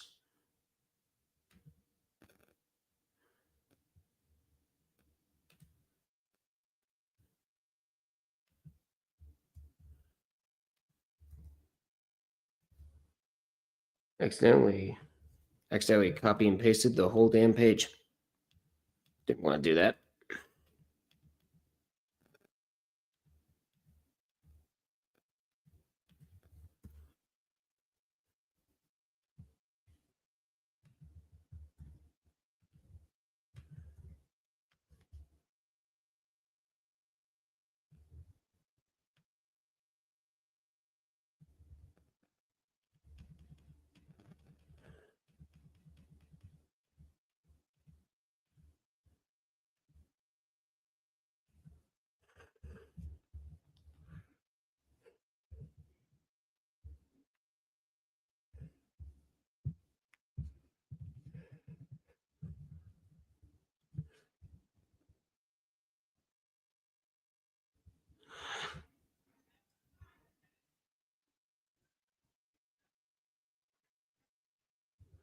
And never made the tourney club. The official Twitter account is celebrating SIU Edwardsville. Your membership card has been terminated. And we mean this in a good way.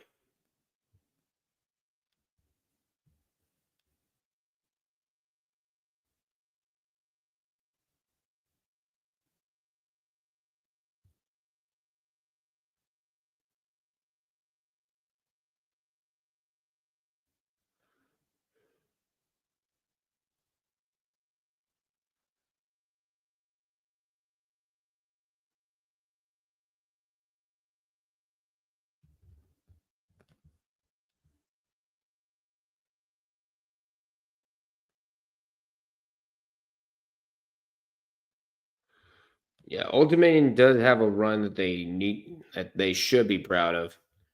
Winning 3 games in 3 days, made it all the way to the quarterfinal, and quite possibly one of the biggest gauntlet tournaments you're ever going to see. They have a lot to look up to.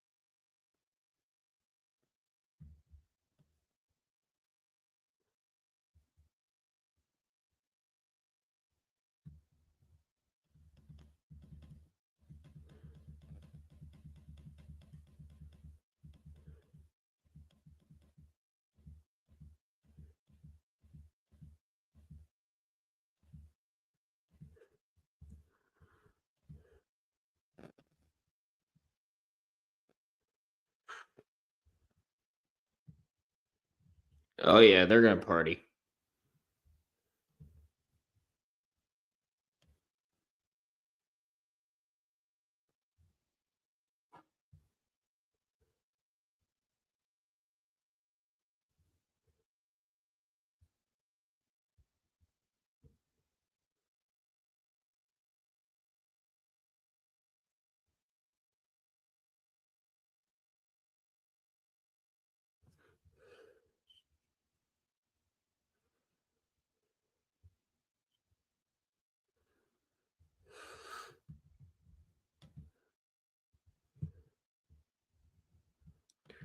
But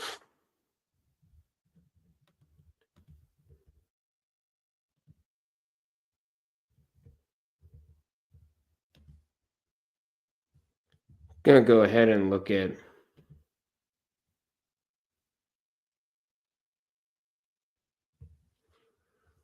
But this has been a fantastic night for college basketball. I'm telling you that right now. Yep, the Atlantic 10 bracket just came out. We'll go over that soon enough.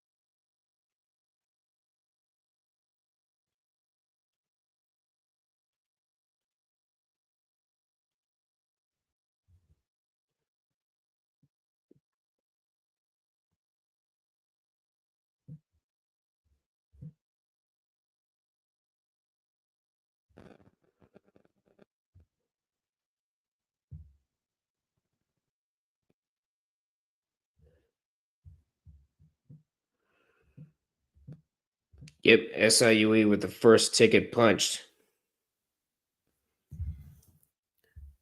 And the SIUE coach, Brian Barone, he put a framed pair of scissors above the locker room door 6 years ago. And now the Cougars get to cut down the net and go dancing.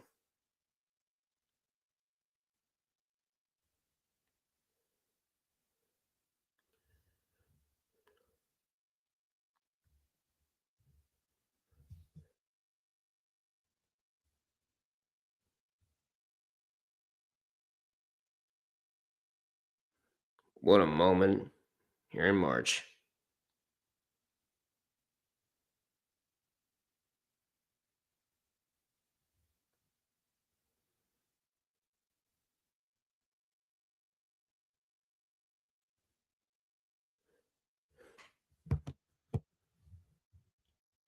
But yeah, it's crazy.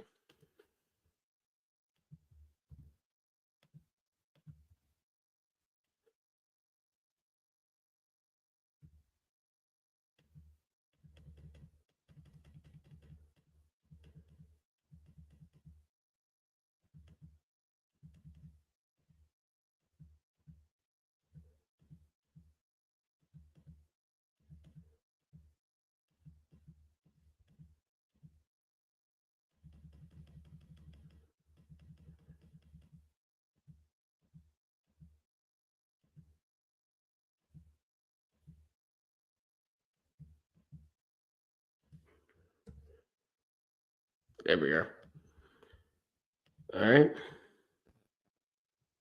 And that does it. Old Dominion is totaled. Men's basketball team losing in the Sun Belt quarterfinals, and the women lost in the fourth round. Nice run for the men's squad. Their first real showing in the Sun Belt, and that could be something to build on in the future. Very nice run there by Old Dominion as it's almost over. Troy gonna move on. They'll take on who is that they take on? They will move on to take on James Madison, and that means all four of the co-conference champions will be in the Sun Belt semifinals.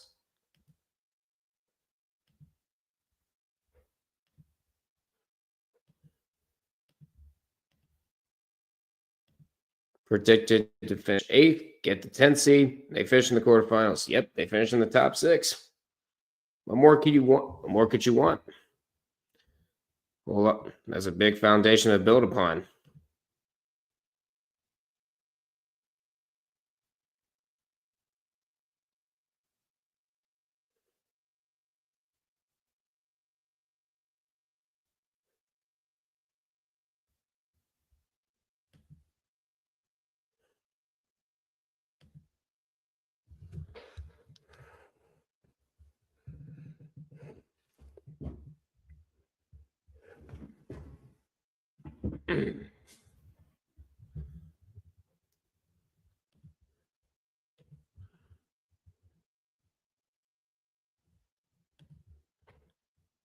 But we got the 12th seed here. The ACC graphic is almost done. We'll get to that soon enough.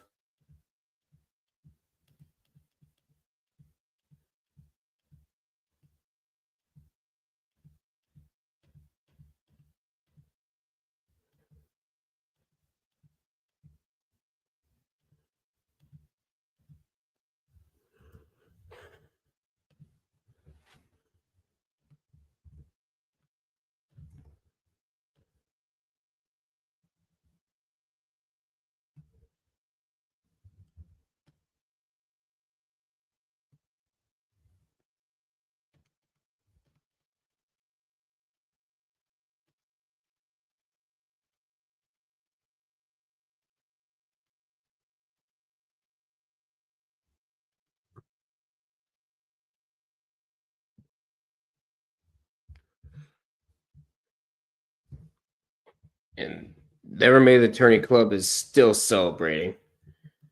SIU Edwardsville. That is their first ever tournament appearance. And the Sun Belt just went final 75-59. Troy taking down Old Dominion. And Troy makes it all 4 co-conference champions in the semifinal.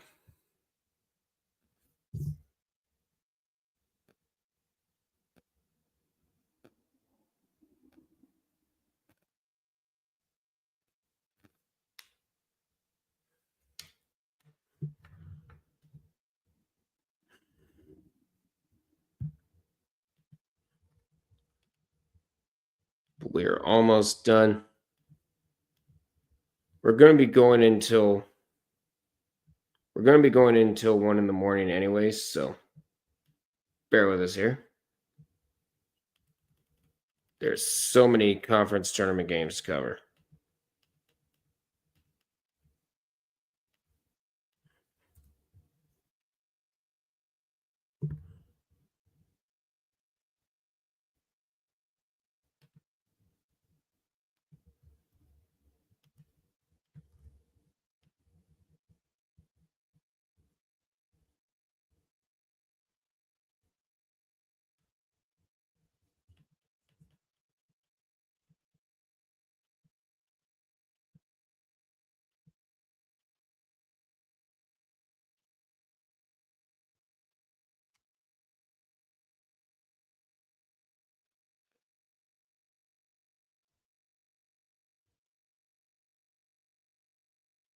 We're almost done.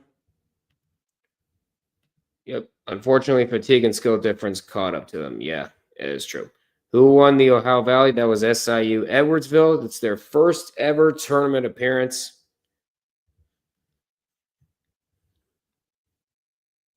And the Never Made the Tourney Club has already lost 1 member this season.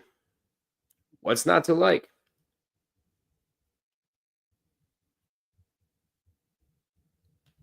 And I see a tournament game, and it's out in the Big Sky. Northern Arizona up on Eastern Washington, 56-45.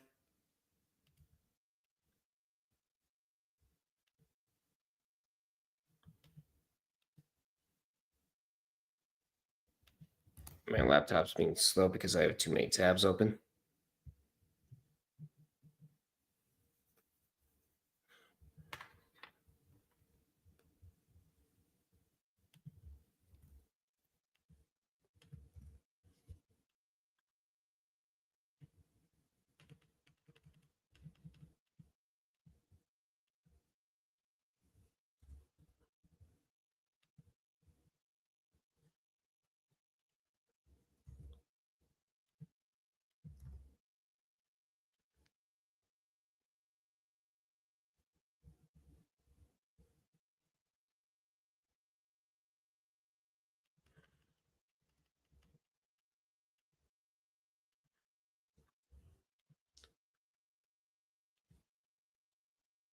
We're going to take this.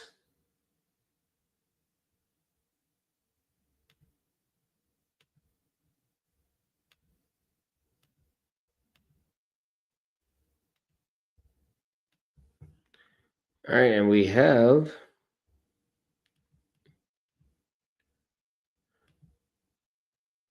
and now finally it's always great whenever a new team makes their first tournament. It always is. I'm just glad that we didn't have to wait that long for Never Made the Tourney Club to lose a member.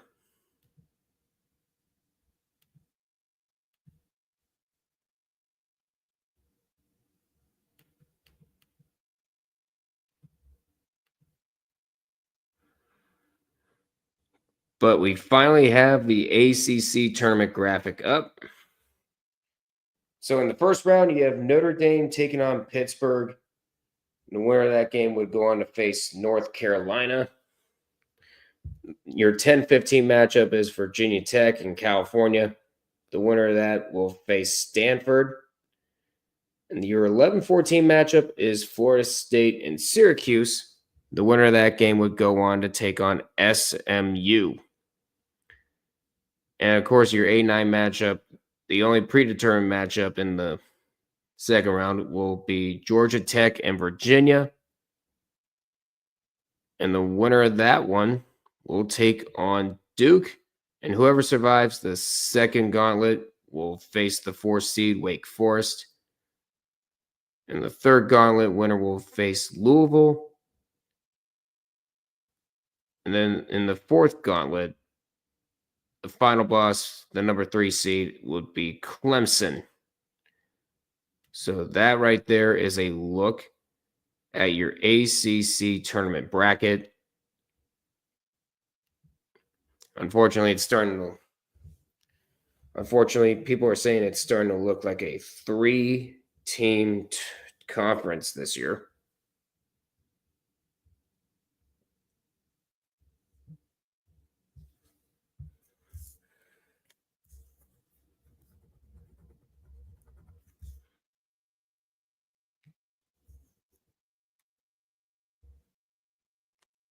We already went over the SWAC.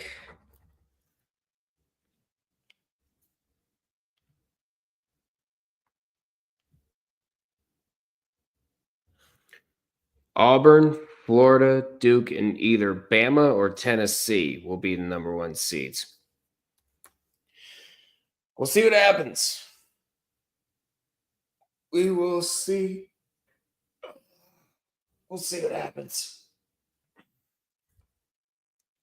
I'm going to get up the stretch real quick before I end up making the Metro Atlantic bracket.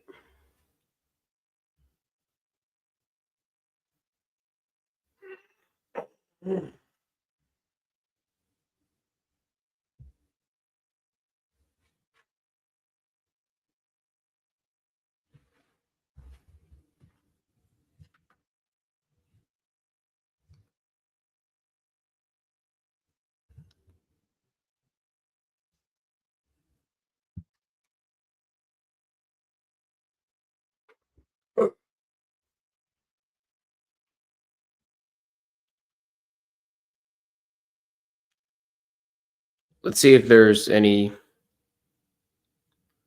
more tournament games going on. Oh, actually, Okay, this Summit League semifinal is actually a lot closer. 33 all between St. Thomas and North Dakota. And the West, and on the West Coast side, Washington State, Loyola Marymount won't tip off until 11:54. Whoa.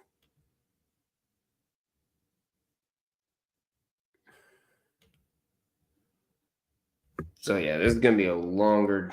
So yeah, this is definitely gonna be a longer night than imagined. But we're gonna get through it.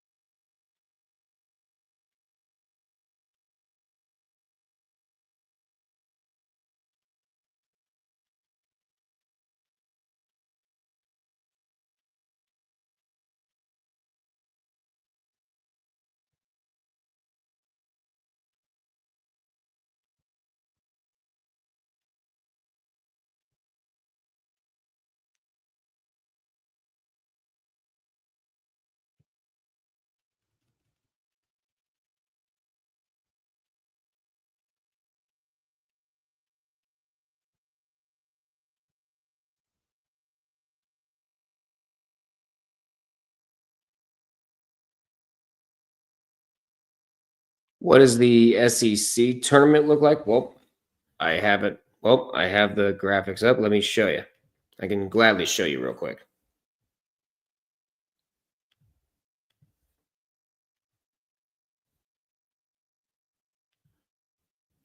So the SEC tournament's going to look something like this.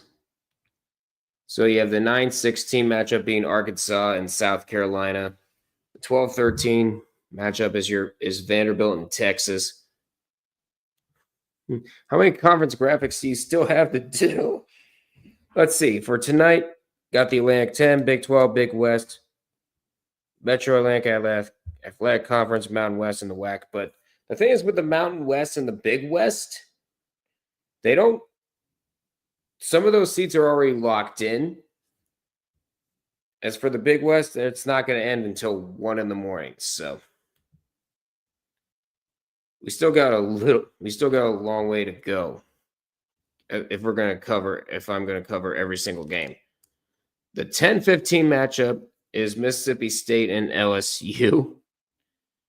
And 11-14 is Georgia and Oklahoma. And in the second round, number 8 Ole Miss will be number 8 Ole Miss. Number 5 seed will be Texas A&M. Number 7 seed will be Missouri. 6 seeds Kentucky. And then the top 4 seeds, your final bosses, will be number 1 Auburn, number 4 Tennessee, number 2 Florida, and then number 3 Alabama. Do the Super West Coast ones tomorrow and lock in with the others.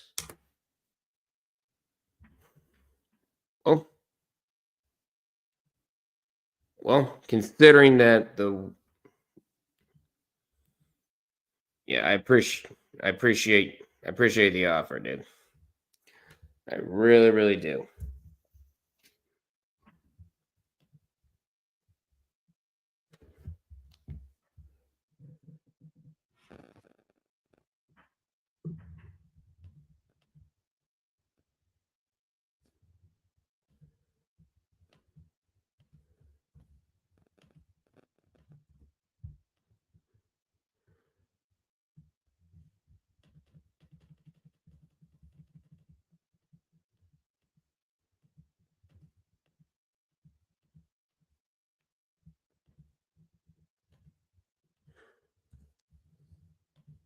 St. Marist, and then Mount St. Mary's is your number.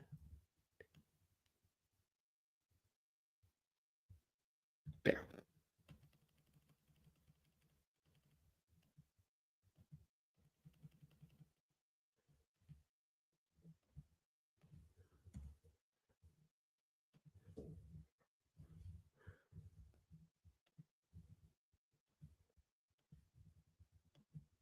Whoop. But lost it.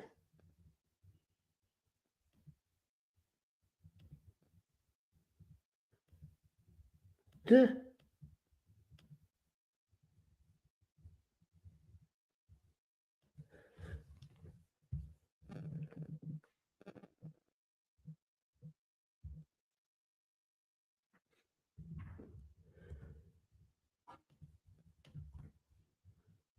Oh, how about that? I didn't have to even.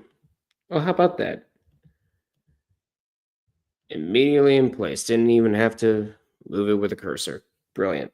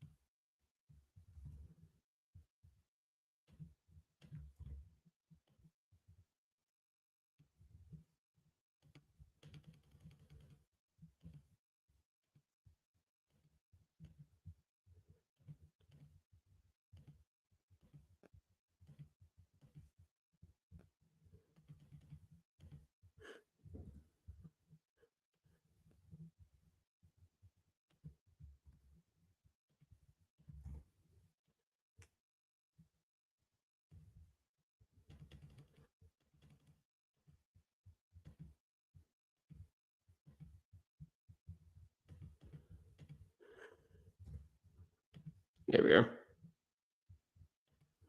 Auburn's probably going to win the conference tournament, or either them or Florida.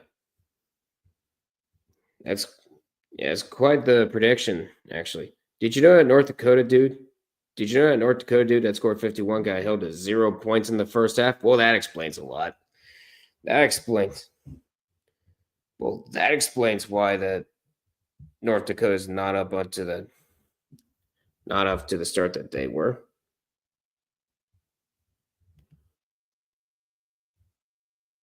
Even through the darkest day, this fire burns all the way. Mm-hmm. Yep, pretty much. All right, we have if it'll let me get there, the MAC tournament, the Metro Atlantic tournament, I should say.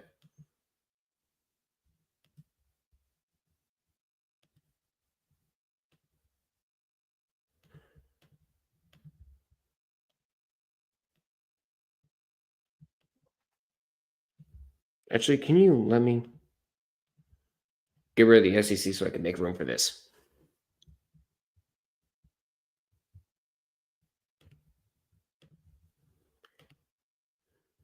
All right.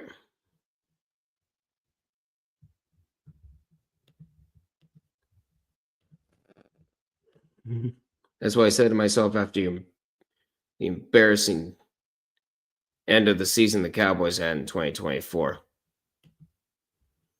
Yep, that's words to live by. But here's your Metro Atlantic tournament. Ryder and Siena is your 8-9 matchup. And the winner of that will take on the top seed Quinnipiac. Your 4-5 matchup will feature Iona, aka the Metro Atlantic's Cockroach, taking on Manhattan. To be fair, what Cowboys season isn't embarrassing? Truer words have never been spoken. And then the 7-10 seed Sacred Heart and Fairfield. The winner of that game will take on Merrimack. And then you got the 3-6 matchup with Marist and Mount St. Mary's. So there is a look. So that was a look at the Metro Atlantic tournament.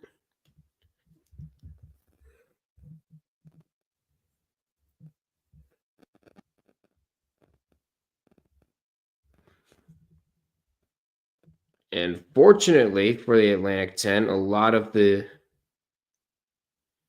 top seeds were already locked in, so we only have to worry about one on one page. Here.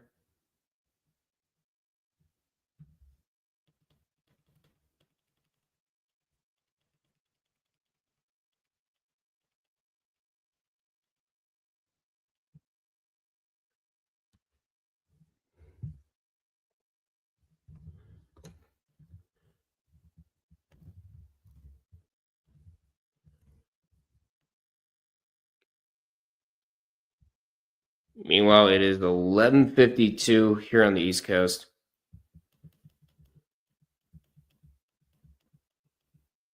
Which means we should be getting close to our last tournament game of the night.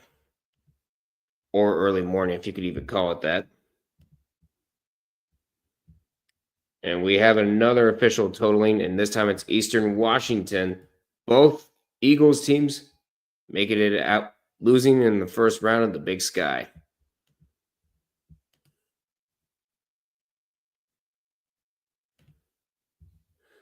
And well, not every season has been embarrassing for us. This past season, though, was a fucking nightmare. I bet it is. I knew our season was over when Detroit gave us belt to ass in week 6. That was the big warning sign. 90Q says, this year has to be Quinnipiac's. I agree. Quinnipiac definitely has a chance. Quinnipiac definitely has a chance to make it out.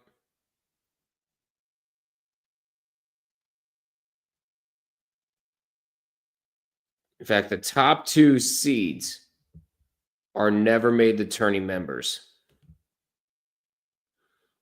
Actually, the Metro Atlantic has a very good chance of sending never made the tourney team to the dance. Well, let's hope it happens. Let's hopefully cockroaches hopefully the cockroach known as Iona doesn't have anything to say about it.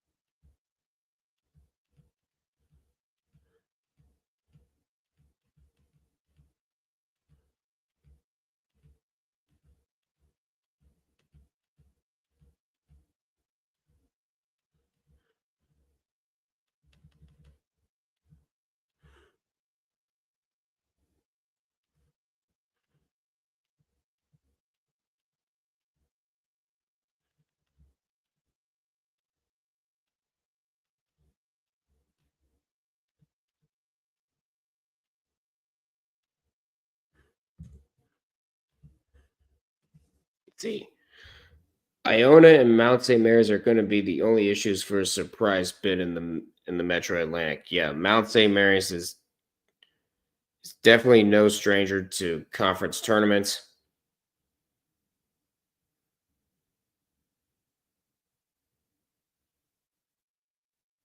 Let's see. So a notable thing in the summit league, St. Thomas. So there's something interesting in the Summit League. St. Thomas isn't eligible. They're still in their transition period. So if they beat North Dakota, then Omaha is tournament bound because they're technically the only team left. Plus they are the regular season champions, so they were gonna get the automatic bid anyways if St. Thomas were to win.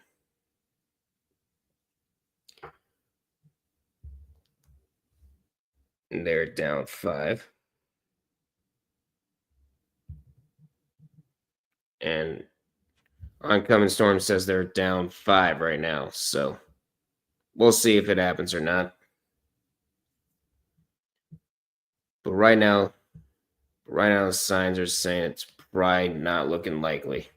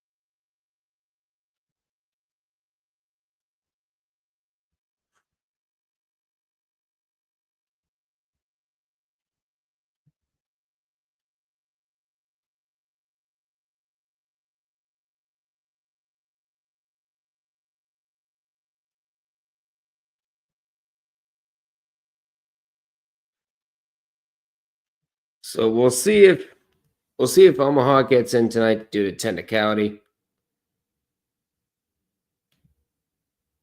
But odds are probably not.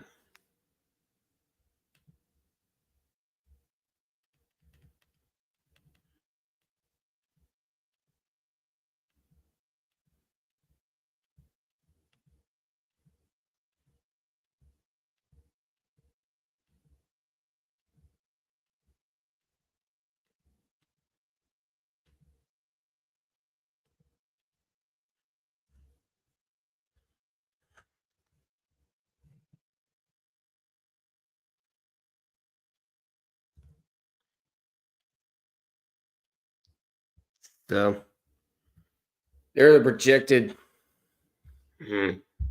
Go back. They're projected top seeds. So in the South, you have Auburn. You have Auburn still. In Florida, Florida's going to be the number 1 seed in the West region. Duke will be the number 1 seed in the East, and Houston, the number 1 seed out of the Midwest.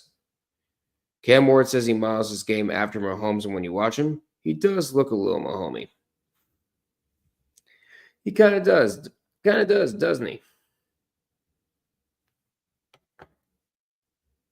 But we have hit midnight. We have hit midnight Eastern time here.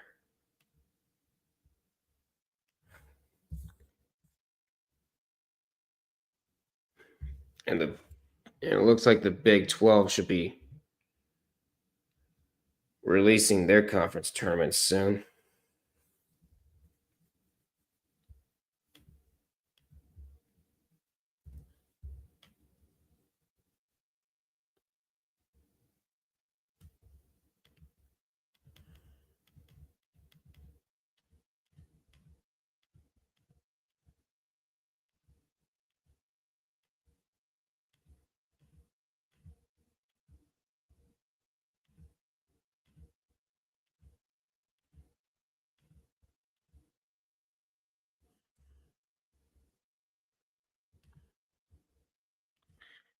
We have 4 people in here. As you can see, we kind of celebrated SIU Edwardsville's first ever tournament appearance. The first time And that's the first tournament clincher for the night for the NCAA tournament.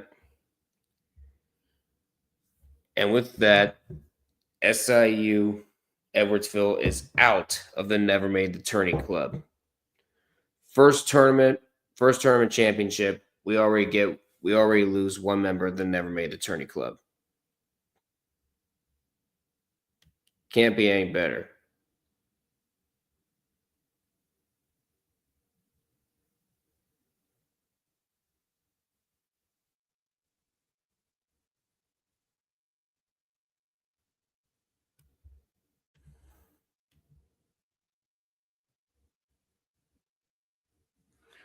Hold up 1 second. So DA is saying we might get our second lock tonight with St. Thomas and Eligible being up by 7 over North Dakota in the Summit League semis. We got to take a look at this.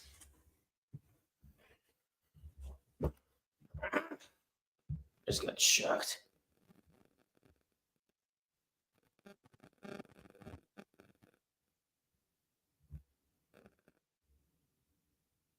Actually, they're up 13 with 11:18 to go.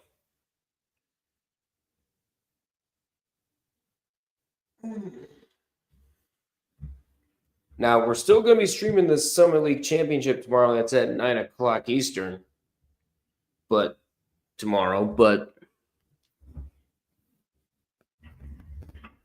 there is a good chance we could see Omaha take.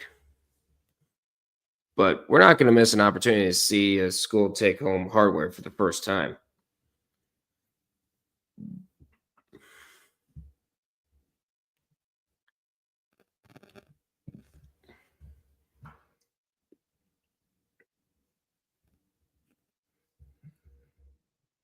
Like, who would want to miss out on an opportunity like that?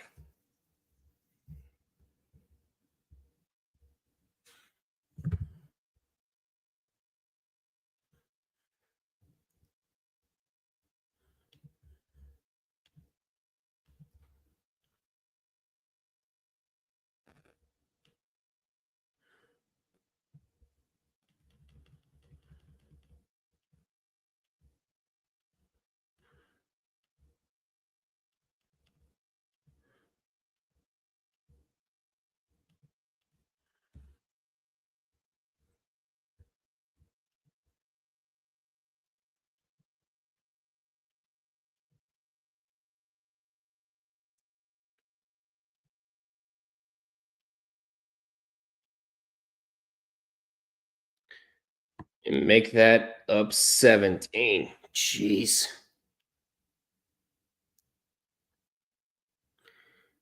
Meanwhile, as you see, Washington State and Loyola Marymount just tipped off.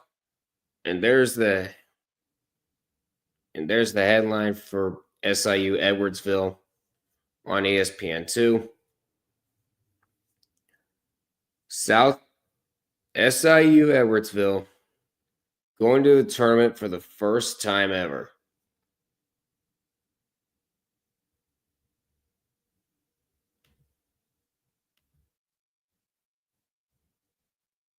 Say make that up 13.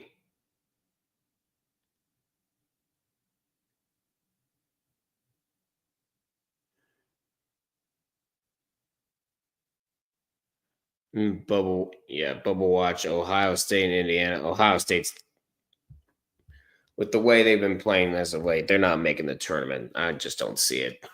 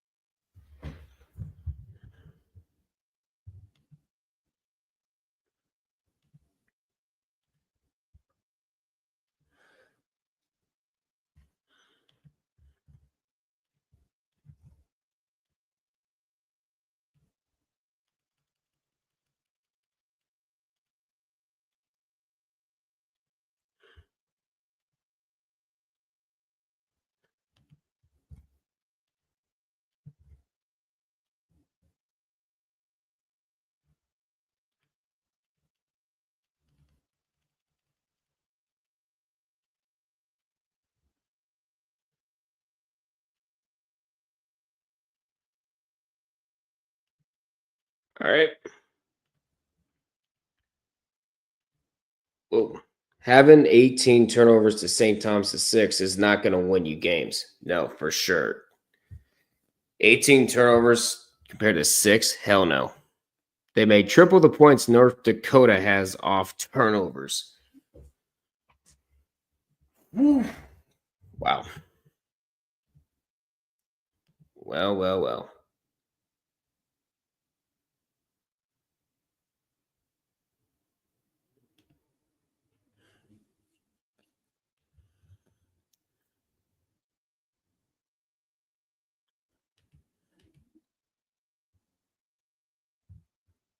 Where did I put the Atlantic 10?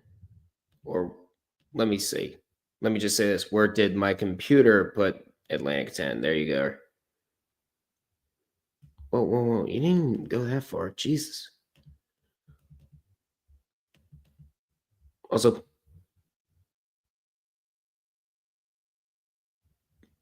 wait. That's the wrong one. That's ACC. Keep forgetting you move places after midnight. I forgot about that. So there you go. There's the Atlantic 10. The number 12 seed Davidson, and then the 13 seed Richmond. Winner of that will take on number 5 seed St. Louis. The 10-15 matchup will consist of Rhode Island and Fordham. The winner of that taking on George Washington. And UMass Amherst. And that's the way it's supposed to be called, a logical Canadian. They are not my rival. I could call them however I want. And number 14, LaSalle. And the winner of that game will take on St. Joseph's. Your A9 matchup will be St. Bonaventure and Duquesne. Now, the top 4 seeds consists of number 1, VCU, number 4, Loyola Chicago, number 2, George Mason, and then number 3, Dayton. So here's one last quick look at the Atlantic 10. Unfortunately, we are not going to get I don't think we're going to get a multi-bid Atlantic 10 this year. I just don't see it. Even with Dayton and George Mason being dangerous teams, it's difficult. It's difficult to see. Part of me wishes it would happen, but I doubt it will.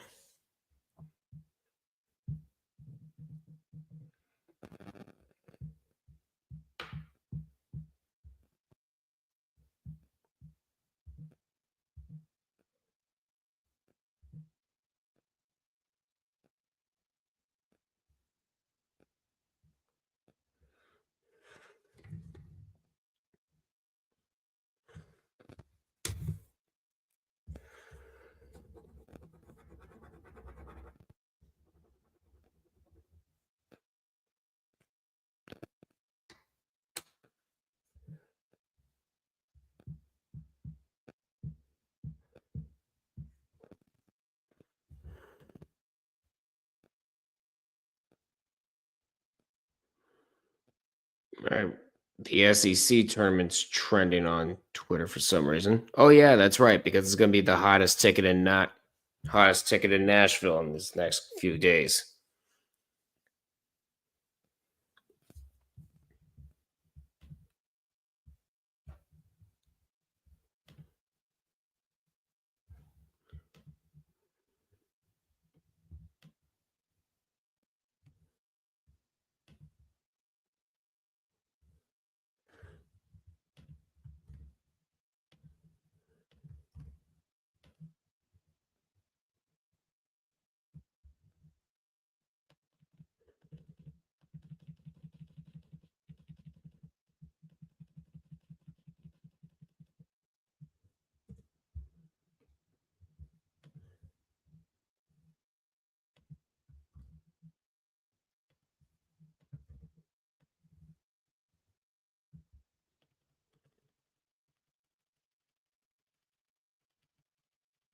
Apologies if you can hear me clicking my mouse 100 miles an hour.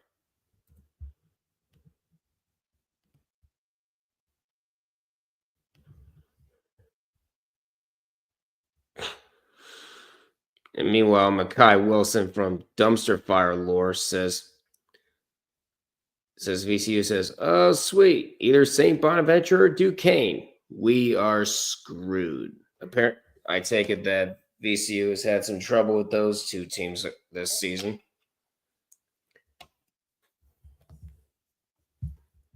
Well, let's look at VCU's schedule and see what we can find.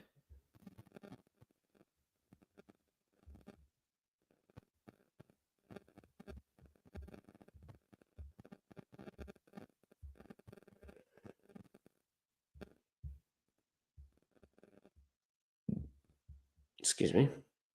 Yep, a loss. Lost St. Bonaventure and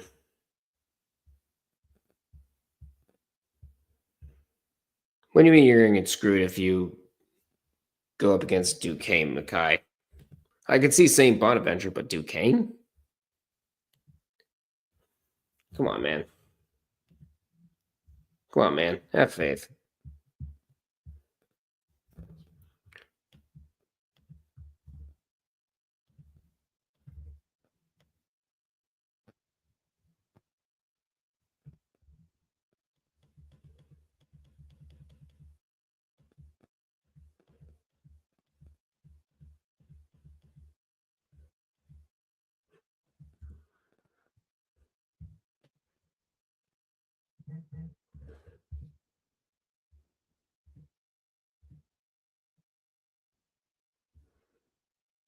Meanwhile, we have a Lemoyne guard enter a transfer portal.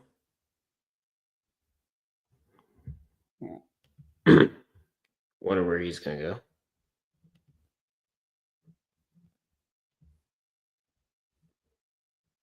So AJ Dantzler plans to enter the transfer portal. 6'2" guard out of Indianapolis, Indiana. Played last 2 seasons at Lemoyne. Started 22 games this season.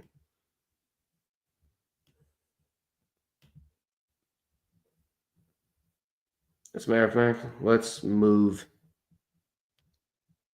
this up.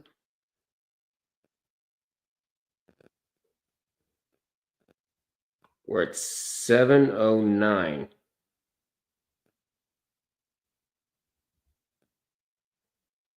Well, that's why we don't have a finalized bracket for the Big 12 yet. Because we have 2 games left.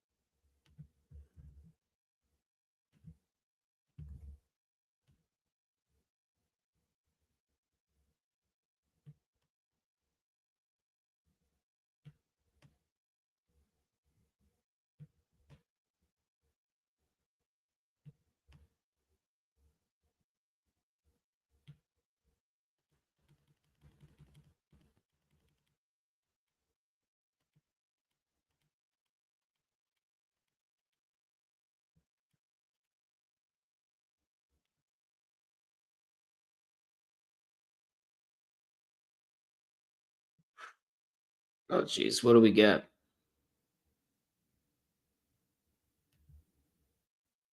So in the Big East quarterfinal on the women's side, Seton Hall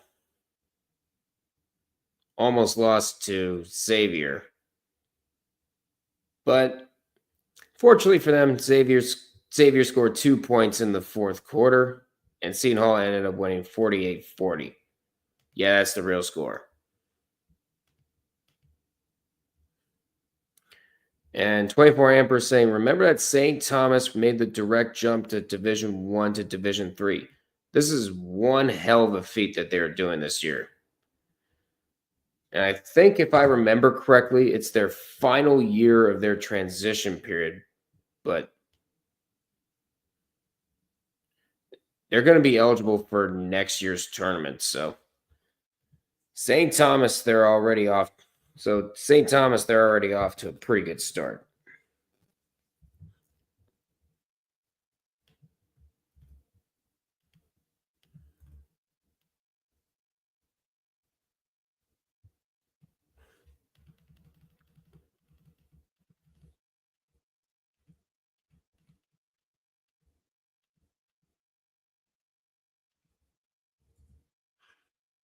We have an official review for UC San Diego, UC Davis. UC San Diego is already locked into the 1st seed in the Big West. But it's all just a matter of where. And UC Davis is already locked into the number 6 seed. So pretty big spoilers over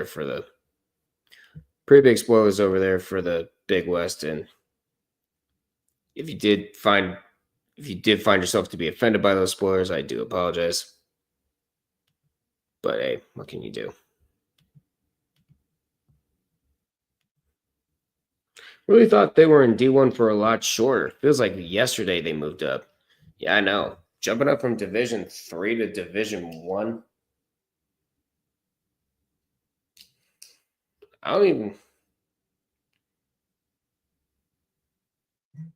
Yeah, it really does feel like yesterday. Are we getting old? Because I think we are.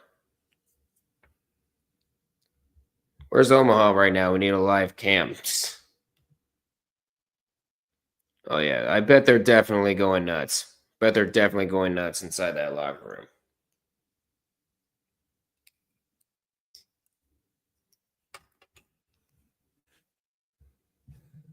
And I know because I would be too.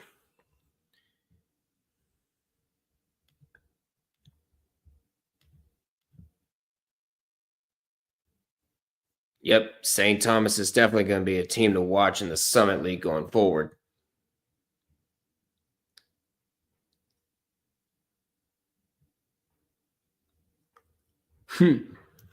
Oh, and this only happened because the football team was kicked out for being too good.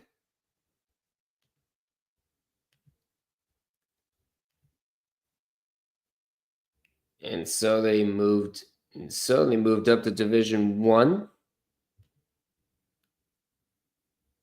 They are a rising program in almost all levels. And now they're starting to get too good in college basketball. Up in D1.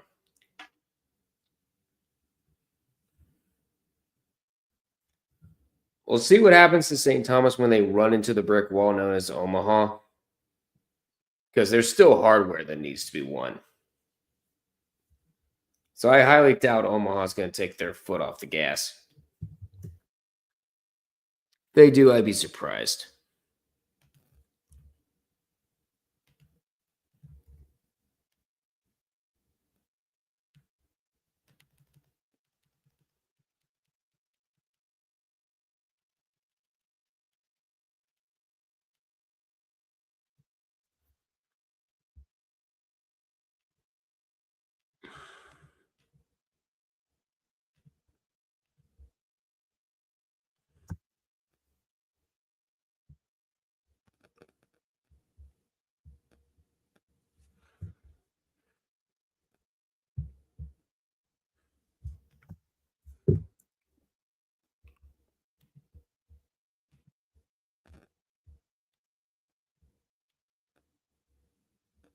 But on the bright side, we're finally getting close to some final scores in the Big 12. Funny how they're recently good in football, too. They're actually good in football, too.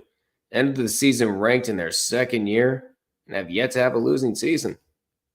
Again, too good. The only problem was that Division 3 didn't take anyone's advice and actually get good. Well, except for maybe Mount Union, North Central, or Wisconsin Whitewater. Any of those schools could probably take down St. Thomas.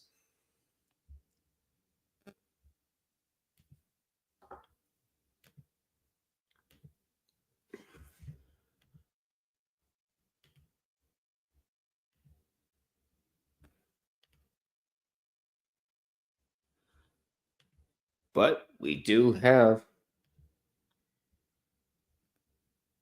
All right, so it looks like we have somewhat of a break before another conference tournament gets released. Let's go ahead and go over the WAC for right now. So there's 9 teams in the WAC. Your A9 matchup consisting of the bottom 2 teams, and that's going to be held in St. George, Utah, Southern Utah, and Utah Tech. The winner of that game will take on Utah Valley for the right to go to Las Vegas and face them. And the 4-5 seed, 4-5 matchup will be Abilene Christian taking on Seattle. In the 2-7 matchup, you got Grand Canyon taking on Texas UT Arlington. And then the 3-6 matchup will consist of California Baptist and Tarleton State. So there's a look at the quick last glimpse of the WAC tournament before it will all go down.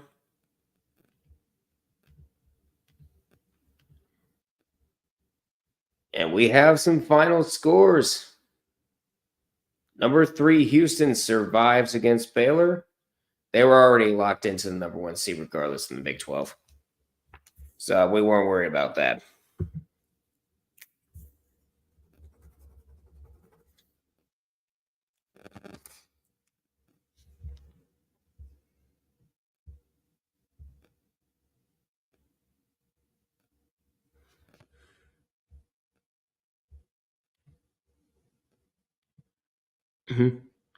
WAC is another conference that absolutely should have a never made the tourney club member go through. Yep, Utah Valley is actually the top seed. But if anything, that's probably like the only. But I see the only barriers being Grand Canyon. Grand Canyon's definitely a concern. Abilene Christian can definitely make noise. But California Baptist being the number 3 seed definitely gives it a chance. And they're also eligible. So you could have Utah Valley. You could have California Baptist in the final. Have it a NMTC all final. That would be great in the WAC. I bet some of you never made the tournament sickos would definitely stay up late to watch that. Because if I remember correctly, I think the WAC championship is set for 11:30 Eastern time next Saturday.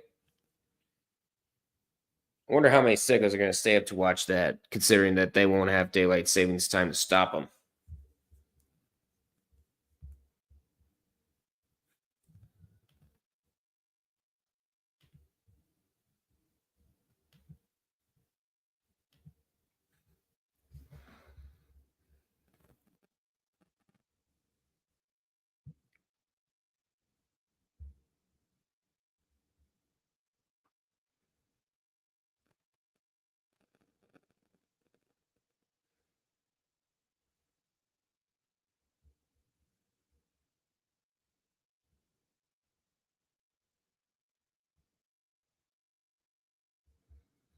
Just going through all the scores, seeing what we don't have.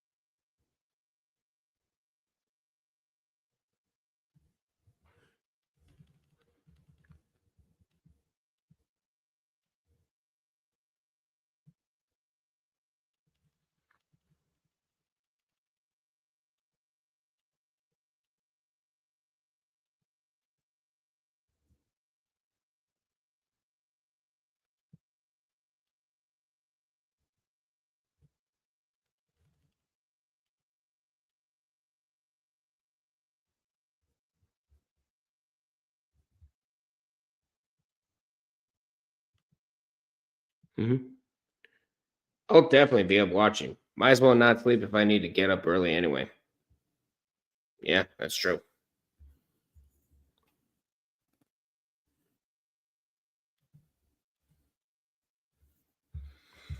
Just consume like what, 2 or 3 cups of coffee. I think you should be okay.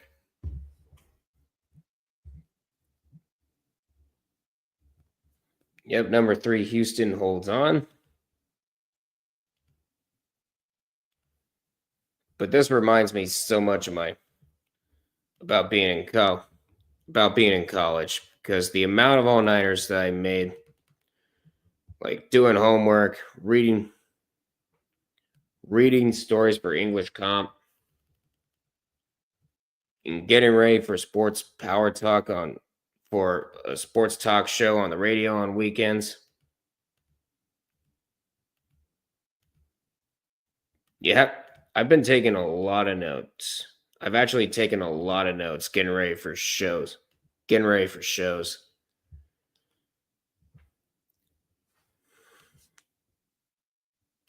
Like even my parents are not surprised because they're like, oh yeah, he's a perfectionist. We gotta give him his props. We gotta give him the benefit of the doubt.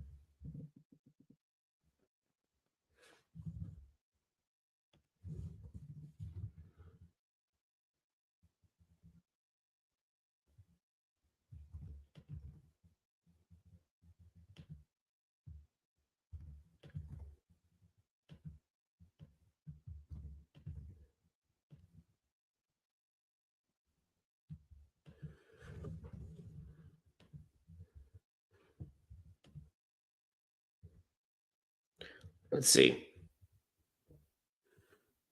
Number 9, 19-point lead for St. Thomas. DA is like, yep, yeah, Omaha. I think it's safe to start booking hotels in Dayton. So he has them being the first. So DA has them as one of the first 4.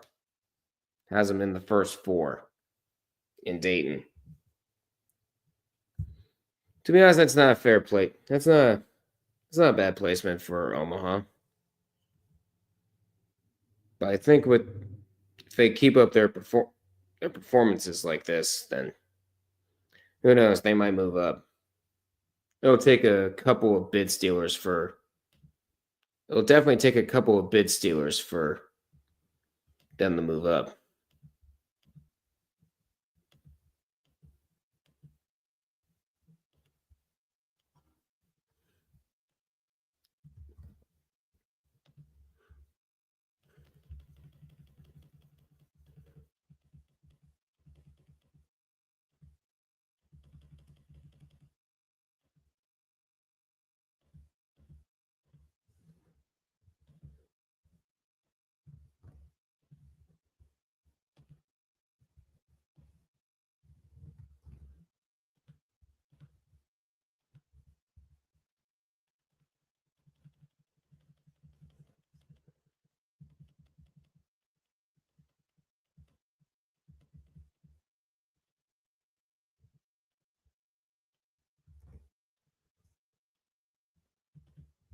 I don't want to share this.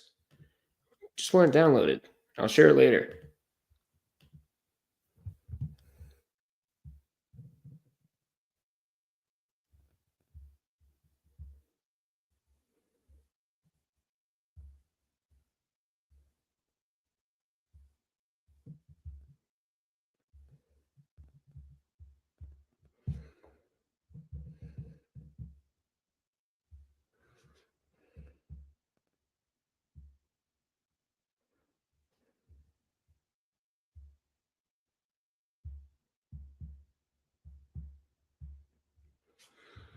Okay, and it looks like we do have another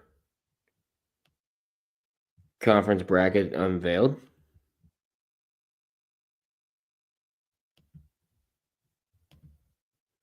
Get rid of these. There. And let's go ahead and try to play catch up here. We got the America East. Albany earlier, they took down Binghamton 69-66. Of course, we already went over UMaine. We already went over Maine, taking down UMass Lowell 72-64. So your America East quarterfinals will consist of number 1 Bryant, number 4 Albany, and then number 2 Vermont, and number 3 Maine. Those aren't bad matchups. Those aren't bad matchups in the America East. Of course, Maine winning the first playoff tournament game that they host, win their first tournament game that they have hosted in about 30 years. And so Maine is going to have to make this difficult road trip up to Vermont to try to take out the very big fish known as Vermont.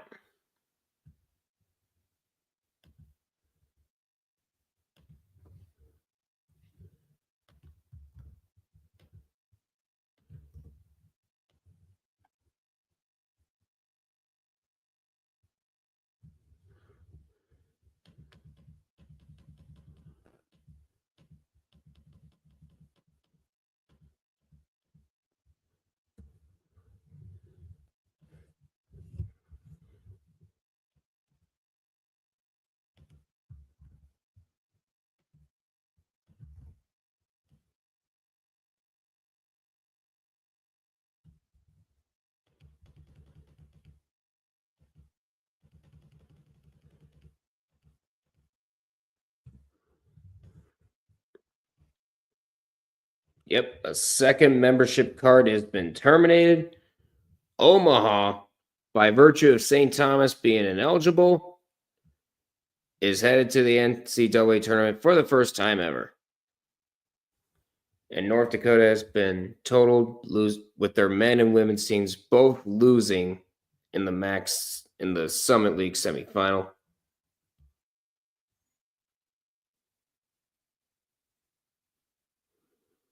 Yep, they get the Summit League automatic bid via them and St. Thomas being the final two.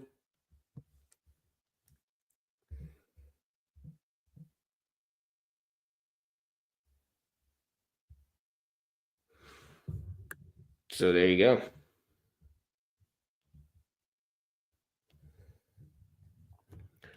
So,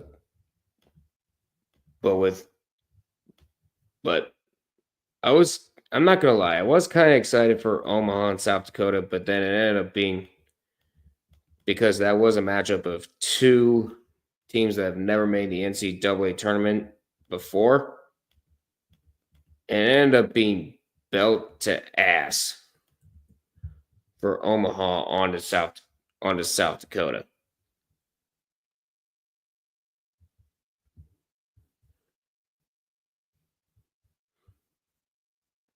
Oh, and UC San Diego is playing UC Davis. A win today, and they'll clinch their first ever outright regular season Big West title in just their first year of eligibility.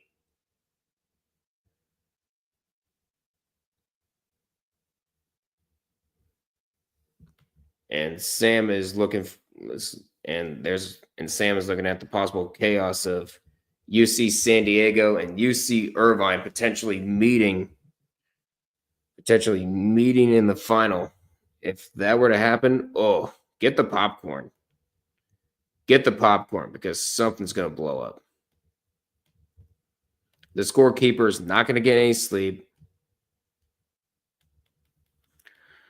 The refs are going to run out of loans to blow their whistles. It's going to be an exciting game.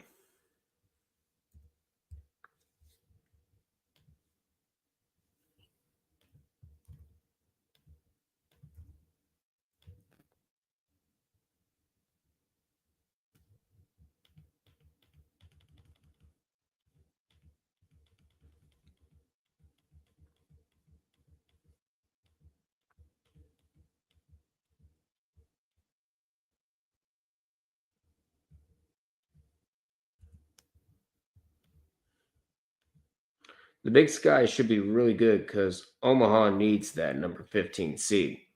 Don't you mean the Summit League for Omaha?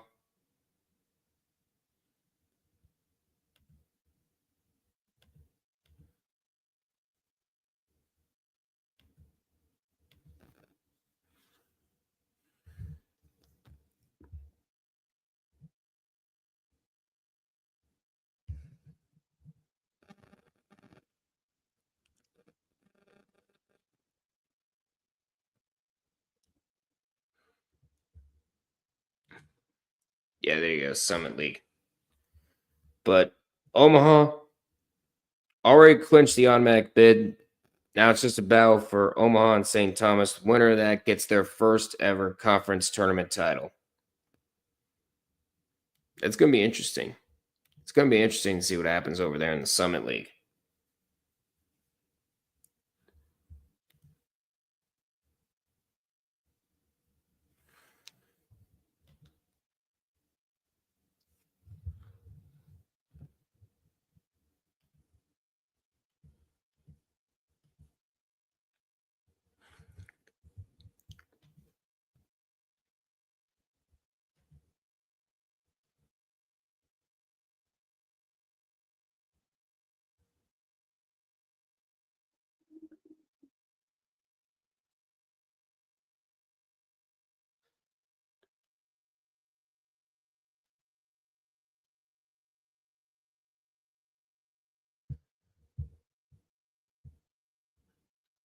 But yeah, that should be exciting.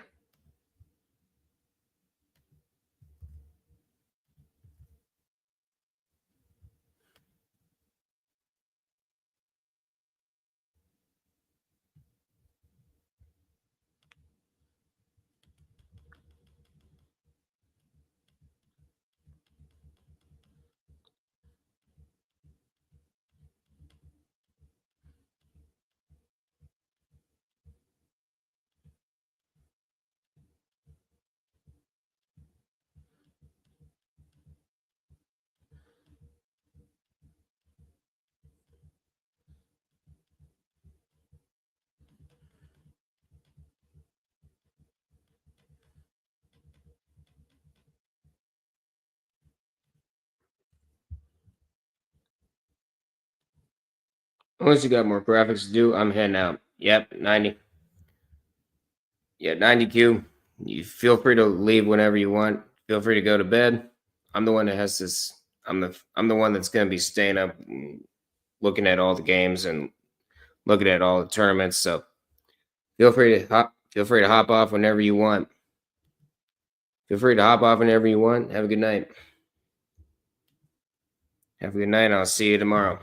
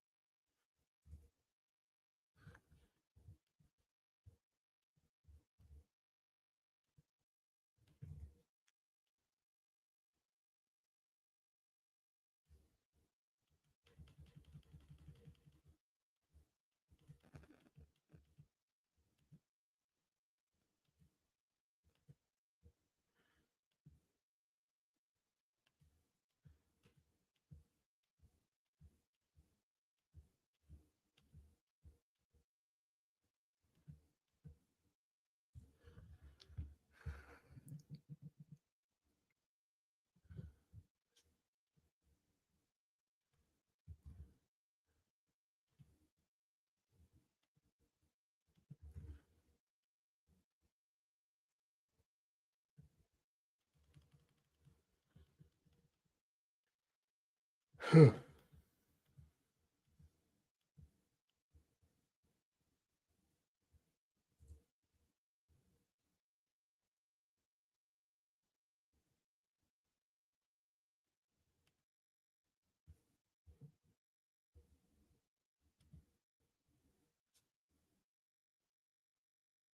got 45-35 over in the West Coast side.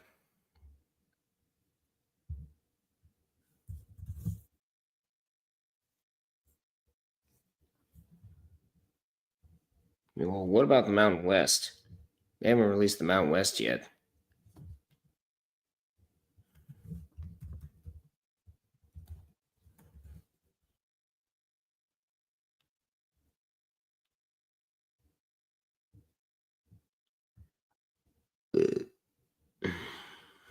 I'm gonna stand up real quick, actually.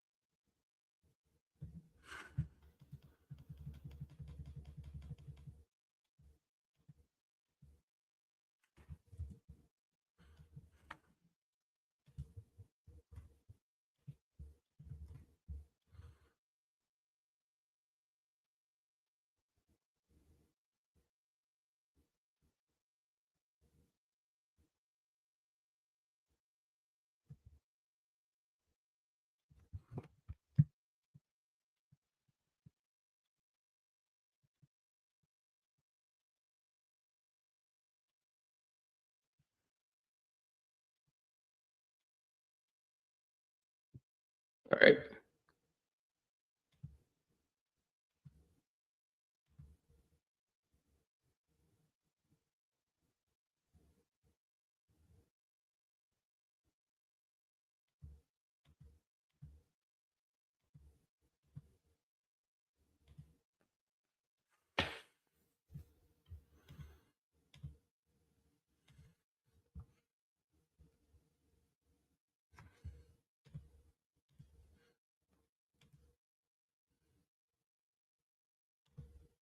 All right, so now we have our Big 12 tournament done.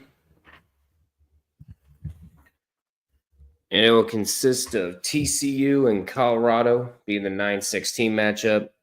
You have Oklahoma State taking on Cincinnati in the 12-13 matchup. Kansas State and Arizona State at 10-15. And then you have Utah and UCF, your 11-14 matchup. The winner of TCU and Colorado will take on West Virginia. And Oklahoma State and Cincinnati will take on number 5 Iowa State. Kansas State and Arizona State will take on Baylor. And then Utah and UCF, the winner of that will take on Kansas. And the final bosses, aka the top 4 seeds. Number 1 seed will be Houston. Number 4 seed is BYU. Number 2 seed is Texas Tech. And then the number 3 seed will be Arizona. So that is a look at the Big 12. We can go ahead and cross that off the list.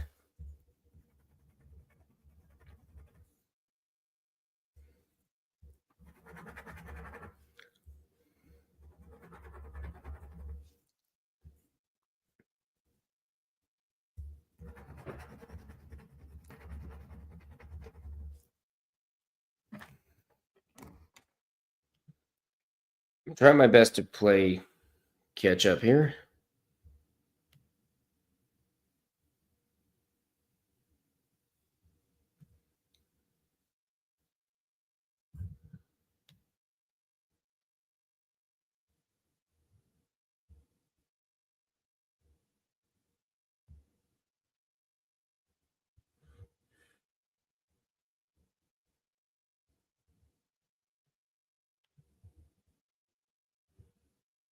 And now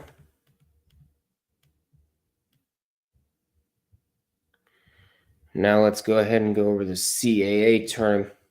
What happened in the CAA tournament earlier.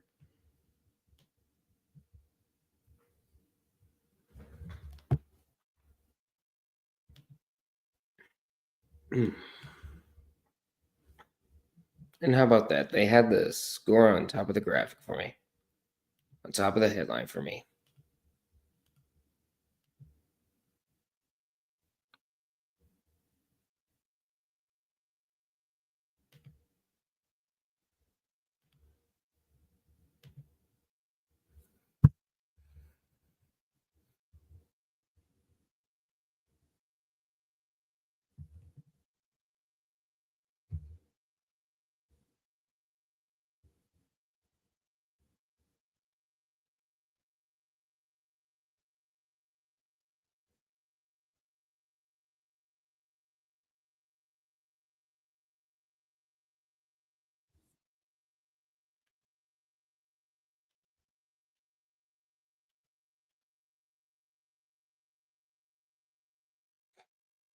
And there it is. There's the tweet from hey, never made the tourney club hoops.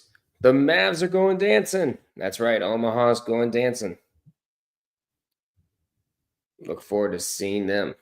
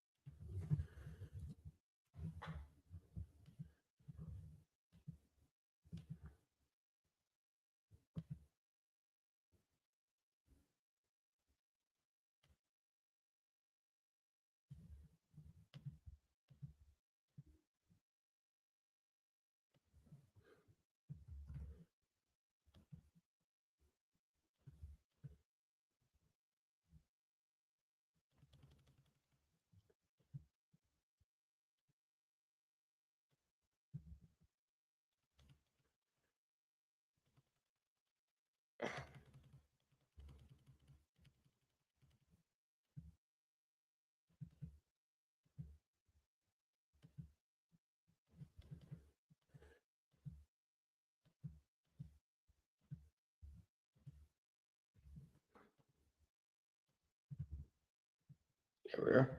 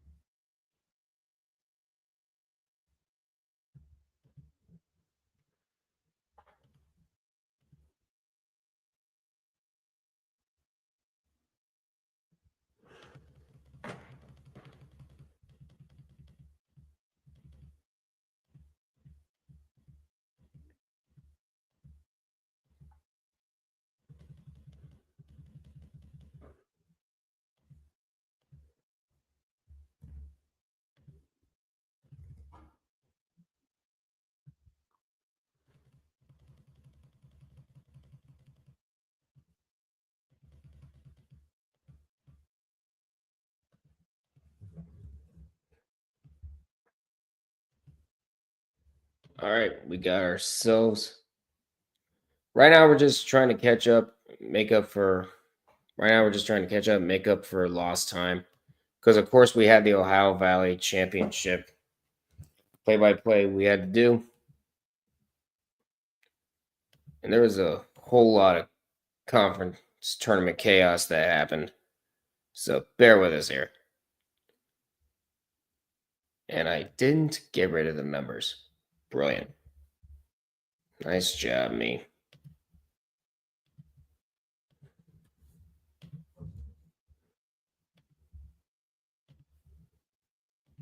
Well, now you know what it takes for me to make them.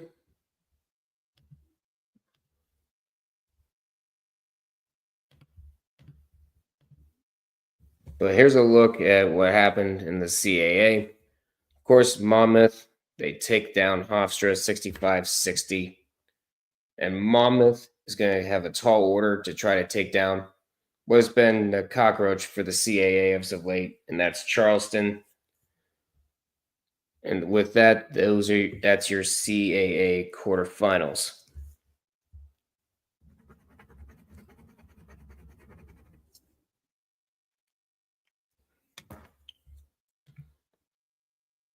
Meanwhile, we have hit halftime in the West Coast tourney. Washington State trying to knock off Loyola Marymount 47-39.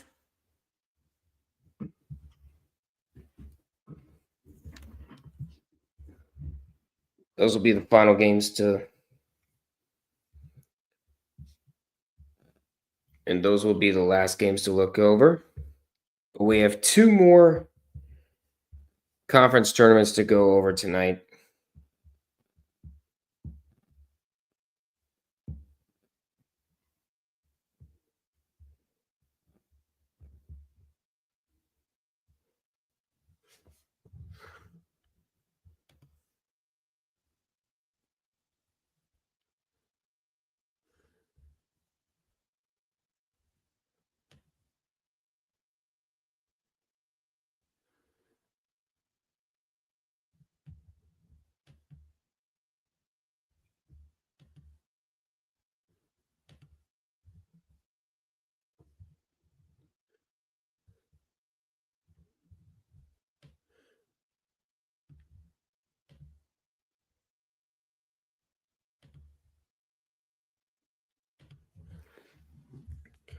Okay, this one should be simple. There's 11 teams. I don't have to go back and forth throughout any of the rounds. Brilliant.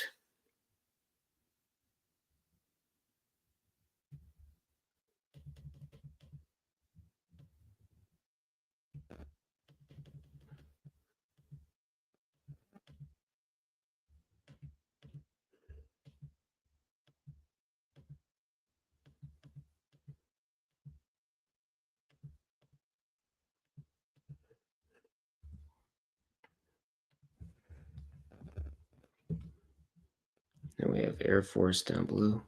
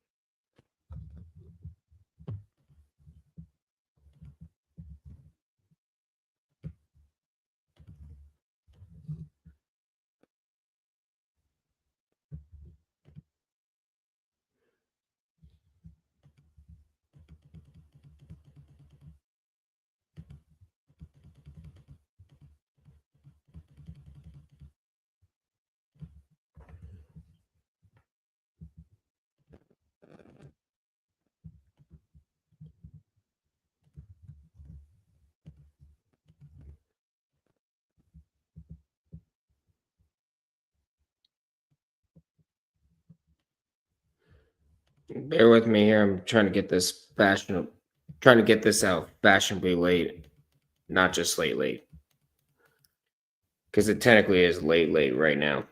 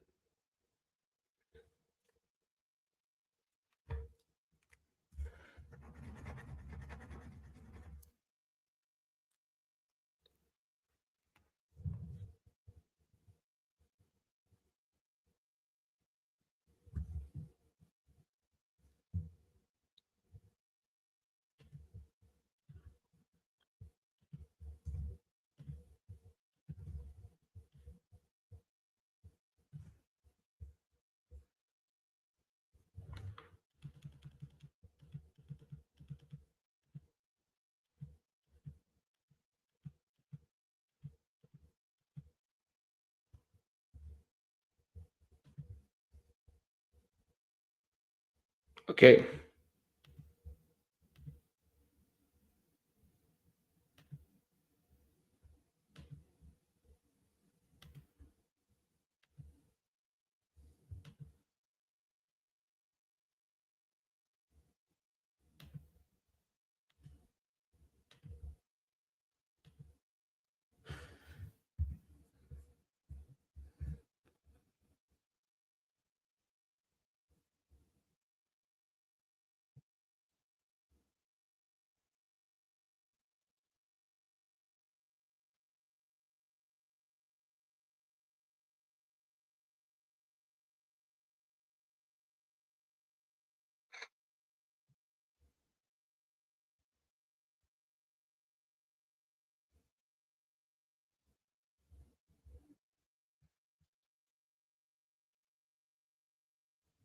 All right, we got this. So here's a look at the Mountain West. They just made that tournament official not too long ago. Here you got San Jose State and Wyoming as your 8-9 matchup. The winner of that will be taking on New Mexico. And your 4-5 matchup will have San Diego State taking on Boise State.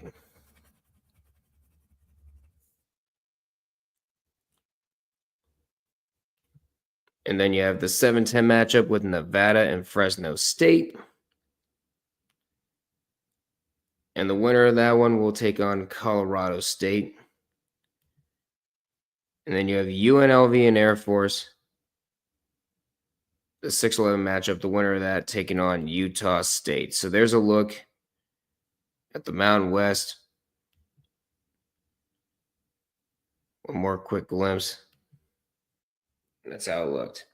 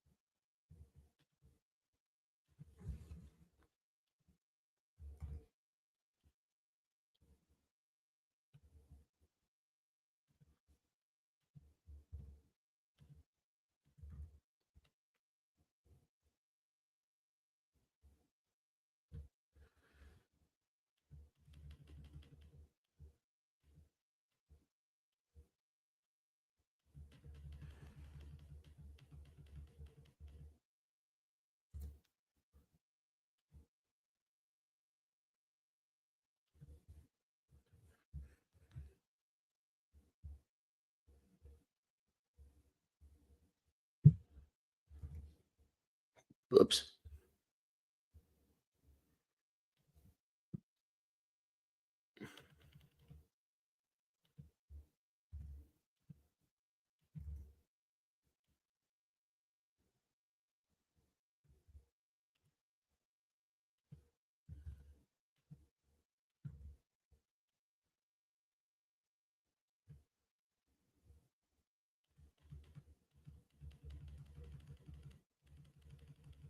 We're at 1:03 here in the morning.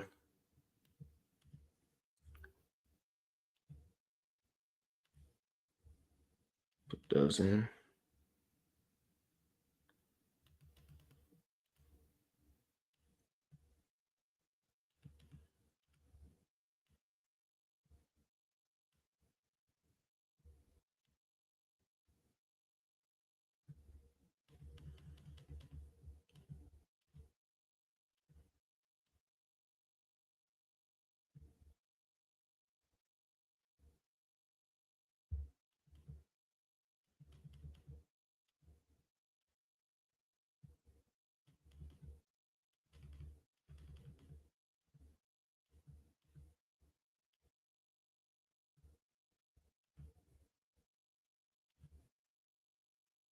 Let's see. Washington. Let's see. Ball of the yard saying Washington stayed up over Loyola Marymount at the half. That's true. And Oshwat says, I'm giving my power to Oakland Monday. She wants to cause chaos. She wants Robert Morris to go down. But of course, Oakland is Oakland is the defending Horizon League tournament champions. So I think it would be nice to see a new team come out of the Horizon League, actually. Of course, I want to see Youngstown State beat Cleveland State. I want that to happen.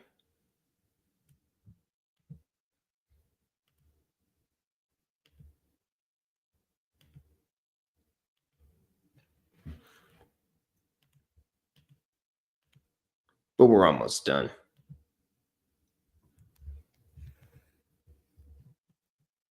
Because I don't want this to be another bit of boredom.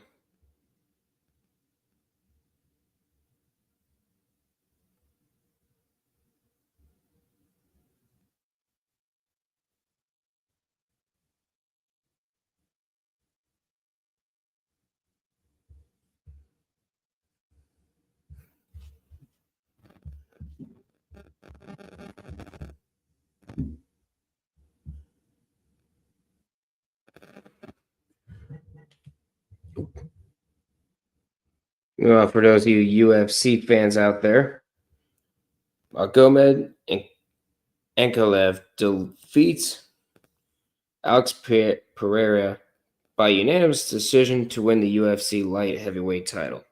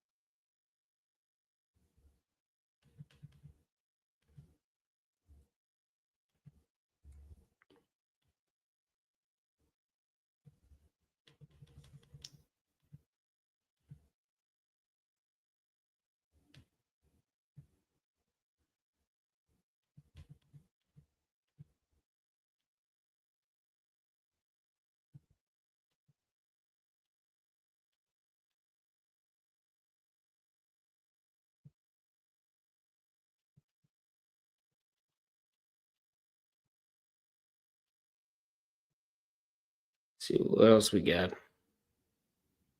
So 50-40, Washington State up on Loyola Marymount. That game's on ESPN Plus.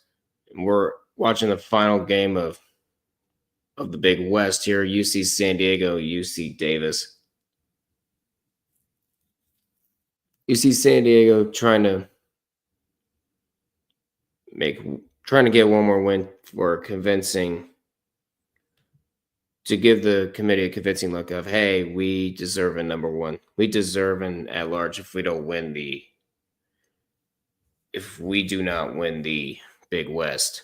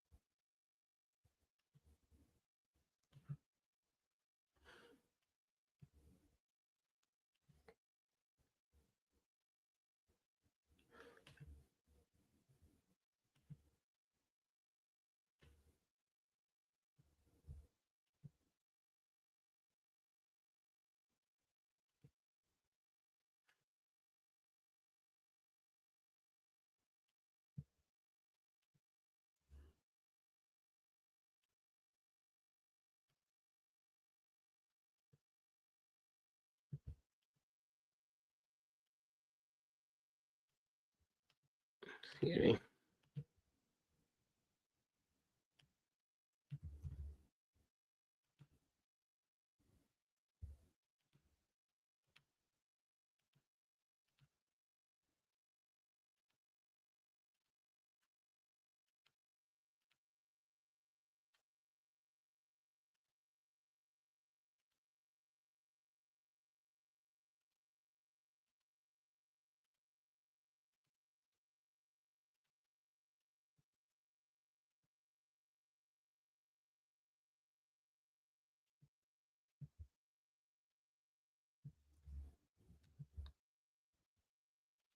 And that's going to do it for the regular season finale for the Big West. UC San Diego has clinched their first outright Big West regular season title in their first year of eligibility.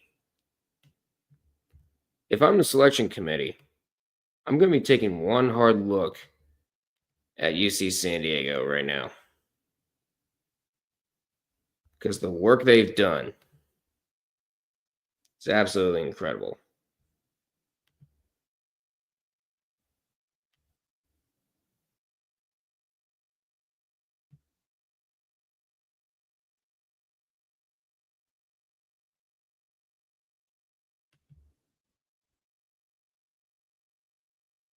I think that's it. Yep, that's it. So as you could see earlier today, we had the Big Sky first round. You had Weber State taking out Sacramento State 83-70. And then you had Northern Arizona taking down Eastern Washington 66-53.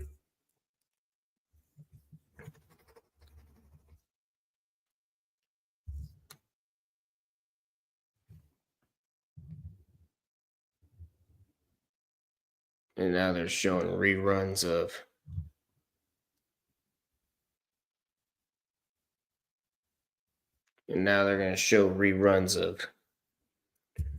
hockey. That doesn't excite me much.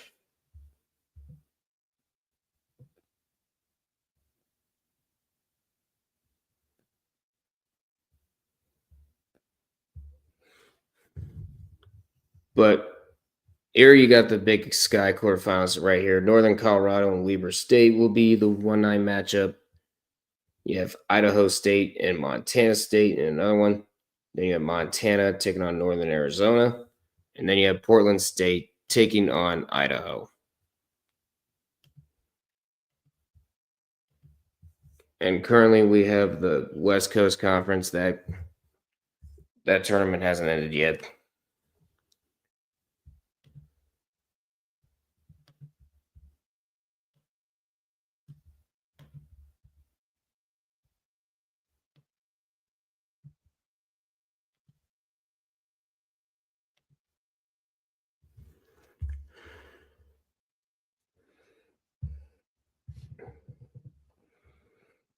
But we have one more tournament bracket that has been unveiled, and that is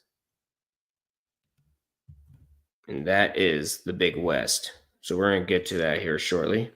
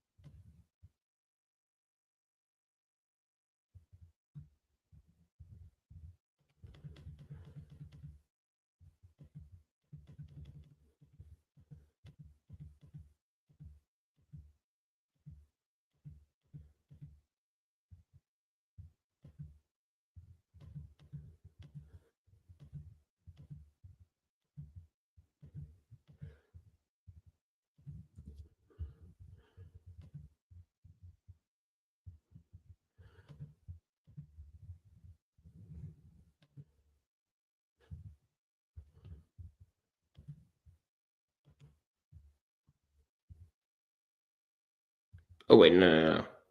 Didn't want that. Wanted this. There we go.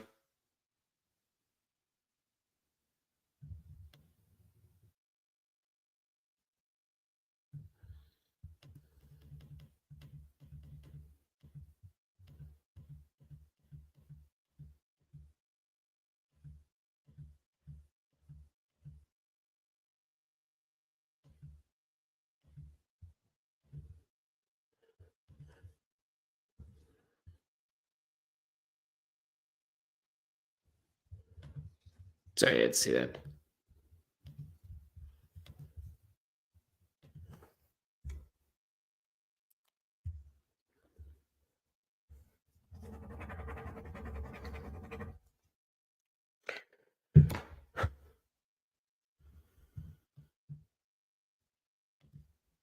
But we have one more. So we have one last game going on right now. 20 more games to go over.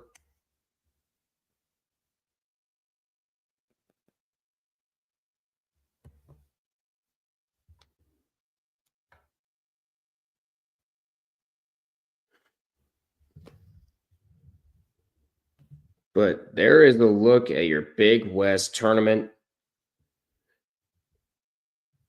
Your 5A matchup will consist of UC Santa Barbara taking on Cal State Bakersfield. And the 6-7 matchup will have UC Davis taking on Cal Poly. Your 4 and 3 seeds will be Cal State Northridge and number 3 UC Riverside. And then UC San Diego, as we mentioned earlier, they clinched their first outright Big West regular season title, and this is their first year of eligibility. So the sky's the limit for UC San Diego, and of course, number 2 seed being UC Irvine.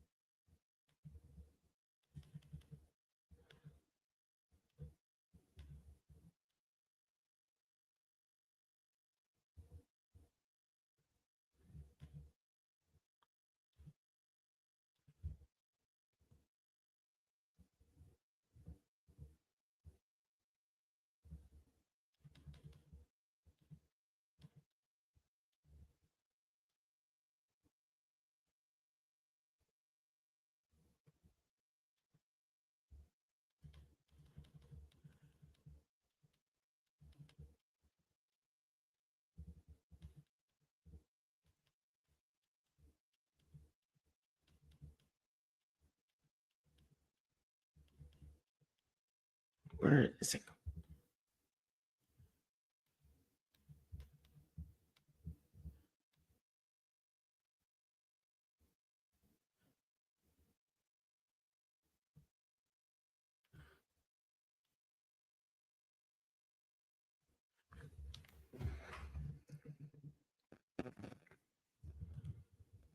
We are so close.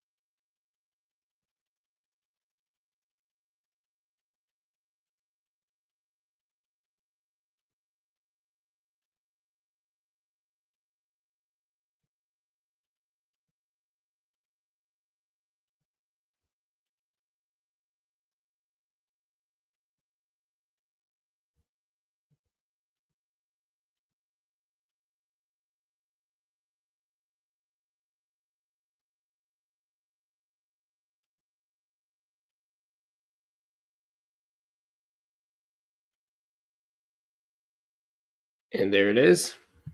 So here's a look at the SoCon tournament from later on tonight. Furman does take down Sanford 95-78.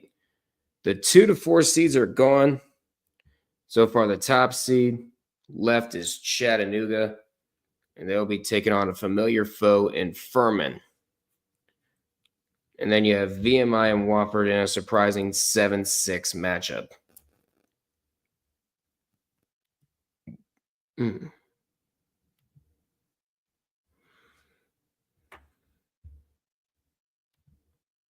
Meanwhile, for a score update in the West Coast Conference, we have 65-51 Washington State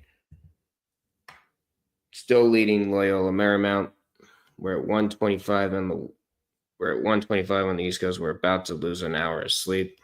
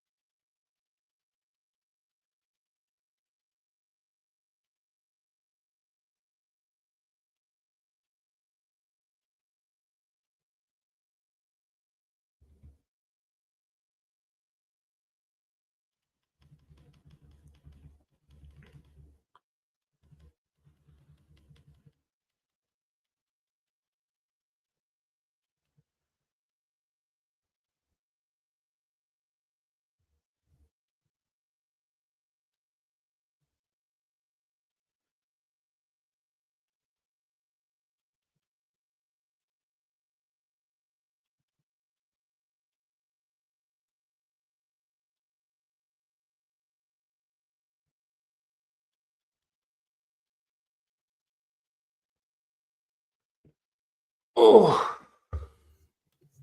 gotta try to stand up and stretch a little bit more.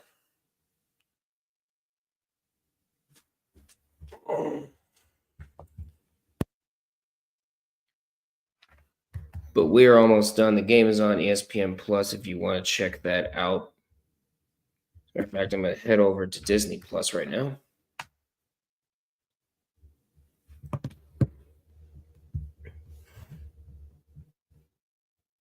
Okay, good. Nobody saw.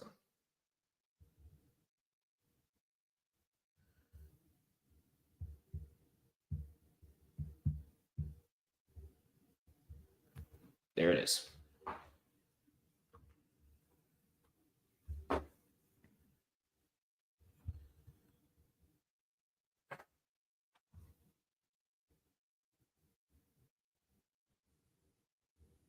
Oh, there it is.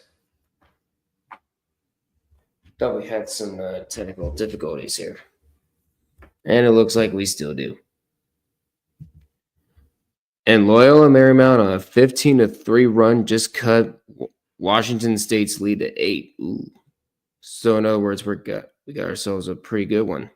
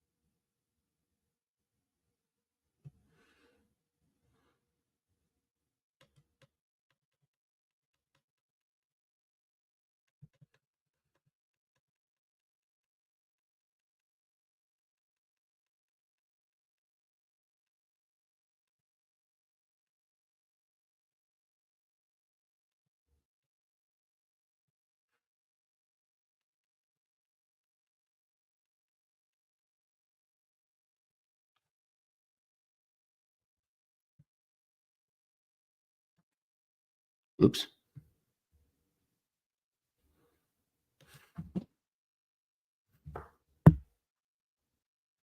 I think ESPN Plus completely did that. Or didn't really have any commercial breaks, but we're back. But they're at least back, and they're almost at the halfway point in the second half here.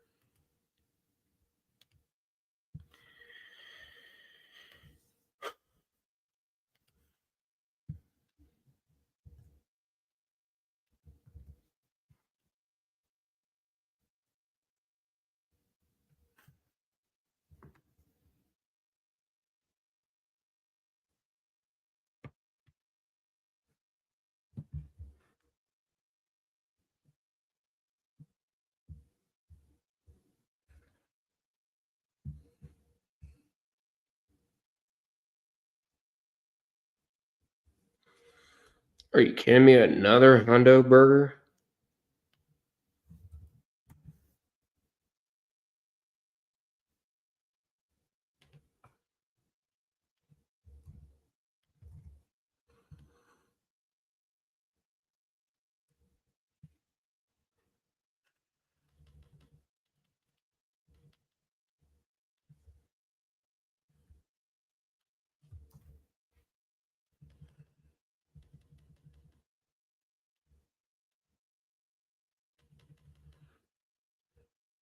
There you are. Or not. Never mind.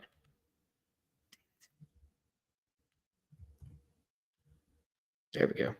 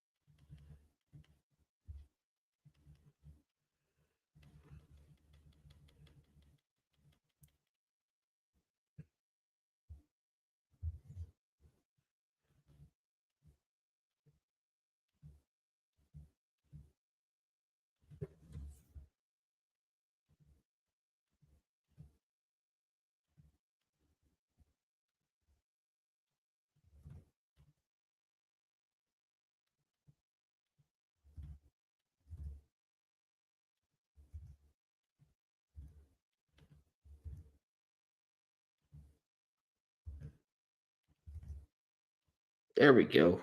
Holy shit. Why are you making it so difficult?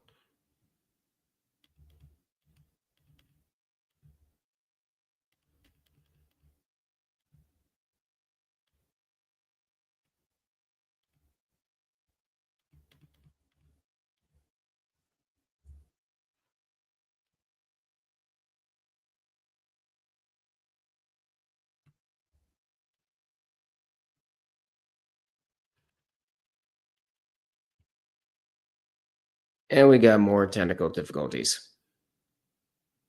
The run broke. It's back to 14. Loyola Marymount takes a timeout. It's not the only thing taking a timeout. We don't have any commercial breaks.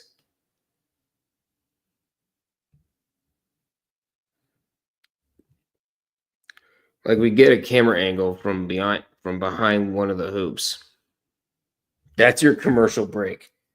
You get to look at that for like around 2 or 3 minutes.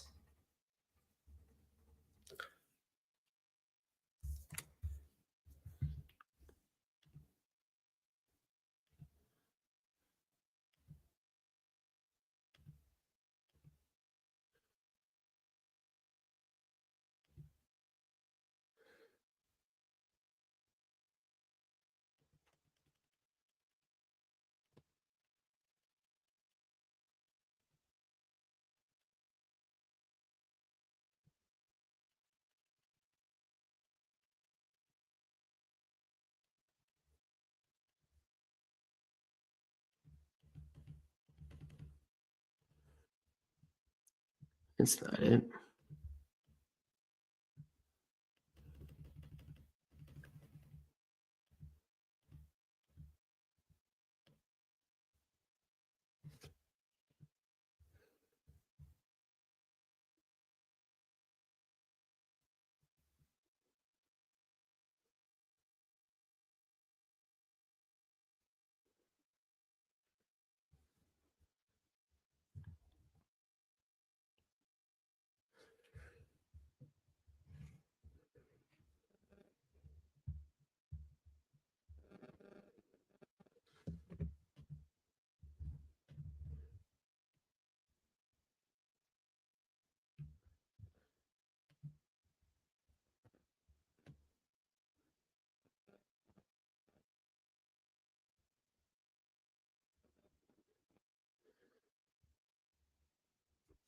Where did I see a hundo bomb dropped?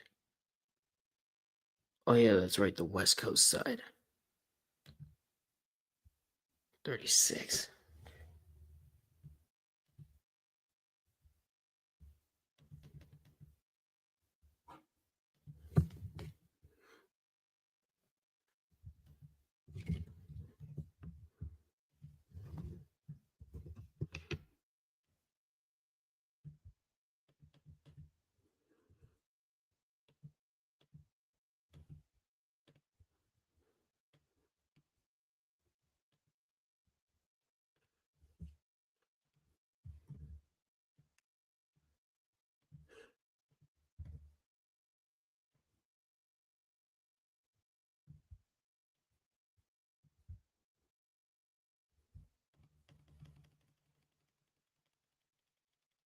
We have 70 here.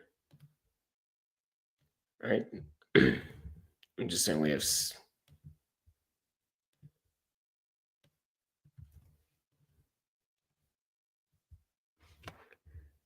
All right, but we are currently at 8:20 to go. Washington State up on LMU 73-59.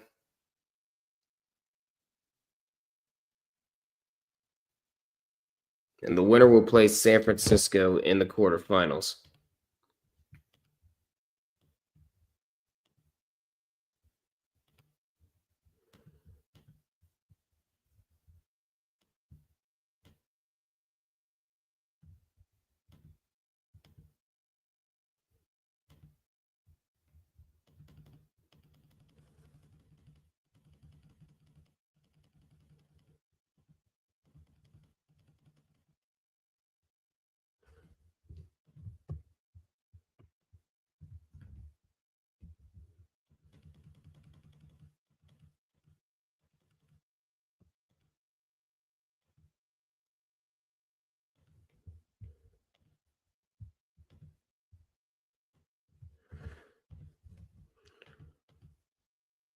Right, and here we are.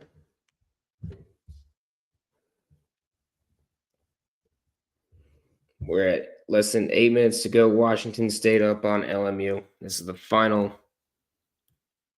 This is the final one for tonight.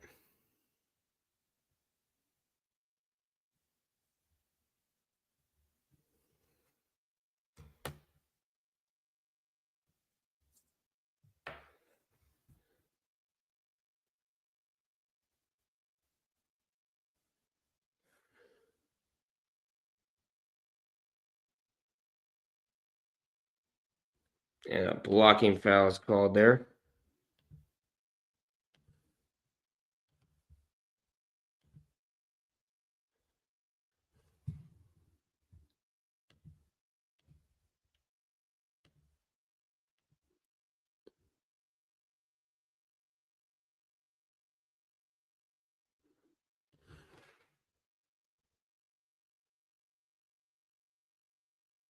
And there is your Summit League final. 100-75. Omaha beats South Dakota to move on to their first ever. To move on to for a chance at their first ever crown. And St. Thomas beats North Dakota 85-69. And Omaha, by virtue of St. Thomas being ineligible, they are yet another member of the Never Made the Tourney Club to lose their membership card, as Omaha is going dancing for the first time ever as well. So first SIU Edwardsville, and then Omaha.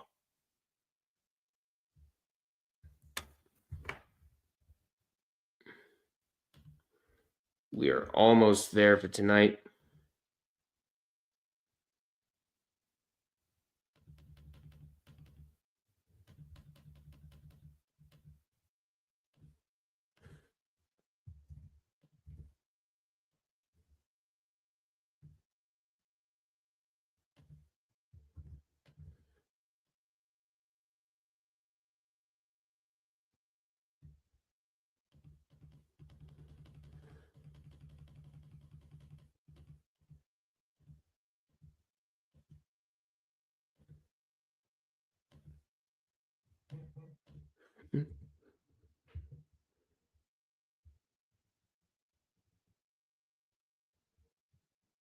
Wait, what is the picture here?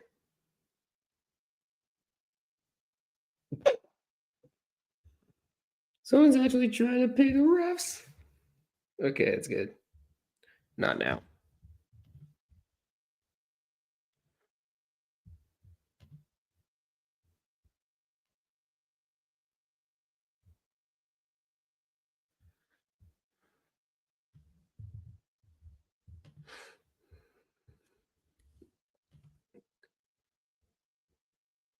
We are at 7 minutes to go.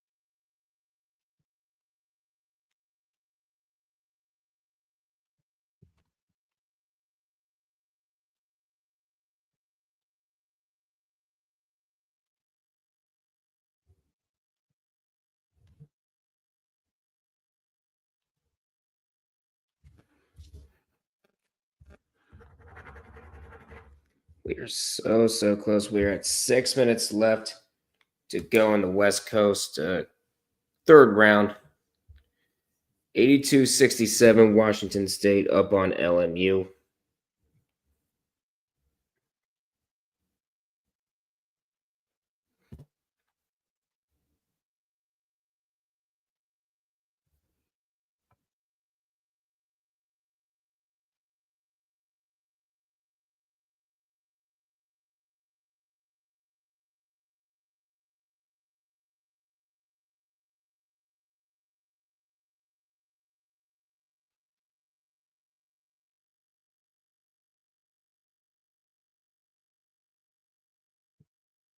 And a jump ball is called. Possession goes to Washington State.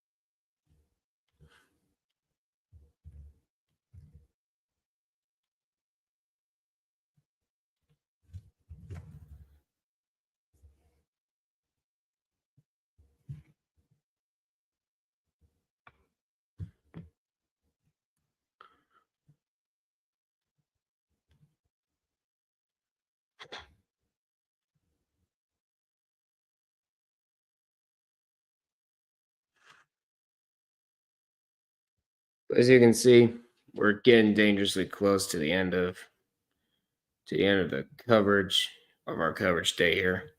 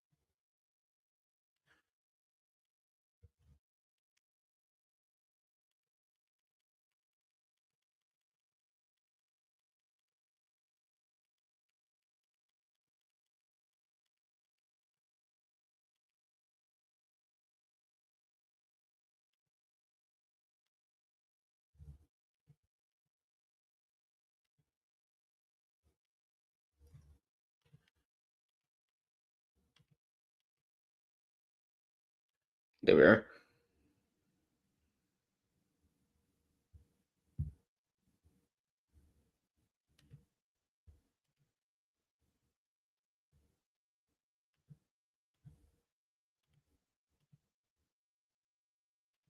And here's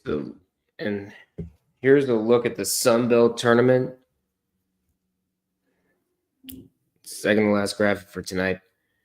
Troy up on Old Dominion 75-50, beats Old Dominion 75-59. And like I said earlier, it's going to be a battle between the 4 co-conference champions, South Alabama and Arkansas State. And then you have James Madison and Troy. That's going to be a fun one. I am looking forward to seeing what that Sun Belt semifinal has to offer.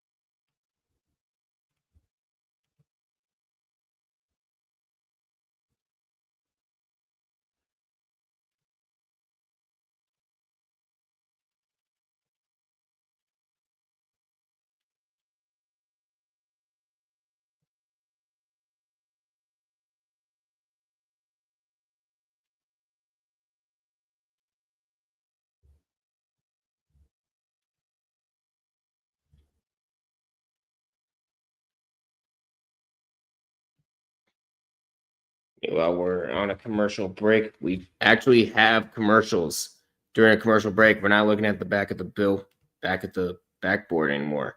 It's crazy.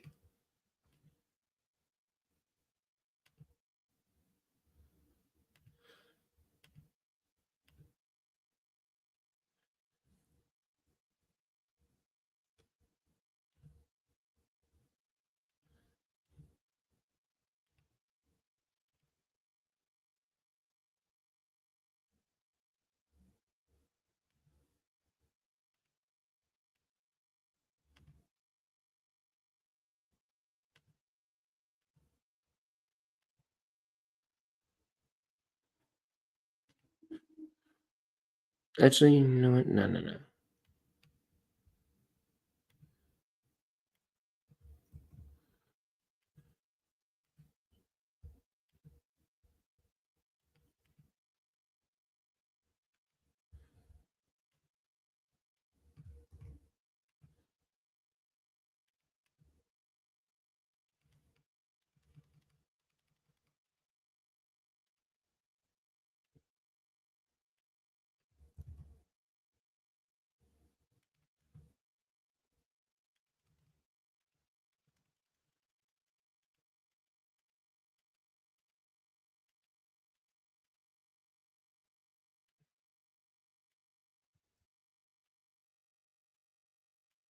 There we are.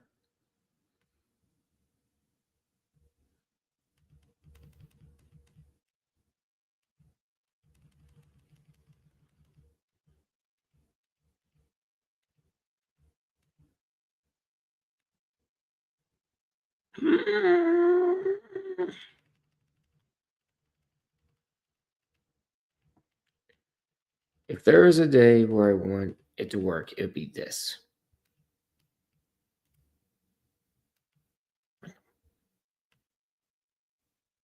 There. That's all you have to do.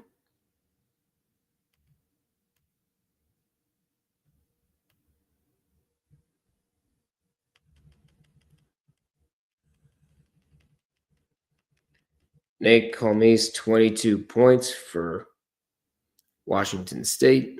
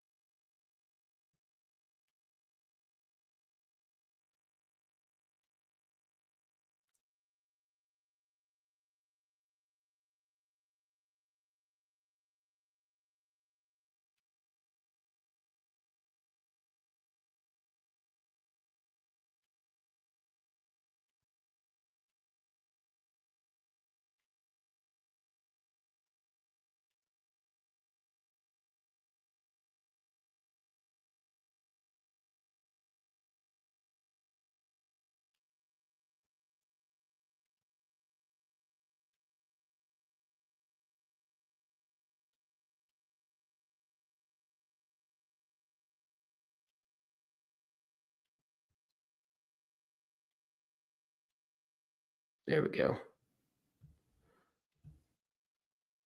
There we go. We should have everything fixed now. We're at 2:55 to go. We're at 1 and a 3 that does not go. Picked up.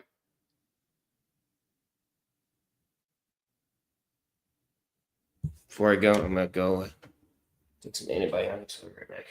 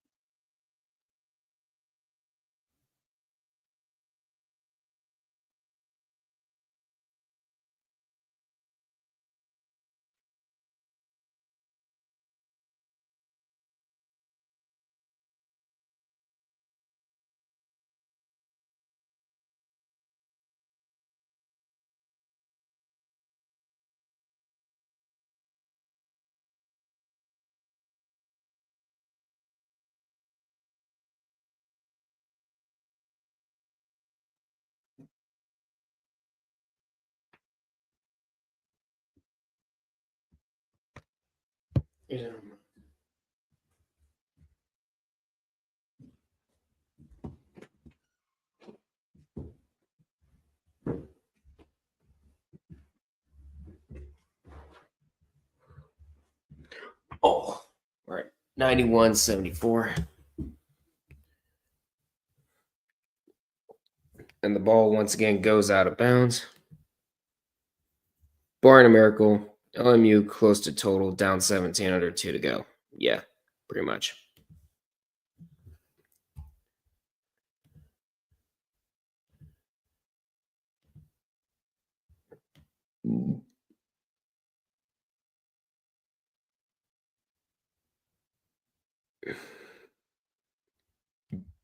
On. Are we about to have some tentacles? Whoa, whoa, whoa, whoa, whoa, whoa, whoa, whoa, watch it.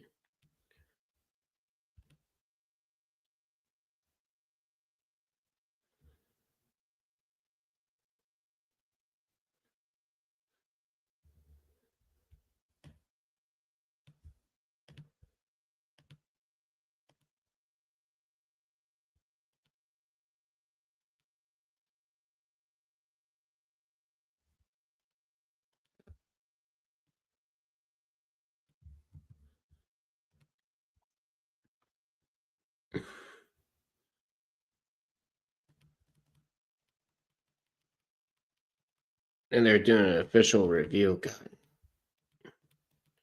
They're just going to take ages deciding.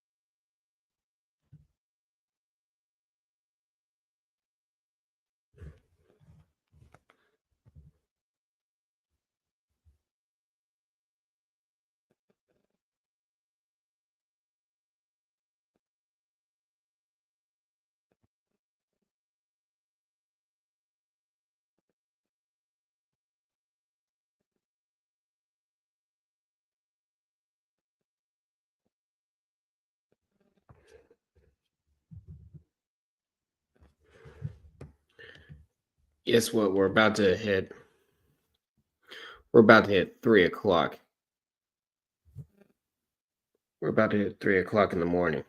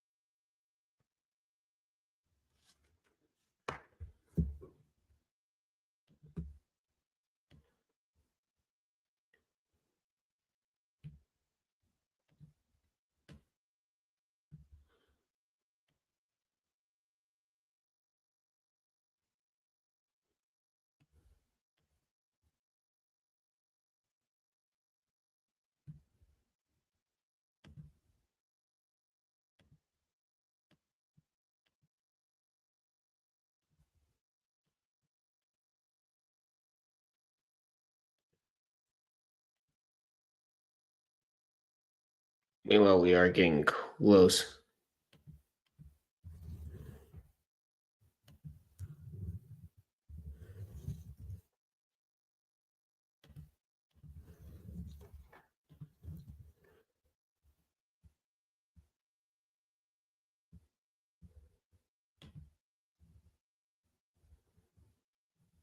Okafor. It is a flagrant 2, but he is eligible for tomorrow since it wasn't a fight. Okay. So some chippiness at the end of it.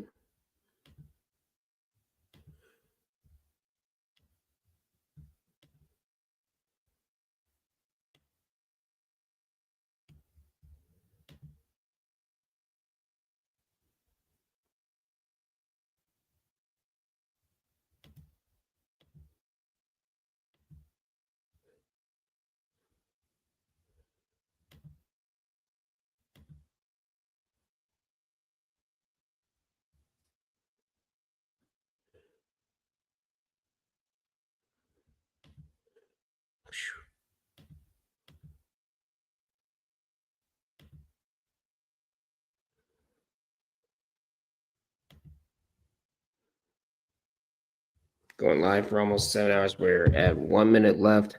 Washington State up by 16. I apologize if this is turning to ASMR right now.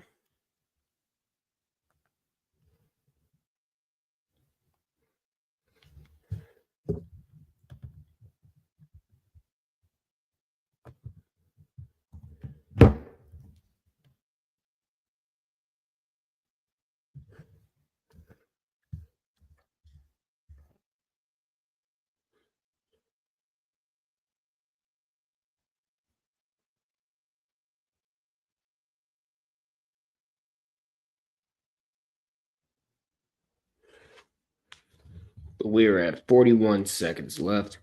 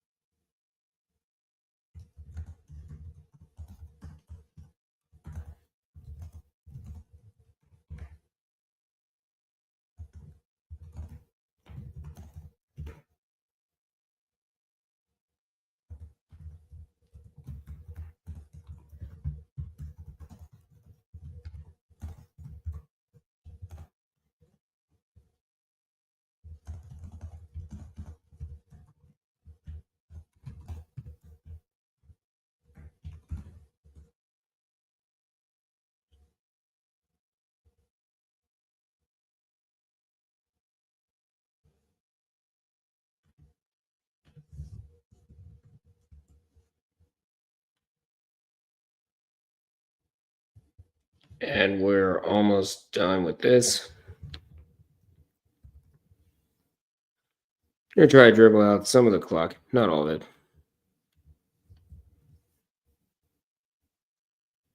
But that really should be it.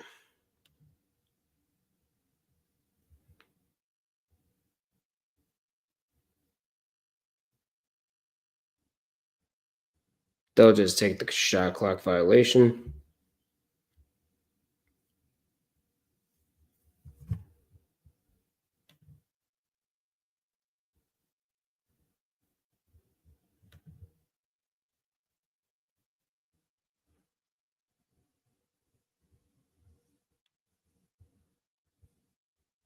And that does it.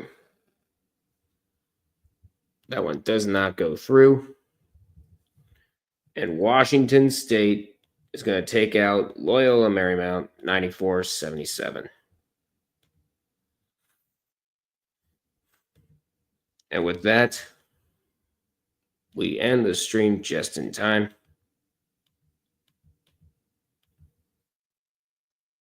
And there it is, 94-77. Washington State moves on, and they will take on San Francisco in the quarterfinals. And that game will actually be nationally televised on ESPN2. So we get to look forward to that. But let's go ahead and take that off, because now we are going to go ahead and call it a night. Thank you guys so much for if you guys stay tuned for the whole thing, thank you so much.